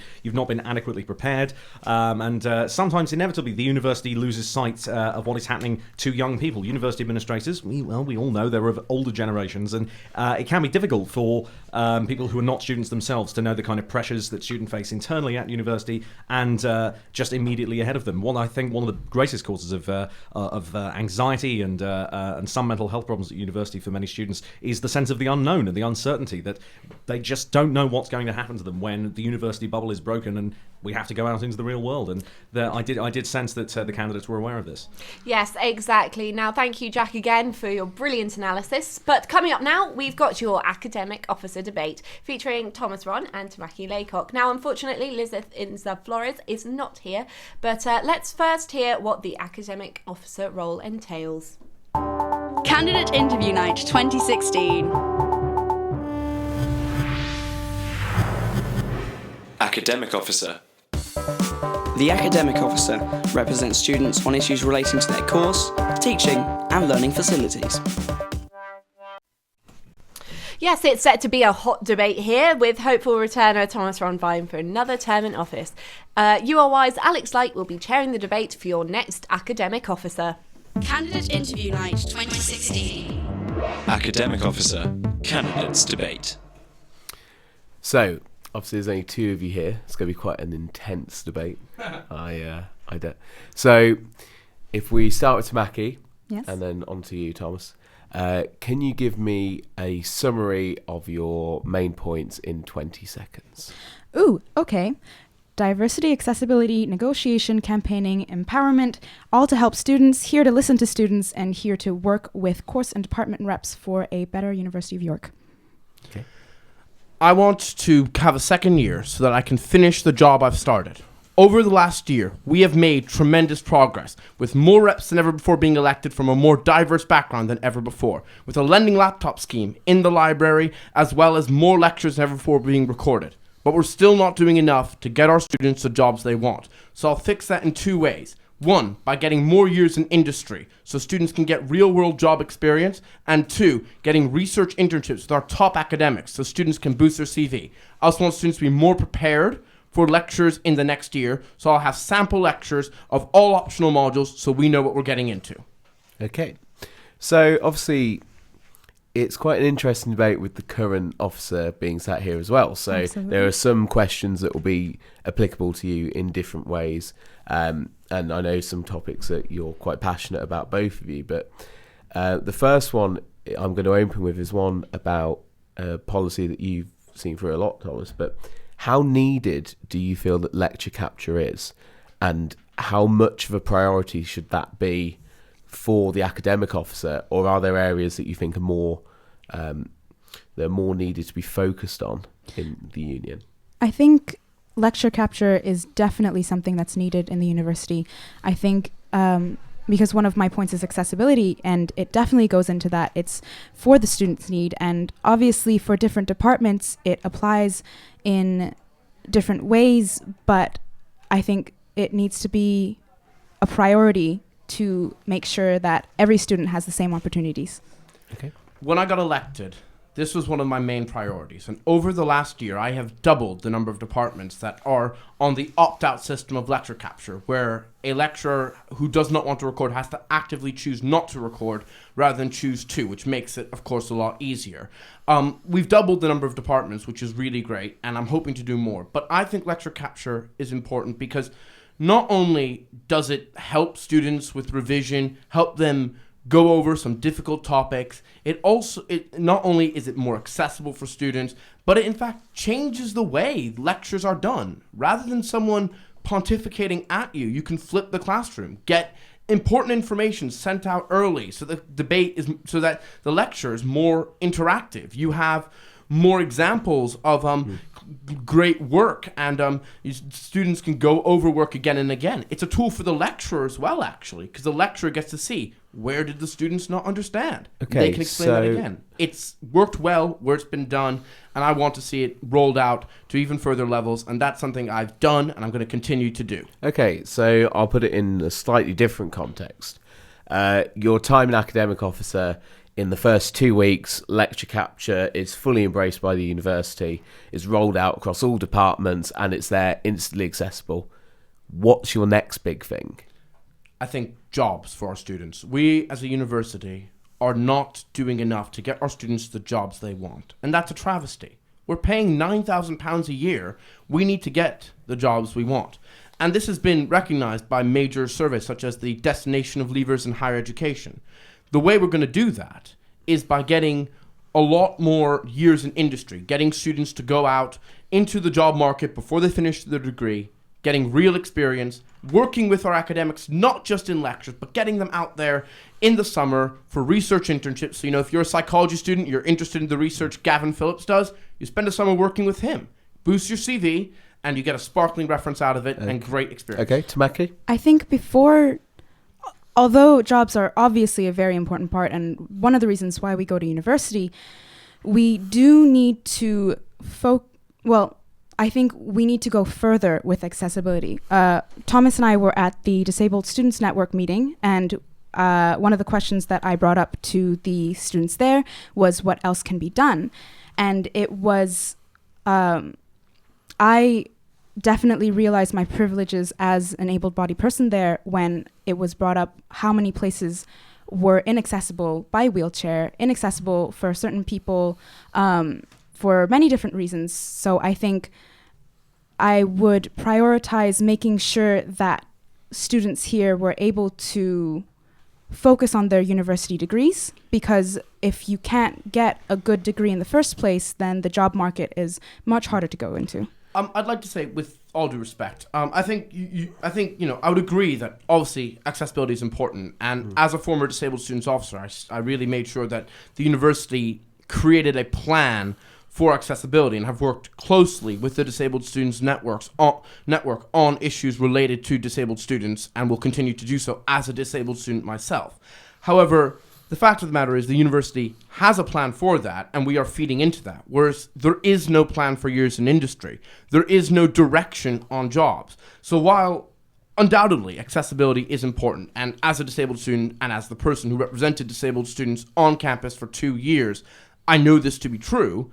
I think we need to deal with the area where the university has no leadership and where they're not going anywhere to really step up to the plate. Okay, so how important is your academic achievement in getting a job, actually? So I'm going to use the example of URY. I mean, we're sitting here in a station that was built by students. Everything in it was built by students who then went into their industry. How do you intend on bringing that in? So someone might not actually want a job in their academic subject, and how do you kind of merge the two together so they can get their extracurricular in that also retain that element of employability, instead of them just losing out because they studied education and want to go into engineering. I think that's an absolutely excellent point, Alex. And I think the way we have to do this is working with careers and tying in societies to our employability strategy. That means that careers should be working with societies to set up links. And I know that URY has excellent links with other radio stations. Careers should be working with that, saying, oh, you're a member of URY. Here are some interesting years in industry we can look at. They absolutely should not be specific to the subject. And I think societies have a huge role to play in that. And in fact, I'm going to be presenting at a conference about teaching and learning, about embedding employability into the curriculum. And I will be talking about the great role academic societies have on building a holistic student and how academic societies should be linked up with careers to get those years in industry as well.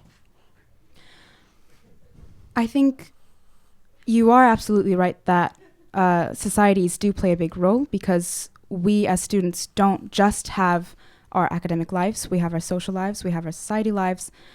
So that is a very good idea. And although I know that transferable skills is definitely a buzzword, I think it's a reality, because there are so many things in my politics degree that I learned that I can put on my CV and that I can put on any other form of, I guess, applying for things that I didn't previously have. So I think working with careers to make sure that students know what skills they can and can't put, what students can actually shine on, what they didn't think would be appropriate to put but is actually there, would be one of the things to work on. And so obviously both of you are mentioning accessibility a lot and the employment aspect of it.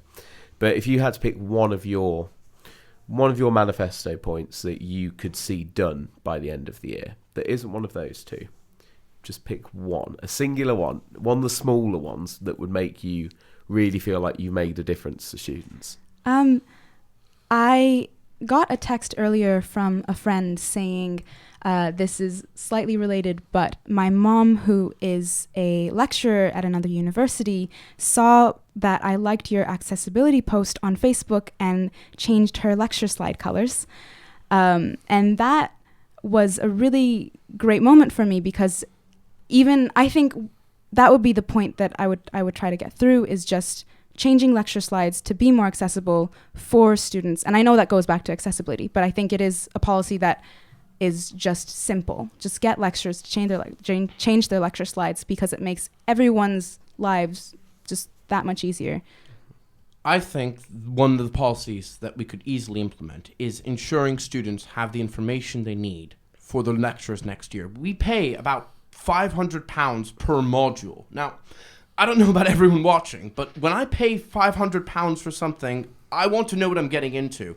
So I think one of the things I can really do is get departments to provide sample lectures. We've got 3 weeks of summer term after exams where those lecture theaters aren't being used. Get some sample lectures out there where people can see this is what I'm getting into. So if a student's thinking, I don't know what this lecture is, they sit down, they see it, and they say, oh, wait a minute, maybe that's not for me. Maybe I can switch, not pushing that towards the start of term. I think that's something that's easy to do. Lecturers aren't actually using the time at that time. They have the time to do it, so it's easy. It's not a large commitment from the lecturer. It would be massively beneficial to students, and also getting reading lists is released before the start of term, but before the summer even starts. So let's say you're interested in your next module, you can do the reading, come in if you're a particularly keen bean. Okay, so this one is one of those questions that I said earlier is going to be slightly different for the two of you, but I want to get the same kind of answer.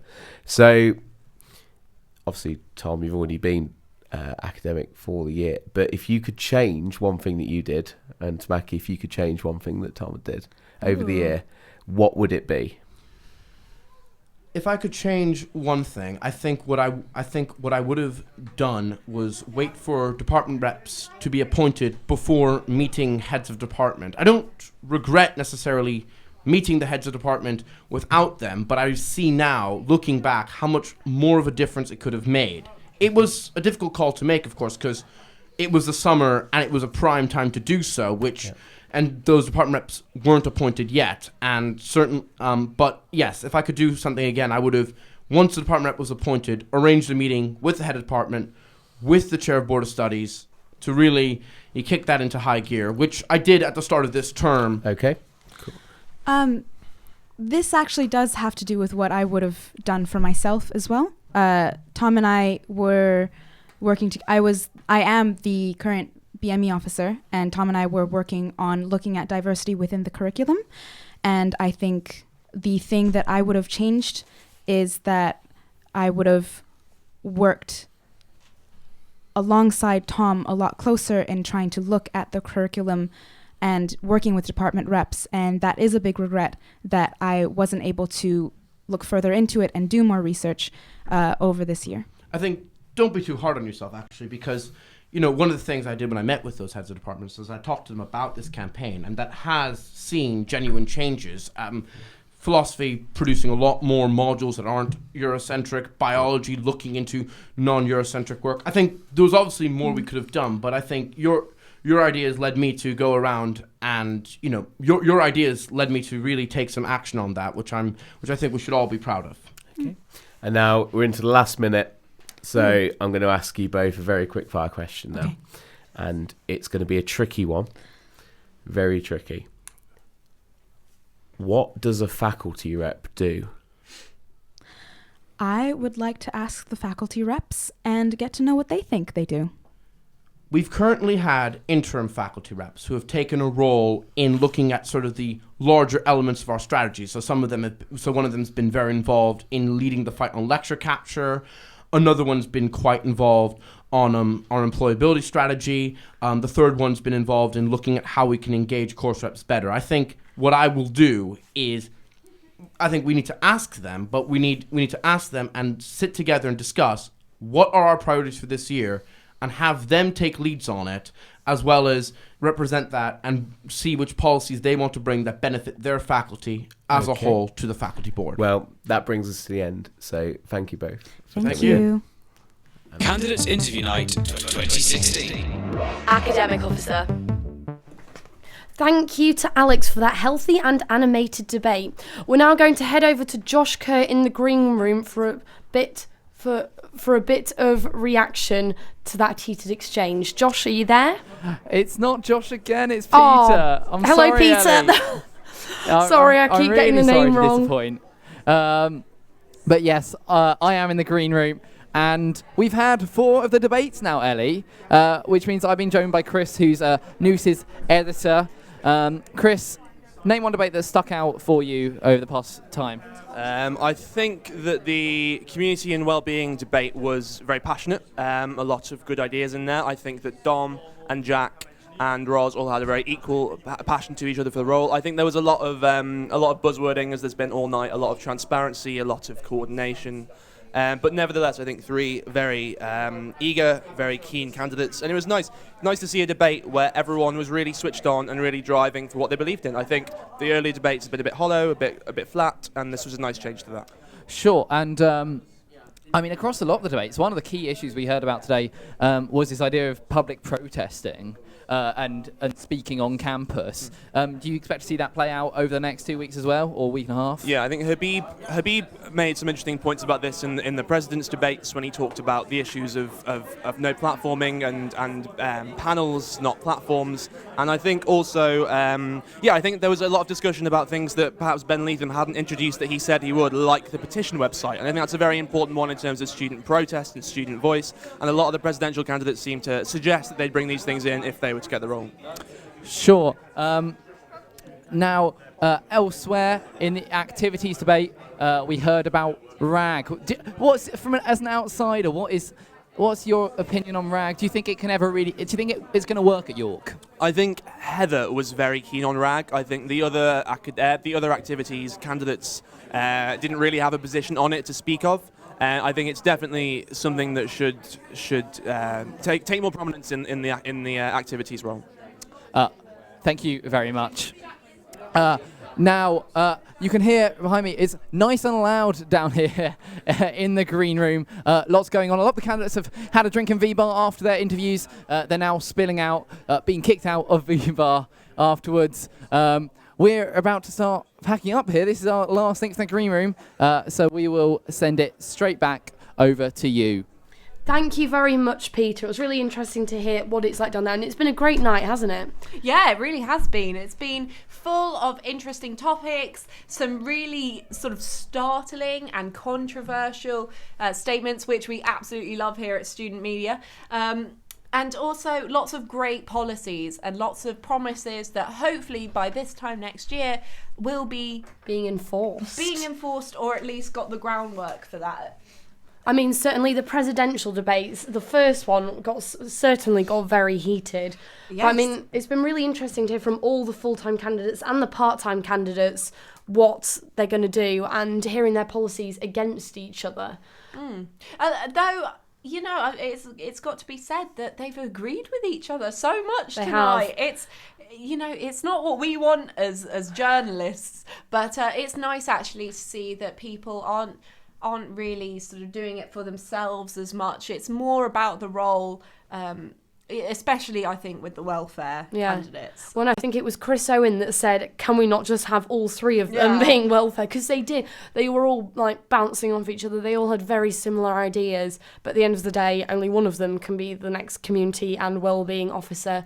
So we'll just have to wait and see. But I mean, they were all brilliant and they all had good ideas. Yes, it's been such a high standard, a high quality of candidates this year, which I'm really, really pleased about. And of course, if you want to get your vote on, I suppose, you can do that when voting opens on Monday. You have until Friday to vote for your next sabbatical officers. And remember, you don't just have to put one person down, you can rank them in order of preference.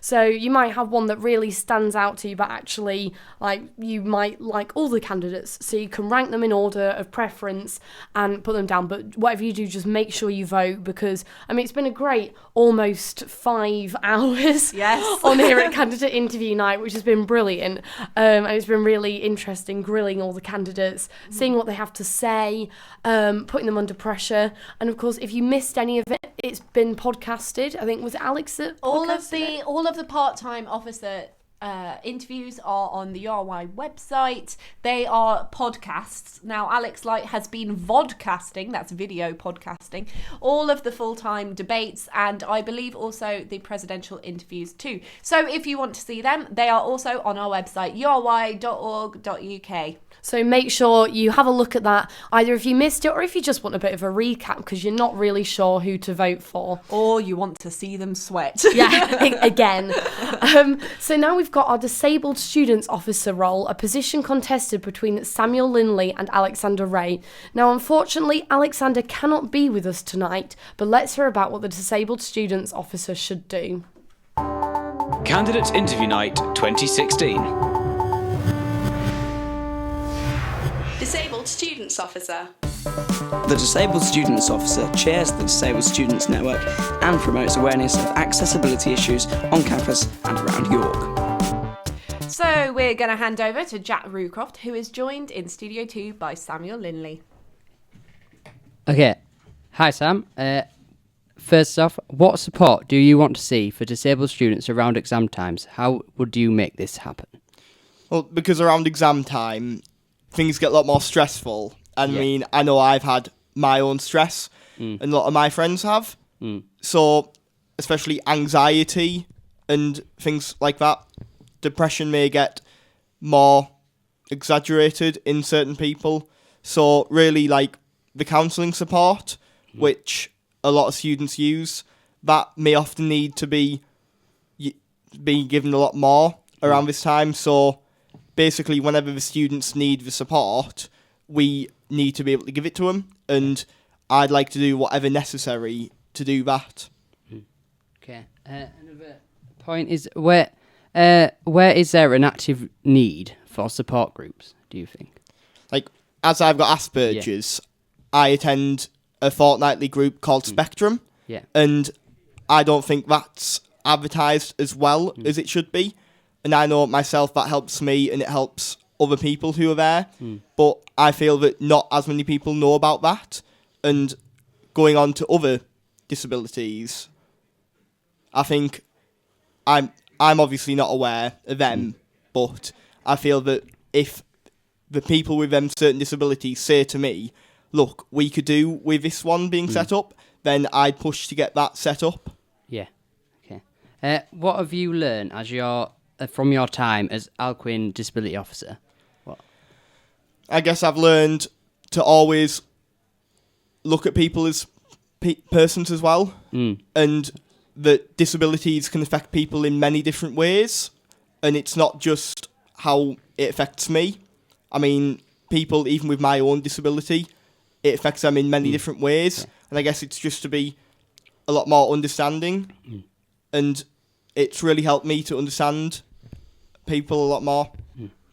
Okay. How would you say that socials for disabled students would be implemented, and would it be through a society or would it be USU wide?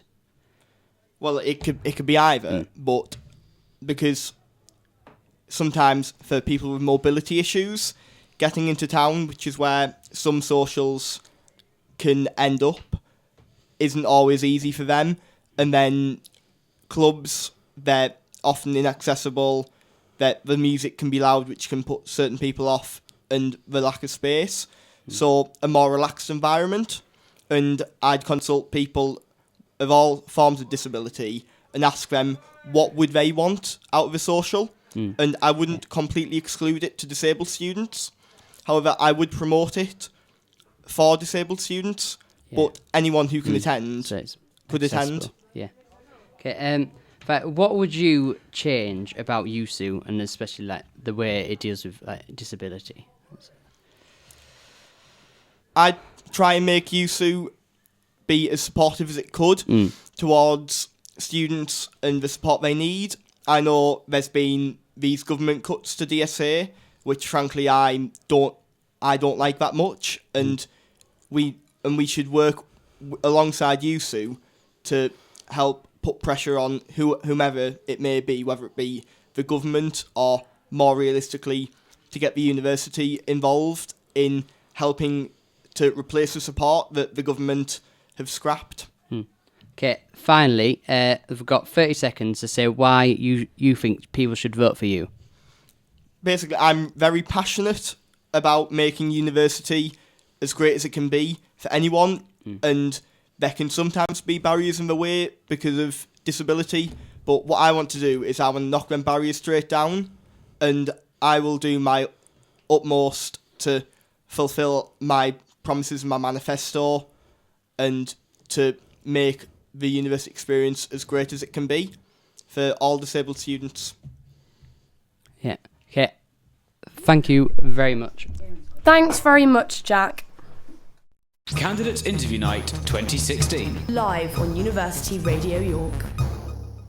Now, we've only got half an hour of interviews and debates left, but they're sure to be good ones. We've got LGBTQ interviews and, of course, the York Sport President debate. If you have any messages you want us to put to your remaining candidates, send us a message via ury.org.uk or tweet us at URY News using the hashtag YUSU Elections. Want to see your Sport President candidates under the pressure? Then remember you can view all of the debates online and watch them after on the URY Player. Candidates Interview Night 2016. York Sport President. So we're now heading to our last debate of the evening, the Sport Union President debate. This is set to be a close call between the four candidates in the running: Isaac Beaver, Beth Cash, Stephen Bates and Aaron Doherty. They're all competing to be your next Sport President, but let's hear what they'll be letting themselves in for. Candidate Interview Night 2016. York Sport President. The York Sport President coordinates and develops sport within USU and works to increase opportunities as well as participation. So now we're going to hand over to URY Sports Editor Josh Kerr with the last debate of Candidate Interview Night. Candidate Interview Night 2016. York Sport President Candidates Debate.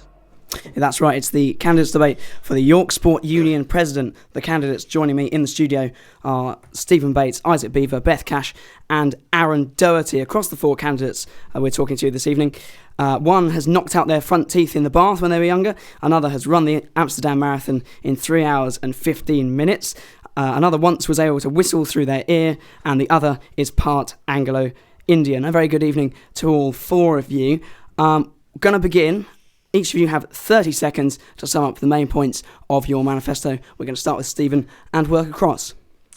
Okay, I'm running on the basis of my compass policies of nurture, engage, support and win to develop the University of York clubs with policies like a York Sport app, month-to-month drop-in physio sessions, as well as a transparency policy with the AU fee.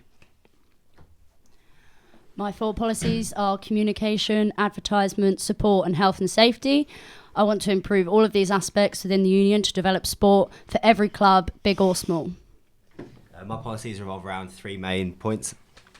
These are accessible and affordable sport, support and development for all students in sport, regardless of whether they're part of a club or just want to take part in sport casually, and also equality in sport, regardless of your economic background, if you're part of LGBTQ, race, gender, whatever, just everyone feel comfortable and equal in sport. My 3 main points are inclusivity and collaboration. So we're looking to expand the equal opportunity scheme, looking to include mental health awareness sessions in club committee training, but also performance and careers as well. So looking to start a York Sport Talks initiative, bringing prominent sports people to give talks at York. Also providing funding for coaching and refereeing qualifications for students, and also sociability, expanding the Courtyard Sports Hub to include uni and college sport. Now, obviously at York there's very much 2 brackets of sport you can break it up into. There are performance and there are participation. We're going to start this time with Isaac and work back the other way. Which should take precedence, performance or participation? I think there shouldn't be a precedence there. I think sport should be open to all, and I think that's a massive part of sport because it's something that is a part of students' life in every way. It's part of a general well-being. It's for everyone basically. But I also think that if you come here as a good athlete and you want to improve, that should be there for you as well. And there's the infrastructure. I know we're getting new buildings. I know we're getting new facilities, but there should be greater support there as well. We've got the York Sport Union scholars, but we need to have greater support across the board as well for people that are good athletes. I don't think either one is particularly more important than the other. At the end of the day, without participation, you're never going to get anyone who is able to compete in the performance side of it. In the same way, the performance side, if not stressed enough, if you don't support the people who are performing really highly, there's no one then to inspire people to participate. So it's really important to get everyone involved, make sure there's plenty of opportunities for people to get involved, try new things, and they feel comfortable in all of the sports clubs to increase participation. But at the same time, you need to support those athletes and those people who are performing at a high level who can help raise the university's name in sport, inspire others to participate in sport, and be there to coach and lead those who just want to participate. Yeah, I agree. Neither one should be or is more important than the other. You need to get those people that have never done it before, because you never know, there could be people that are going to be great performers that haven't tried it yet. So it's important to get those people into sport so you can build them up. A lot of people just want to do York for sport for fun, and I think that's really important. But similarly, acknowledging those that do want to do it at a higher level and pushing them to get them to as high a level as we can. Yeah, I have to stay with what the candidates have been saying. It's a real false dichotomy in sport between performance and participation, and actually the two are involved in a bit of a virtuous circle whereby people like to be part of performing clubs, and if clubs have strong, good atmospheres, then they perform better. And I think that actually helping clubs develop themselves increases both of them at the same time. Now, of course, a number of sports clubs here at the University of York take part in Bucks, and that's a huge part of university sport in this country. But what about the clubs here at York that aren't part of Bucks? What support would you give them? That they're still able to have national competitions and compete in the same way that a team in Bucks would be able to. We're going to start with Beth on this one. Yeah, so I actually come from cheerleading, which is a non-buck sport. However, we compete in national competitions. We've become national champions 3 times over the past 3 years. So, yeah, I really strongly believe that we need to get those sports out there that aren't bucks. They're doing just as well and just as good as all of these sports. So a lot of my policies focus on advertisement. So I want to get all of these clubs recognise what they're doing, what they're achieving, and get that out there. Because whilst bucks is great and we do really well at that, there is a lot of things that I think the union maybe doesn't recognise as much. I actually completely agree. I also come from a non-bucks club. Boxing has never competed in bucks. We used to be a very, very small club, but this year, hugely grown, massively developed. I think that is exactly what Beth was saying, due to promotion and marketing. Obviously, we rose last year, massively raised the name of the club. We've now got a lot more members, got a lot more people competing. We started competing now within inter-university competitions, which I think is really important. So those smaller clubs, those clubs that aren't competing in bucks, try and get them at least involved in roses, in inter-university competitions, helping sort of pool our facilities to get them transported to where they need to be so they can take part in those, help give them extra funding for that, give them maybe small segments and promotional videos to put on Facebook, will help really raise the name for those clubs, help them compete, help them be involved within the university, but it doesn't mean they necessarily have to compete in bucks. Yeah, absolutely. I feel like this isn't going to be much of a debate, to be honest. I absolutely completely agree. I mean, you just have to look at 2 clubs. You've got futsal and you've got darts as well. I mean, both of them aren't massive buck sports, but we'll look at what darts have done. I mean, they've created their own regional competitions. They've created. They're having a national competition for the first time held at York, and that's great. I mean, if we give support to clubs that aren't in bucks, we can hold national competitions. We can get sport. We can get sport at York on the map, but it doesn't have to be through bucks, and I think that's really important. I assume you're probably in agreement then, Stephen, with what we've heard from the last. I can't buck the trend. I think things like the transparency policy with the AU fee, a lot of clubs that don't compete in bucks feel a bit laboured with the AU fee. So having like a more understanding of how much money is available and the type of things that you can get funded for will help with that. Again, like we're all able to say that there's social media policies and helping out like that. But I think as well, I mean, I come from American football, which is a buck sport, but only really achieved that through the hard work of sort of talented and committed members. And I know that within every team at York, those members exist. And if we enable those people to develop their sports and develop their clubs, then we can make sport at York sort of stronger and better within a bucks perimeter and away from it. Now, it's very clear that funding is absolutely essential to sport here at York. How would you go about increasing the funding? Because it's clear that really York needs more funding for its sport, for both participation and performance. We're going to start with Aaron on this. What should be the strategy to get that funding that you all 4 of you are saying that York needs? Obviously, yeah, funding is a big problem. We do really struggle with that. But at the same time, although we need more funding, I think it's really important to make sure you're not trying to squeeze the students for that money. One of the best ways I think to do it, as well as also trying to fundraise and holding big fundraiser events, things which everyone would be excited to be part of, to try and increase the funding. You could also try and reduce the general costs of sport. Well, yeah, you talk about that, about reducing the cost of sport here at York. How is that going to be feasible? I mean, York Sport, of course, is an external profit-making enterprise. What more really as sports pres do you think could be achieved at changing that? And also, do you think sport at York is currently affordable? No, I don't think it's entirely affordable at the moment. I've spoken to a lot of people who have said that they struggle to be part of either more than one sports team or even to be involved in sport that much at all, especially with even the gym membership prices that are going up every year. Definitely not in line with inflation. Is either it's like completely unnecessary. But how would you then be able to? Well, we go into talks with those and ask them to sort of come up with ideas. For instance, with the gym in town, you could offer more sort of like off-peak memberships. So basically say to them, right, if you offer an off-peak membership where students can pay still per month, but give them a far cheaper deal, but they can train within these times, you'll then get far more students joining the gym, but save it so you're getting overall more money, but at the same time saving students money. That's one, for instance, for the gym. Also, you could work with people like nutritionists, personal trainers, the strength and conditioning coaches for at-home training plans. So you don't necessarily have to join the gym or maybe attend as many training sessions.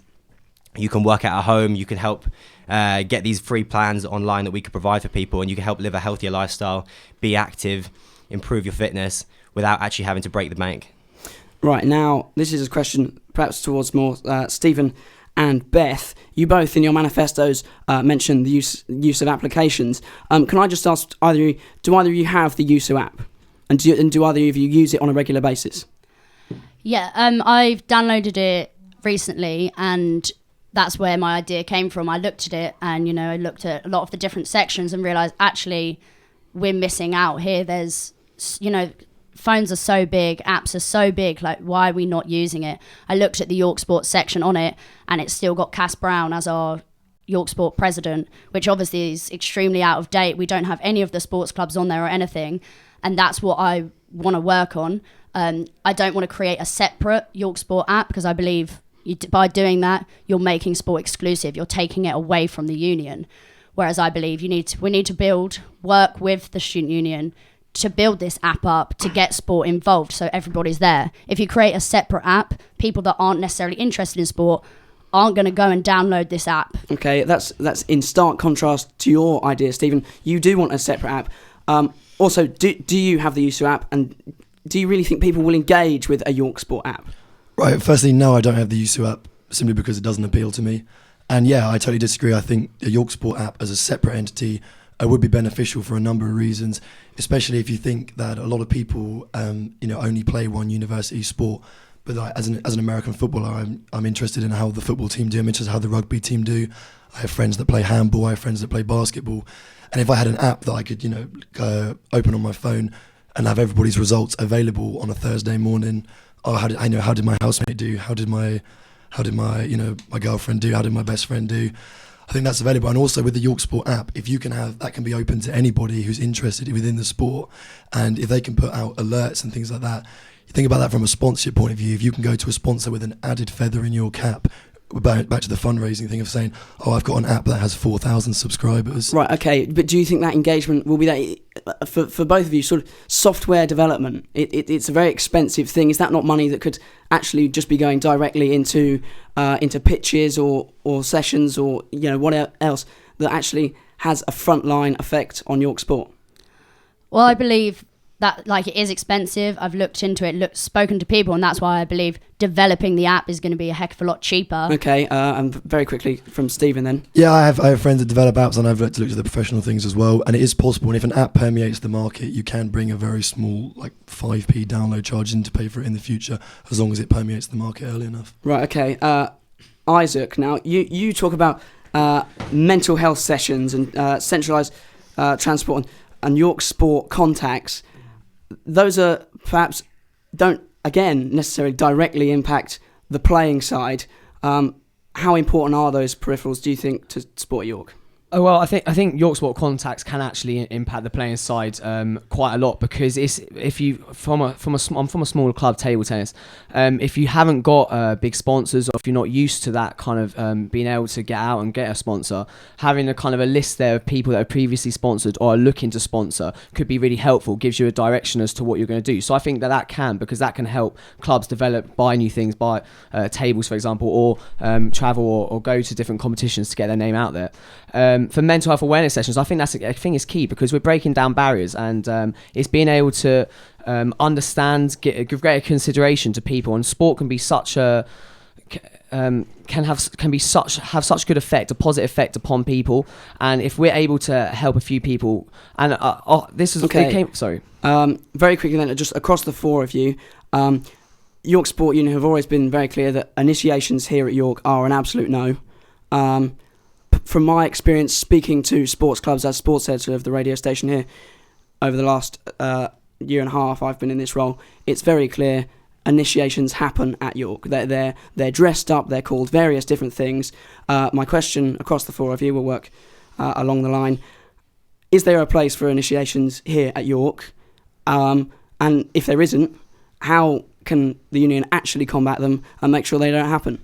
I think there's not, because I think that anything that forces someone to do something or is not okay, puts people in uncomfortable situations, put pressure on people.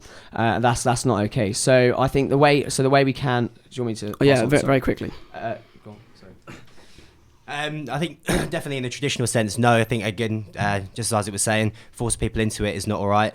Okay, and a word very quickly from Beth and Stephen, just in a sentence. No, I don't think there's a place for it, and I think working together we can combat it and make it better. Yeah, again, in the American sense of it, there's no place for it, but it's something, if the sports clubs want to work with the union, they won't do it.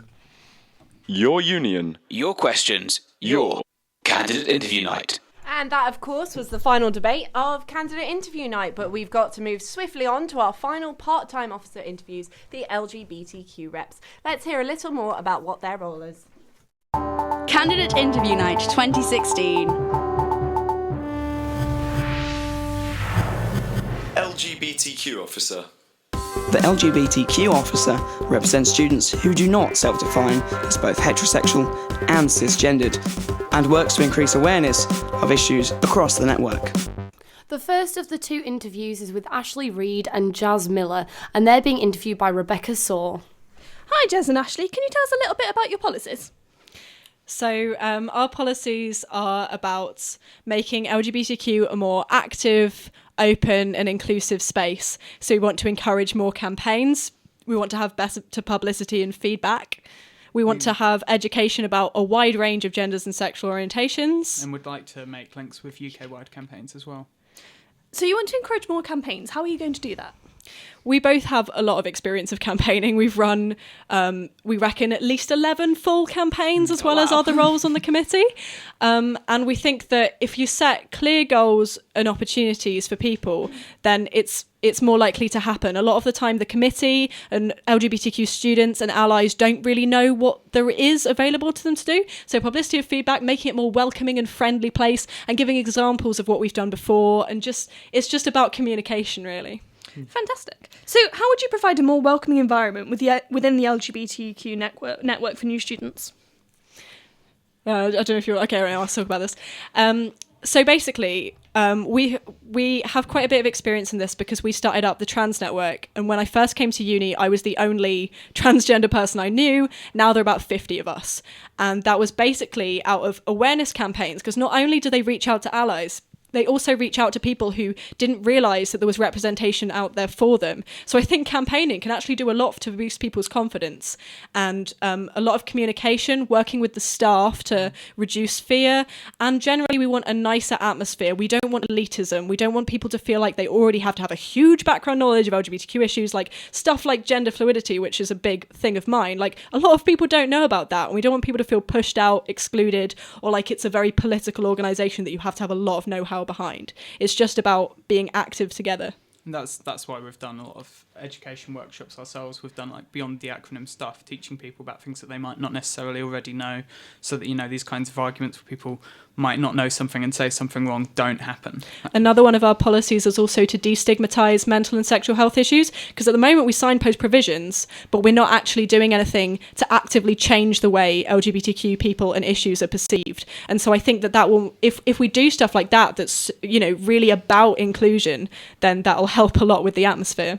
So you've spoken about mental health. How important is mental health as an issue in the LGBTQ community? I'd say that it's massively important, especially within the trans community. Yeah. Like, what we've been doing with the trans network has like massively helped people here. Like the fact that people now have access to a community where they like feel accepted, where they feel open and they can present in the way that they want to in a sort of a closed off space, and they're protected from that being revealed to other people, has made a massive difference. The statistics for trans mental health and asexual mental health are terrifying. Like for trans people, it's that over half of the youth population have planned to attempt suicide, and just under half have attempted, and that is absolutely shocking. And there's a lot of problem with queer men's mental health, black trans women's mental health, for example. Like, we know a lot about these intersections, and so mental health isn't just about supplying therapists, it's about how everyone's mental health needs are different, and we need to provide more. Yeah.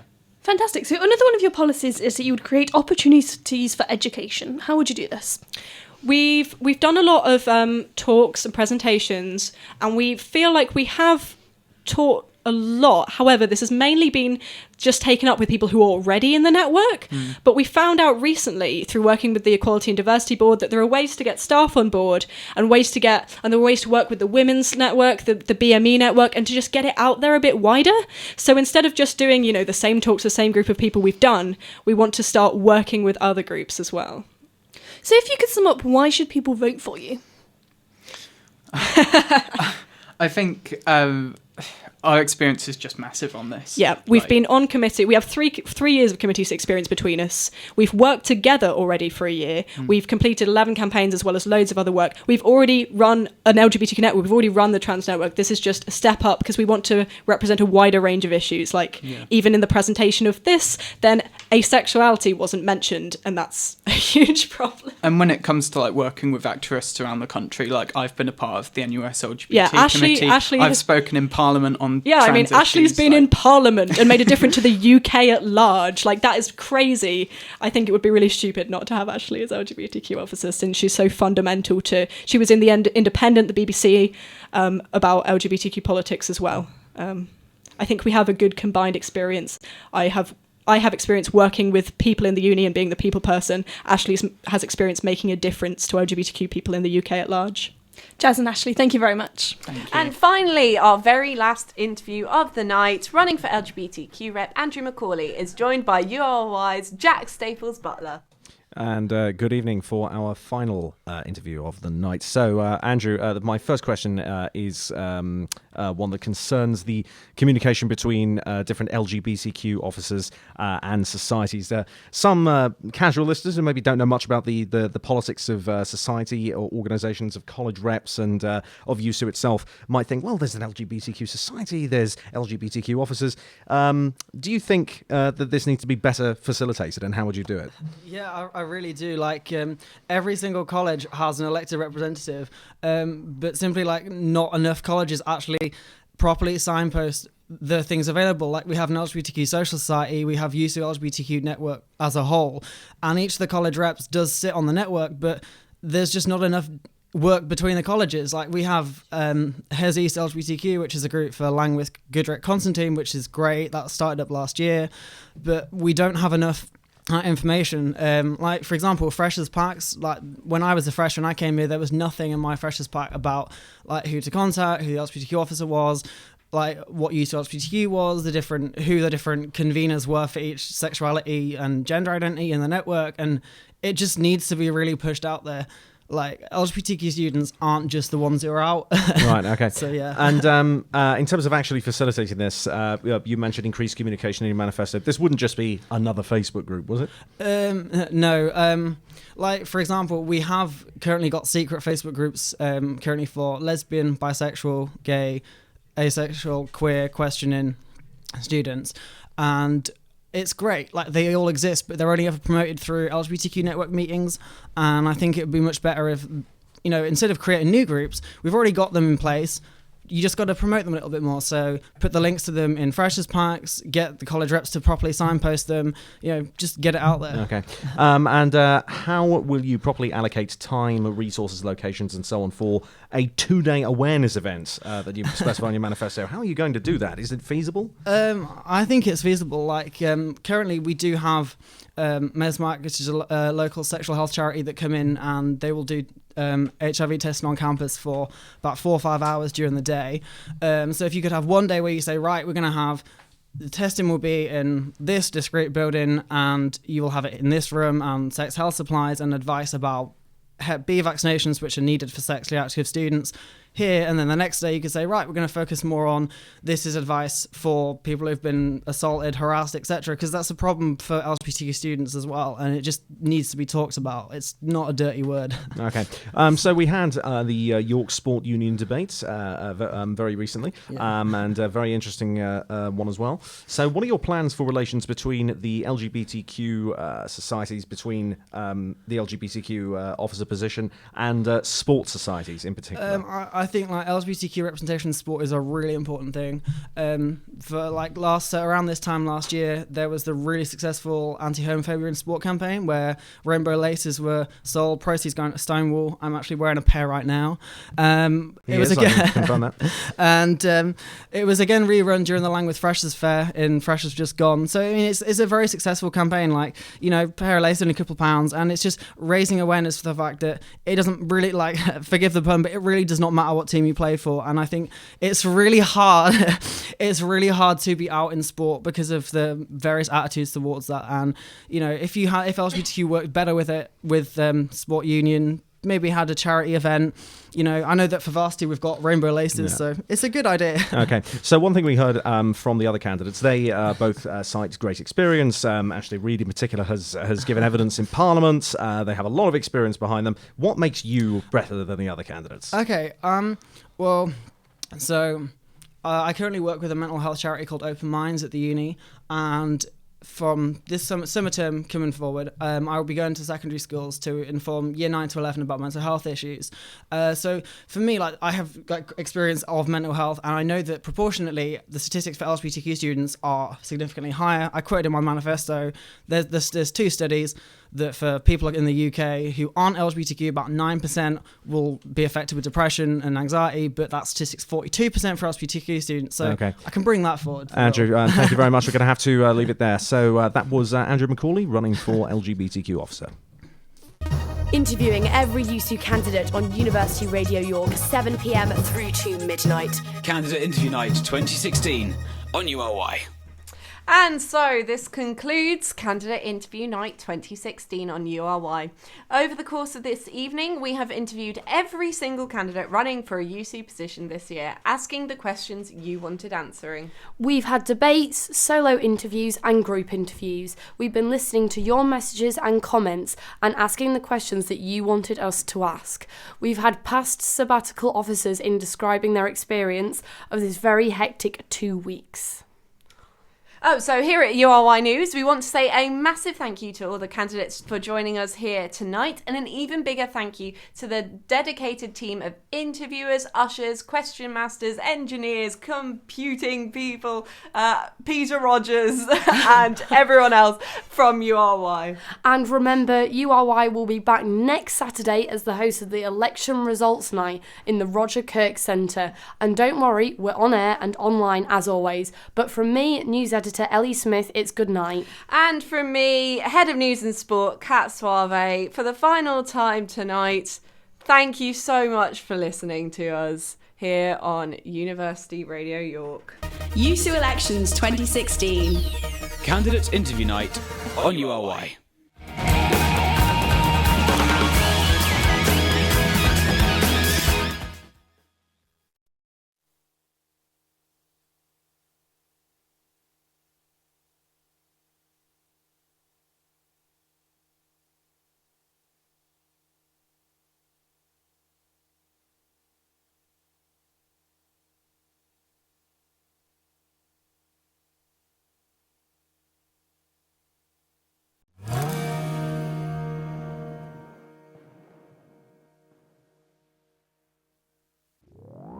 University